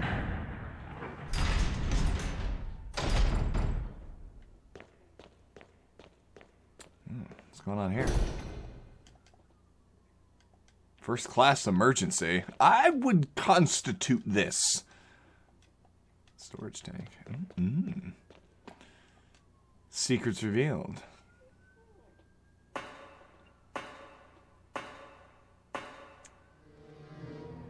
Now, I didn't even know there was exhaust coming out of the vent. That's cool. Yeah. I want the ink ribbon, you fucking dinderhead. Alright, you know what? Fuck, forget it. So now that we're here, we've saved up enough ammunition. We've kind of put ourselves in a good position. We're in a good spot now. We're gonna have some fun. I believe we've earned this. This is why you save your ammo, is to make this last section of the game that much easier. Oh my god! I just want the ink ribbon.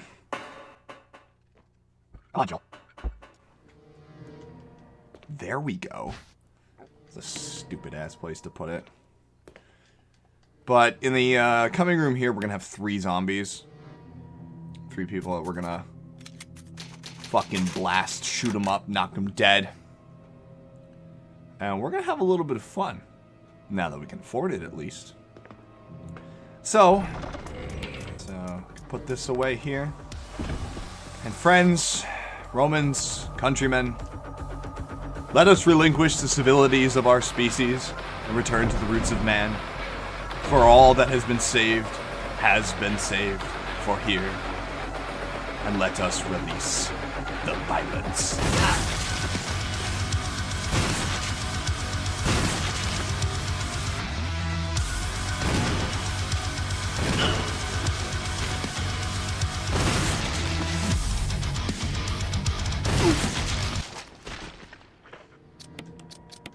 Well, of course, there's one fucking zombie who doesn't want to be.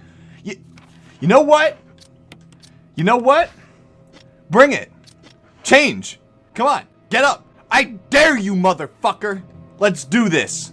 I want to fight him. I want to kill him. I want this to be a shit show. Come on, buddy.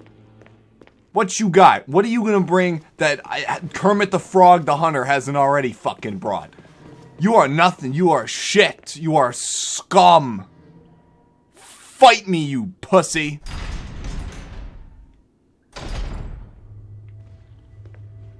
Who goes there? Who wants to be fucking dead? You? That's what I thought.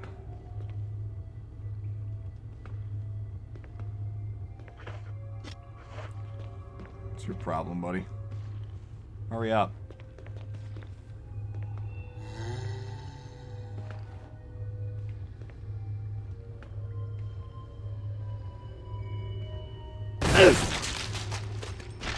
Man, it's like trailer-esque shit there. You too, pal? You want to get fucking dead? Alright. Bring it. All of you.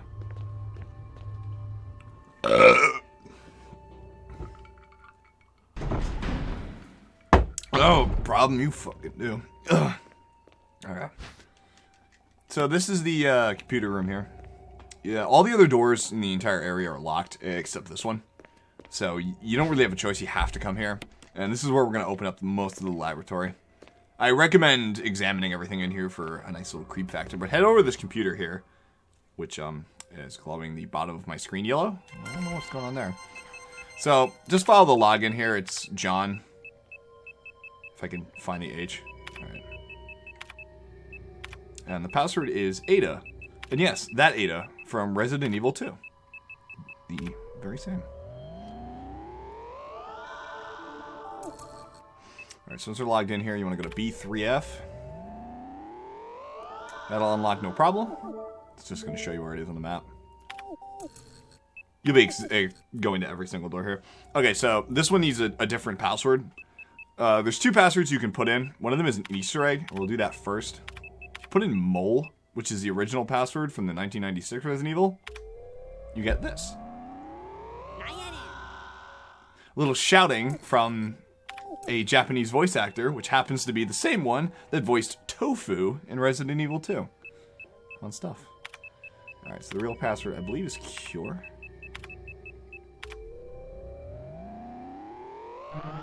No? Is it Cell? Maybe that's it.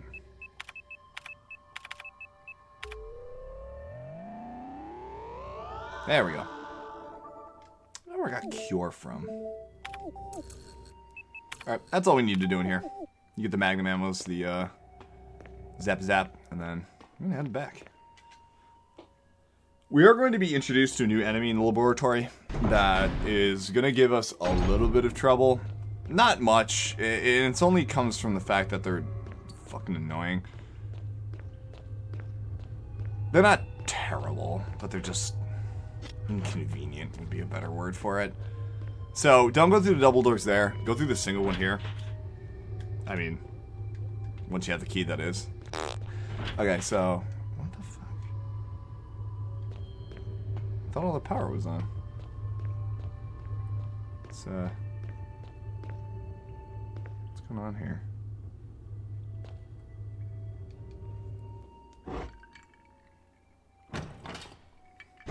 Oh, I guess we'll go explore a little bit. I'm turning all the power on. Thought we were doing A-okay. This room is useless, don't come in here.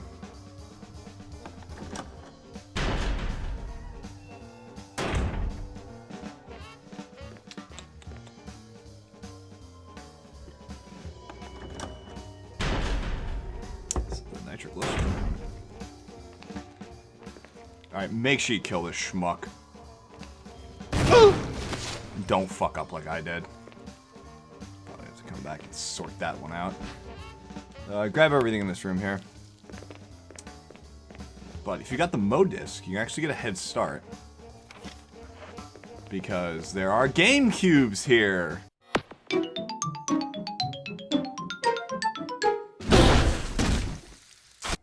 Yeah, that's right. No, like, no bullshit.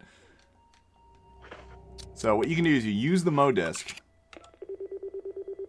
And down the hall from this door, there's 3 of these switches here. They're actually going to lead to the jail cell that's housing Chris. You need all 3 Mo discs in order to get them. If you don't have them, you're in trouble. That's the nitroglycerin. We'll be coming back to this room. Don't you worry. I'll have to take care of him. There's a couple zombies here, man. They just don't want you to be headshotting all of them. Sucks, man. We'll have to stop at the safe room here anyway.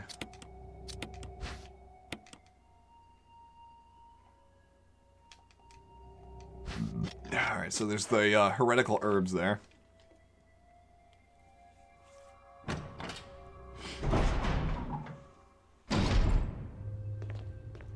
Alright, let's see if this dickhead wants to fight.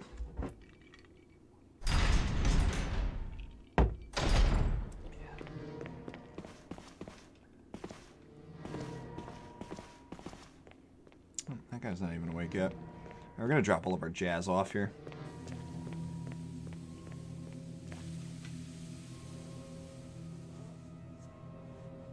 I'm gonna save just because I can.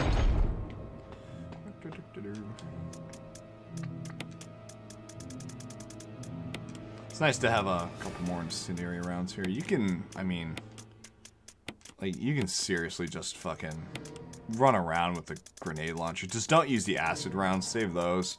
And we're going to be pumping the final boss full of so many goddamn Magnum rounds. It's ridiculous. Like, we're going to get even more than what we've got now.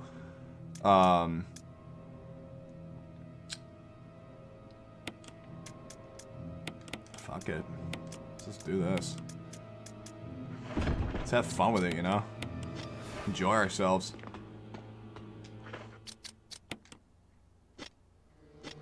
I wanted to save. So I forgot that you got more flame rounds in the nitroglycerin room, which is where we just got this kind of film tape thing. And there's no other enemies that are going to be vulnerable to it for the rest of the game. But we are going to be fighting enemies that are kind of hard to take out with the shotgun. They're called the Chimera. We'll meet them soon. But using the grenade launcher on them is definitely going to help, considering we're really not going to bring all of that ass to the final boss.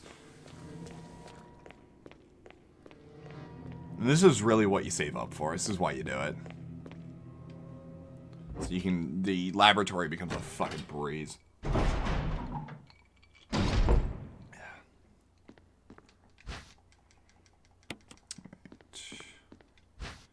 Grab your goodies in here. So we now have all the modiscs, so we're kind of ready to go on that front. No, not gonna bother. We're not going to fire that many fucking shotgun shells. All right, so we've got our little film here. So this is great because it's where you get all the names for the enemies. So you call the dogs Cerberus, Neptunes, the Hunters. You didn't know what they were called just before this. No, I don't think they're in the instruction manual. I love this. Tyrant. What is it? What could it be? Oh yeah, and Wesker's here. By the way, fucking dumbass is here. What the hell? Okay, so what is this? 8, 3, 4. I fucking hate this puzzle because it changes on me all the goddamn time. Alright, it's used in this keypad here.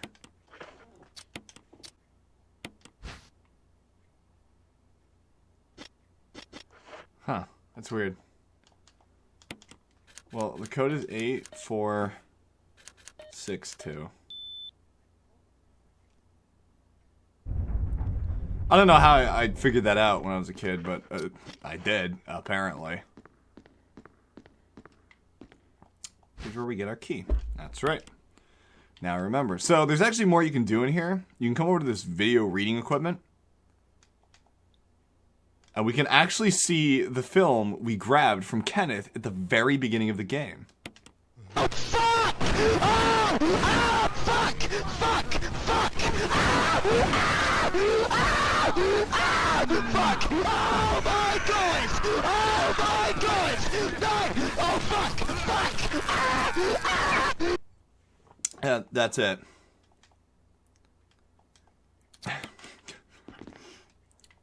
That's the payoff. That's as far as it goes. We get to see absolutely nothing and then he dies. Gee, thanks, Kenneth. Alright, let's go get rid of this shit. We don't need to carry all this jazz. So, once again, and this is how I always fucking play this game. I have stockpiled countless amounts of first aid equipment. This is no small amount of medicinal items. I am not going to use all of this by the end of the game. Not even fucking close. Why do I do it?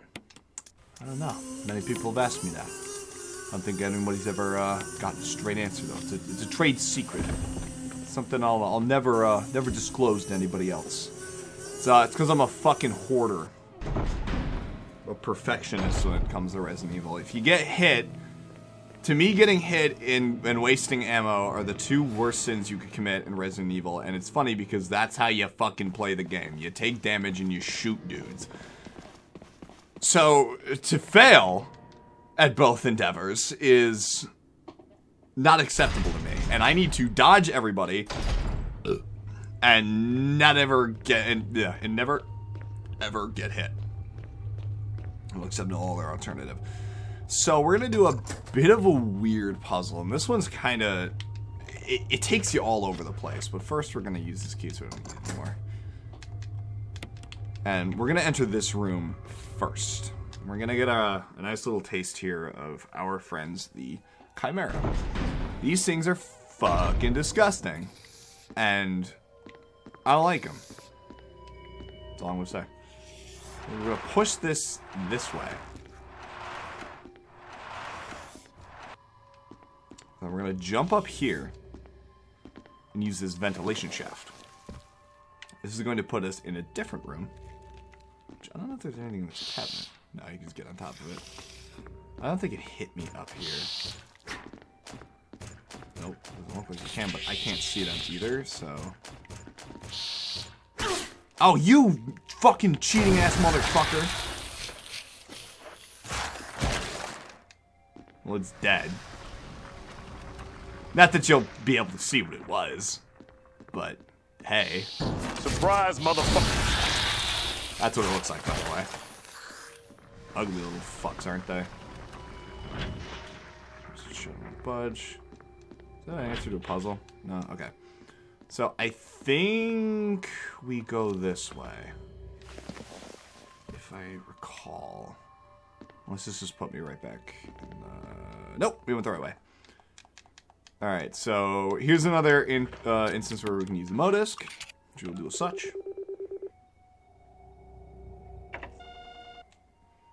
And we have one more place to do it, which is maybe a little bit further down the road. I don't... Oh, there's a taser, but no magnum ammo. That's alright. So, to get out of this room, you simply just push this forward. And we're right back where we started. It all looks the same, and this used to throw me off as a kid. I'd fucking run circles around here, no idea what the hell I was doing. Until I just kind of did it by accident. But just remember the two vents that you have to go through. The furthest one, and then the one that's next to the cabinet shelf. You'll be good to go. Okay, so immediately run straight through here, and then into this doorway.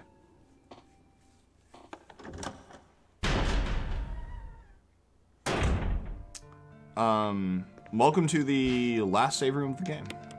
Give us some goodies here. Very generous of them. It's a fridge too if you want to store anything here. It's nice break room. The laboratory seems to be a more believable location. I also don't understand why you get two fucking save rooms in the laboratory, where the caves had one, and the laboratory is much, much smaller and much easier to manage. Fucking grenade launcher ammo there. I didn't even see that. Well, shit, let's go bully some zombies, huh? So I say equip the flame rounds because we're gonna. I'm gonna see if this works. They said they patched it. I don't believe them. I'm gonna test them. If you shoot a zombie with the flame rounds, he burns up and he don't become a Crimson Head no more.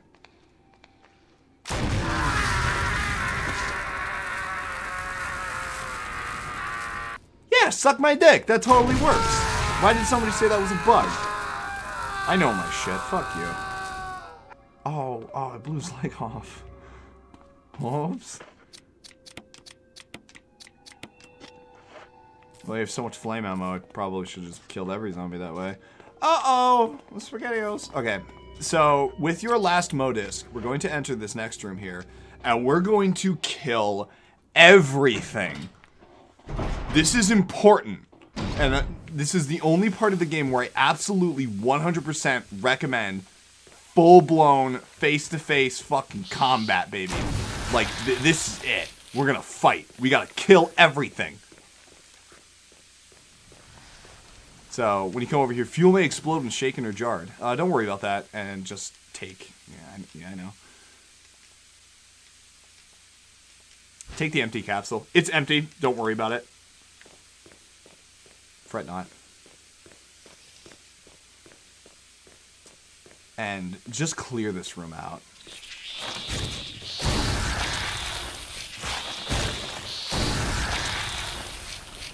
That's what the grenade launcher's for, baby. This is why we brought it with us. Alright, so once that's clear, we are going to go and save our game. Save your game.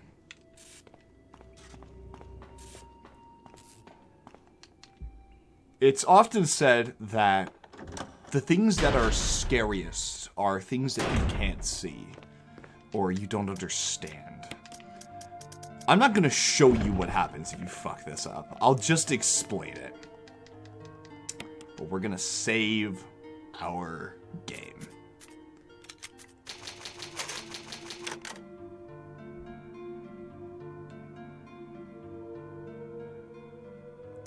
All right.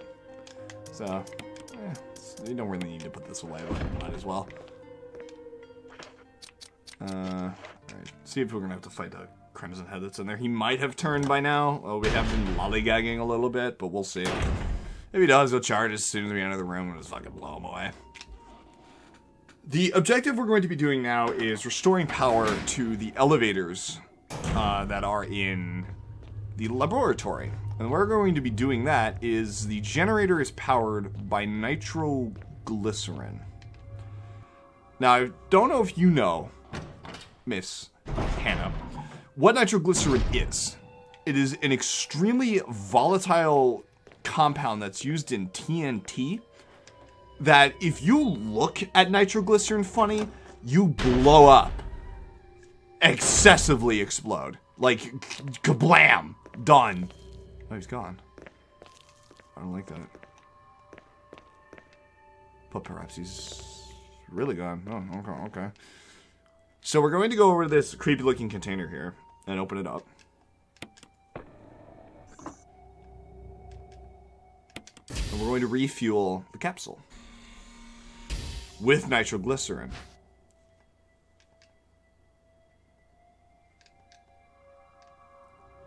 You read that right. Running could result in a fatal explosion. Shooting your gun will result in a fatal explosion. Getting hit by enemies will result in a fatal explosion. You are carrying a bomb in your pants right now. Do not run. Do not think. Do not shoot. Do nothing of the sort, or you'll fucking explode. So, and this, I know everything's gone, and it still gets me to this day. Like, talking through it obviously helps, but this is terrifying. It is this grueling walk through 3 different rooms where you could just, like, you feel like you're gonna go kaboom. And I love that. I absolutely love that. This is amazing to see in a game. Like, never seen it anywhere else, I tell you. Well, maybe the Sierra Nevada, where, I'm sorry, the Sierra Madre Casino in, New Vegas. Fallout New Vegas when you had the bomb collar on you. But certainly wasn't to this extent. So if you want to see what it looks like when you go boom boom, that's on you. I'm not. Even though it is pretty fucking funny. You just set the capsule in place, and you're good. You're free. Take a deep breath. You did it. But we got some more fighting to do. Ain't over yet. Because we got to free Chris. So now that the power's been set in place, we are going to turn the elevators back on. And it's through this next door here. We've got the ammo. Anything that gets in your way, kill it. Fucking suck my dick. And continue straight here. Around this corner of this GameCube. and just use your disc. This is the final Mo disc, and we're good to go. Well, actually, we'll take the more roundabout route to seeing Chris here. You get 2 cutscenes. And, I'll display both of those.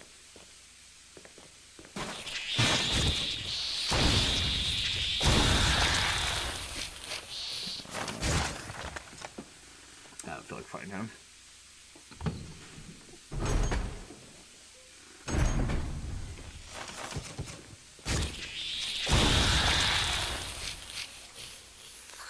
Oh yeah, self-destruct. Don't worry about that, though. Let's come over to this computer terminal. It starts to power up. We'll just run out of this room here. Cut it a little close on ammo, so we're just gonna keep moving. I'm not sure if they infinitely come out of here. I don't think they do. I know there's one left, but we'll see if we can jump by more. Is that a sparkly thing? Well, I'll be damned. More stun stuff we're not going to use. Just look at that.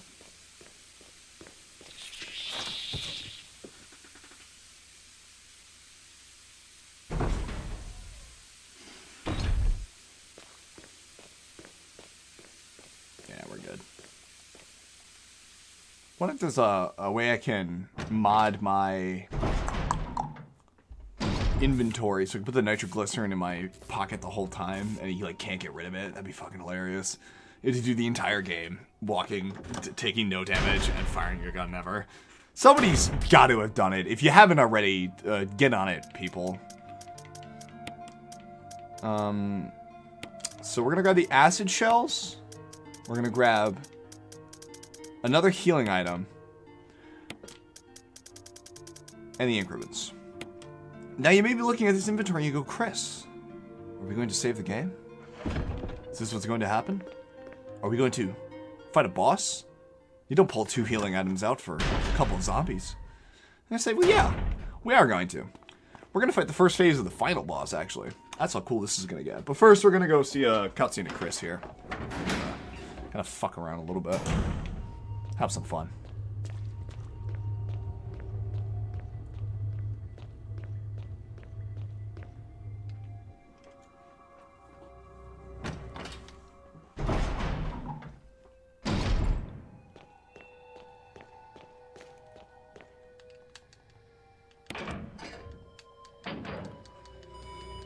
Just lower all 3 of the locks.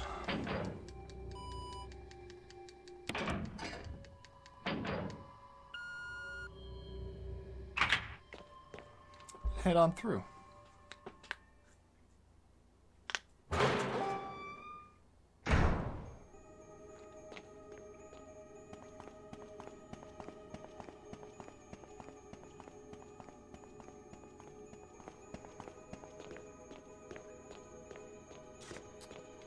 All right. Jill? Chris, you're alive! Of course I'm alive. Jill, there's something big going down, and I don't think we're part of the equation. I have to get you out of here. Ugh, it won't open. Wait, I'll be back to get you out. Okay. No sightseeing, though. That's an order, faggot. All right. So, Chris is stuck. What are we going to do? Well, we'll have to come back. Don't worry, we will. You can also opt not to, if you're a maniac. But, it's kind of on you to do it. So I'm going to see if we can trigger this Crimson Head here. I don't want to fucking... I'll fight him already, damn it. Not him, he can stay there. This guy, I promised to kill this guy. I'm gonna go kill him. I'm gonna shoot a grenade up his ass.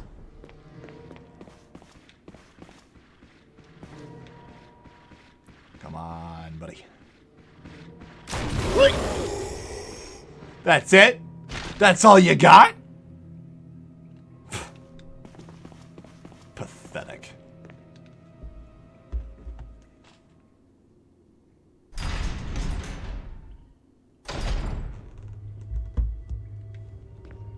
Ooh. He's a spicy boy now. Should we kill him?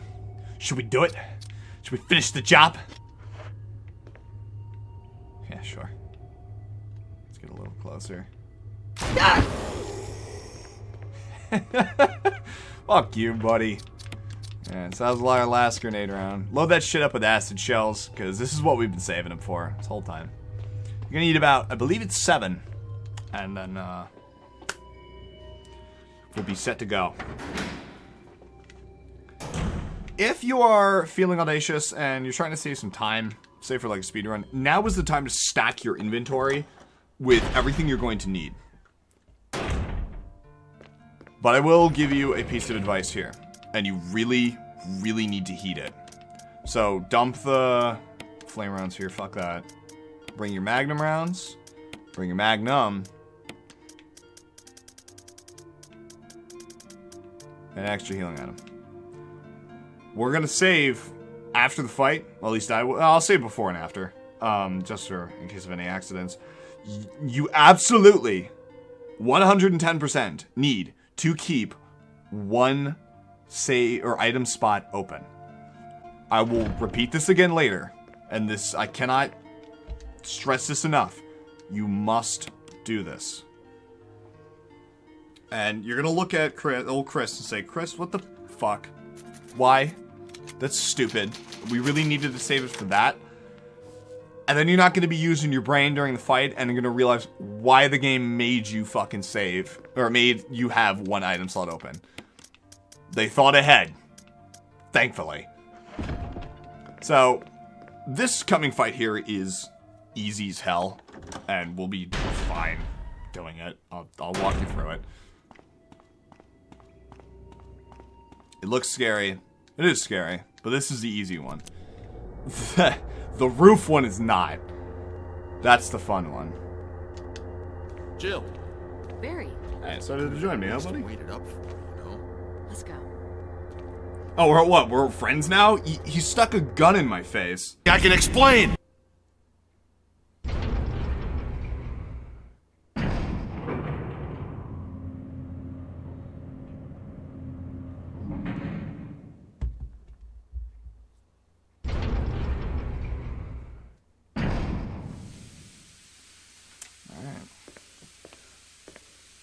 This is the part where we get the game moving. We got a little bit of co-op mode going here with Barry. It's pretty cool, I'd say. We go through this door. We're gonna watch a cutscene. Pretty long one at that, too. I think it's the longest in the game. Wesker! Fuck. Thank you, Barry. Well, what do you know? Oh, don't blame Barry for everything. I hear that his better half and 2 lovely daughters will be in danger if he doesn't do everything I tell him to. Wesker, you're pathetic. Yeah, you fucking tell him. Well, you shouldn't worry too much, dear. You'll be free of all this anyway. Why eliminate stars? Believe it or not, that's Umbrella's intention. You're just a slave of Umbrella. Smart girl. But I think you misunderstand me. Oh, do I now? The things you mention are nothing. I'll burn all of them along with this entire laboratory. Do it, faggot. Oh, shit. Barry, go up on the ground and wait there. Barry. You gotta love Barry. He must really be afraid of Umbrella. You and Umbrella took his family. You bastard. Oh! Umbrella. Abuse against women. Well, I love used this some game. carrots and sticks to cow him, but it had nothing to do with Umbrella. I just used Barry for my personal interests. That's Mule? I think it's Mule. Both Mule you and him, Barry not seemed to cow think him. I was following Umbrella's orders. What? What are you planning? I guess it's time for show and tell.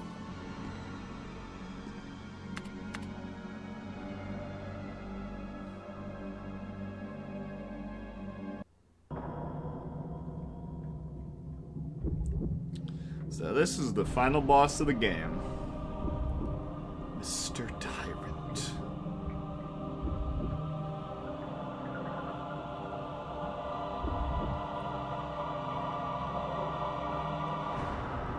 Your heart's on the wrong side of your chest, you weirdo! It's magnificent. For the sake of this thing. You know, I hate goodbyes.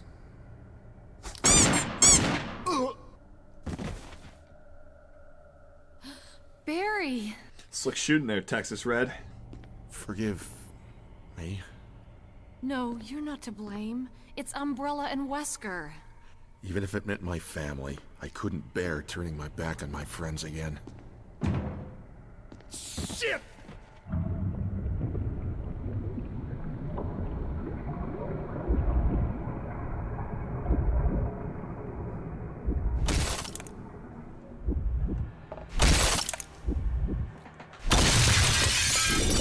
It's never easy, is it? Damn it! Jill and Barry together. In hell. You want a piece of me? Slim pickings. Premature. Primo what? Everybody be getting a smackdown. You viral cultured freak. Yeah, you tell. Oh shit! Now he's angry. So as soon as the fight starts, just run back here and just keep aiming until you can shoot him. And we're going to run this circuit here the whole time. Try to make sure you hit him with the acid shells and don't like fuck up and have it fall too short. Aim high. He's tall. You can afford it. And if it can be helped, only hit him during angles in which you can see him. Yeah, and it's that fucking easy. Yeah, he's dead. No, seriously.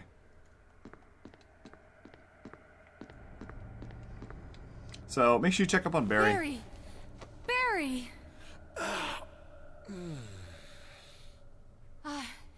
You're okay. Jill, sorry. That was careless of me. Wesker. He's gone. First, let's just get out of here. Cool. So, the way you get out of here... So... I guess you don't get Wesker's diary. That's a Chris thing. I'm gonna come all the way over here. These random electronic panels. And that opens the door. So you're no longer locked in here. And then we are on our way out. This is the final stretch of the game here. We're done at this point. Everything beyond here is just a straight shot to the exit. And we needed to, because the place is going to explode. Deactivating and releasing. Wesker must have set it off. Let's hurry.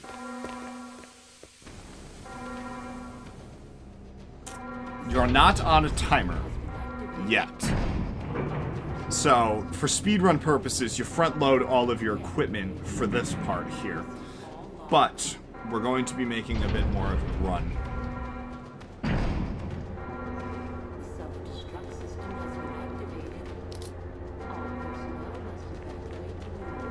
Alright, so Barry's going to charge ahead here, leaving us to our own devices. We've got 7 rounds left of the acid, but considering this is the first time playthrough, you're not on a time limit yet.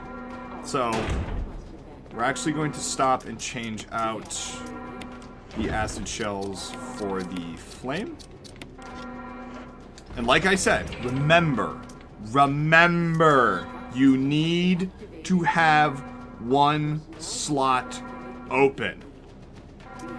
Now this will be okay. What we've got here is a good inventory. This is fine.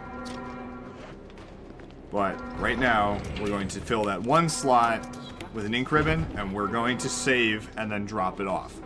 Leave that slot open. Now, once you get through this door here, we're going to make a beeline for the stairs. Don't stop. We've got Chimera going to be popping out of the vents here, and they're going to chase us the whole way. So you just need to keep moving. You're faster than them, so don't worry.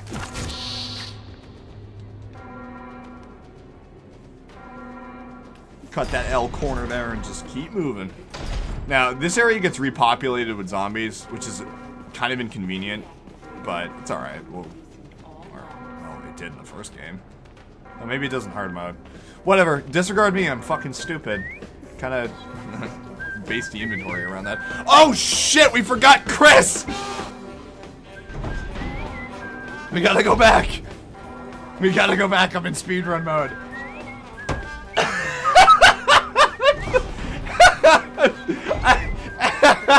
I self-fulfilled my own prophecy. I said, yeah, you can forget him if you're a maniac, and I guess that makes me one. It's okay, though. Maybe that's what the zombie show is, if you go back for Chris. Again, you're not in a time limit here, so just take your time.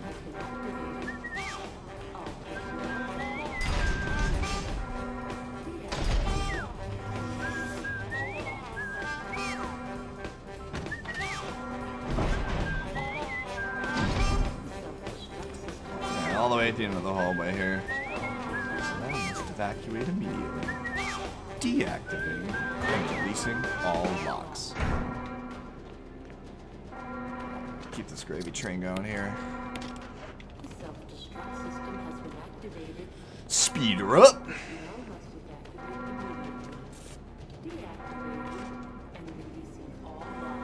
Go have a nice, joyful reunion with our friend. Jill. Sorry about the wait. So everything's taken care of? Well, almost. Now let's get the hell out of here.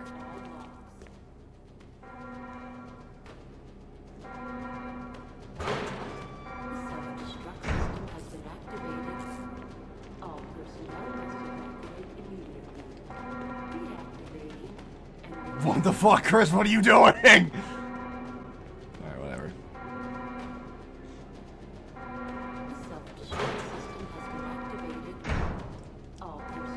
Come on, let's go. See, he's just gonna run ahead. Don't worry about him. We'll catch up.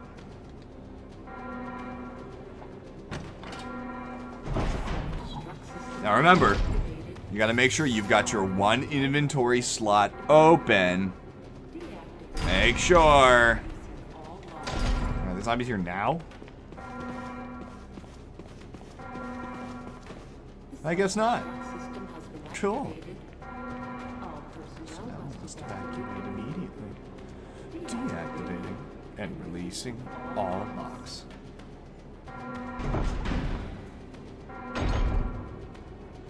Alright, so now we're gonna save the game. Equip the Magnum, because this is where we're going to use it. The Magnum's no joke. This gun, I'm pretty sure I explained this. It's been a while. It can one-hit kill every enemy in the game. I think the hunters take 2, depending on the difficulty. And you're going to save every fucking shot for this ending here. Every last shot. Probably have some left over. We're fighting the boss, so we need it. Come on, hurry! Let's just head through this door here. Got your guy pals. Bro dudes. Bestest friends. Look at all these items here that we're not going to touch, because you need that one slot open. This is Brad. I'm running out of fuel. If there's anyone alive, contact me now or just give me a sign. I repeat, this is your last chance.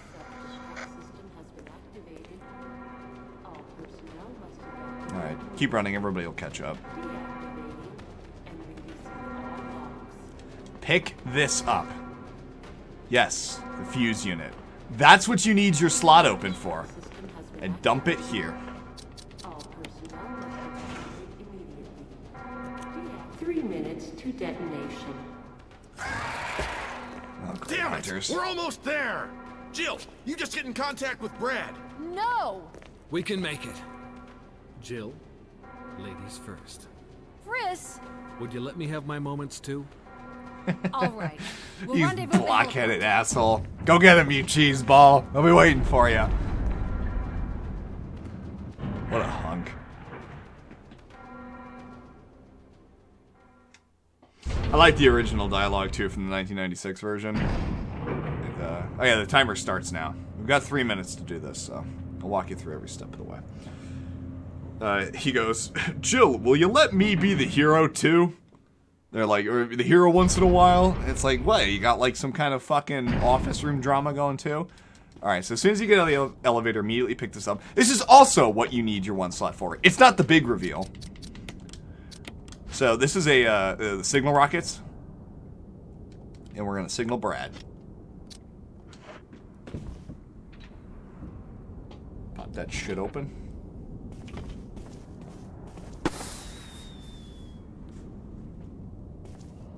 Why she got such tiny hands in that angle? It's weird.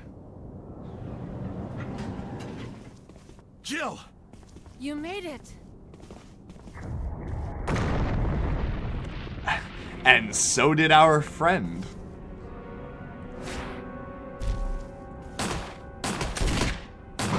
Oh! Don't worry, Chris is alright. Don't dilly-dally here. Shoot him. You have to pull aggro, or Barry will die. Get in the fight. Oh, I went the wrong way. That's okay, though. Every time this schmuck hits you, you're gonna want to take a nice deep breath of the heal there. Take your healing juice. Just lay into him. Keep shooting this idiot. Oh!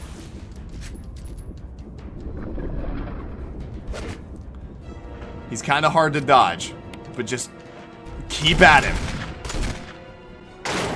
Jill, use it! Kill it, whatever it is! So, this doesn't afford you a teleporting. No. Whoa! Oh! You asshole.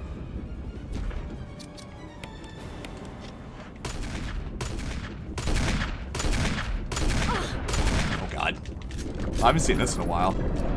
You'll use your defense item here to get out of this. Just don't get close to him like I did. But you need to grab the rocket launcher. Wow, this is like the clumsiest I've ever done this fight. I'm usually way better than this. So equip the rocket launcher here. Look at this sumbitch. Look at this gun. What police force has this thing? Very destructive with the first rocket's large blast radius. Yeah, don't worry, you know, for riot control. Prop that shit up and blast them. Okay, he deflects the first one. Blast him!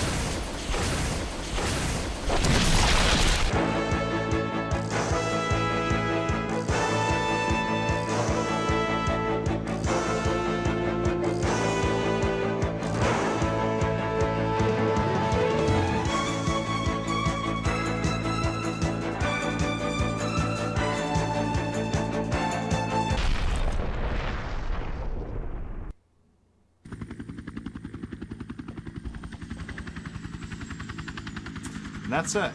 We did it, everybody. Game's over. I promise this time. It's actually over.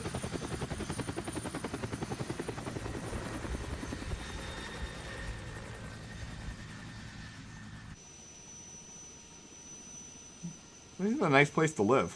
Wonder what the resale value is going to be. Well...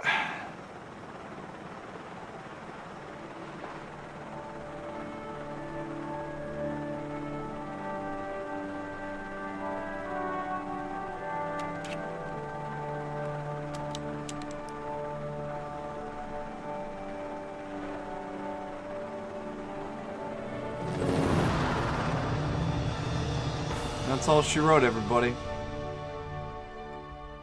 Resident Evil Remake. At least Jill's campaign. So there's things you won't see at the end here when you're completing your first playthrough. Depending on your time and who you saved and what ending you got, you're gonna unlock a few different things. I'm pretty sure you have to beat it on normal to unlock alternative costumes. Don't quote me on that, but the only way to get the weapons is if you beat it on normal as opposed to easy. So, beating the game under 3 hours, I believe, is how you unlock the Samurai Edge, which is...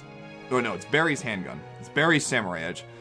And his shoots in like a 3-round kind of burst thing. It's really weird. And it has unlimited ammo. I don't know if it does any more damage than the base handgun, but it's a fun one. It really helps you out in any future speedruns you may do. Because if you beat the game under 2 hours, or under 3, I'm getting my time fucked up here, you unlock the rocket launchers, which is what I fucked up and started the campaign with, the game with. Costumes are beaten through subsistent playthroughs. You gotta play the game at least 3 times, I believe, to unlock all the costumes. And, of course, beating it on normal gets you the Forest who chases you around the mansion. That's your New Game Plus kind of thing. He's a hindrance and a help in some places, mostly a fucking hindrance. But beating it on hard gets you, or beating on normal also gets you the real survivor mode, which doesn't link any of the item boxes, which is fucking difficult. Because something you leave in the mansion, you have to go back to the mansion to get, or you're screwed. That one was really fun to play through, and of course there's the invisible enemy mode, which you'll have to see. You did a fine job. So, I mean, it ain't perfect. Also, depending on your costume, changes your end screen here, which I think is cute. Wesker's little chill. You did a fine job.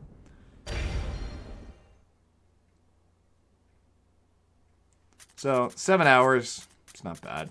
Not great, but that's what it is. I'll expect your playthrough to be a lot longer. Don't worry about it. Speedruns are a thing you'll do after playing the game 15 fucking times. It took me years to do it. So, I hope you enjoyed. I hope you learned a lot. Thanks for listening to me play my favorite game of all time. Despite me also forgetting most of the fucking things that go with it. So, see y'all around. Major General, I have information, vegetable, animal, and mineral. I know the founders of Umbrella, and I quote the game's historical. From fuck. Oh, this is crazy. I am the very model of a modern Major General. I have information, vegetable, animal, and mineral. I know all the games, and I quote the recent historical. I know all the games, and I quote the release. I know the Kings of England, and I quote battles historical. Is that how that... What the fuck? How does he do this? Many cheerful facts about the square of the hypotenuse. Fucking killed it! Yeah! I totally ruined it by playing this version. Fuck!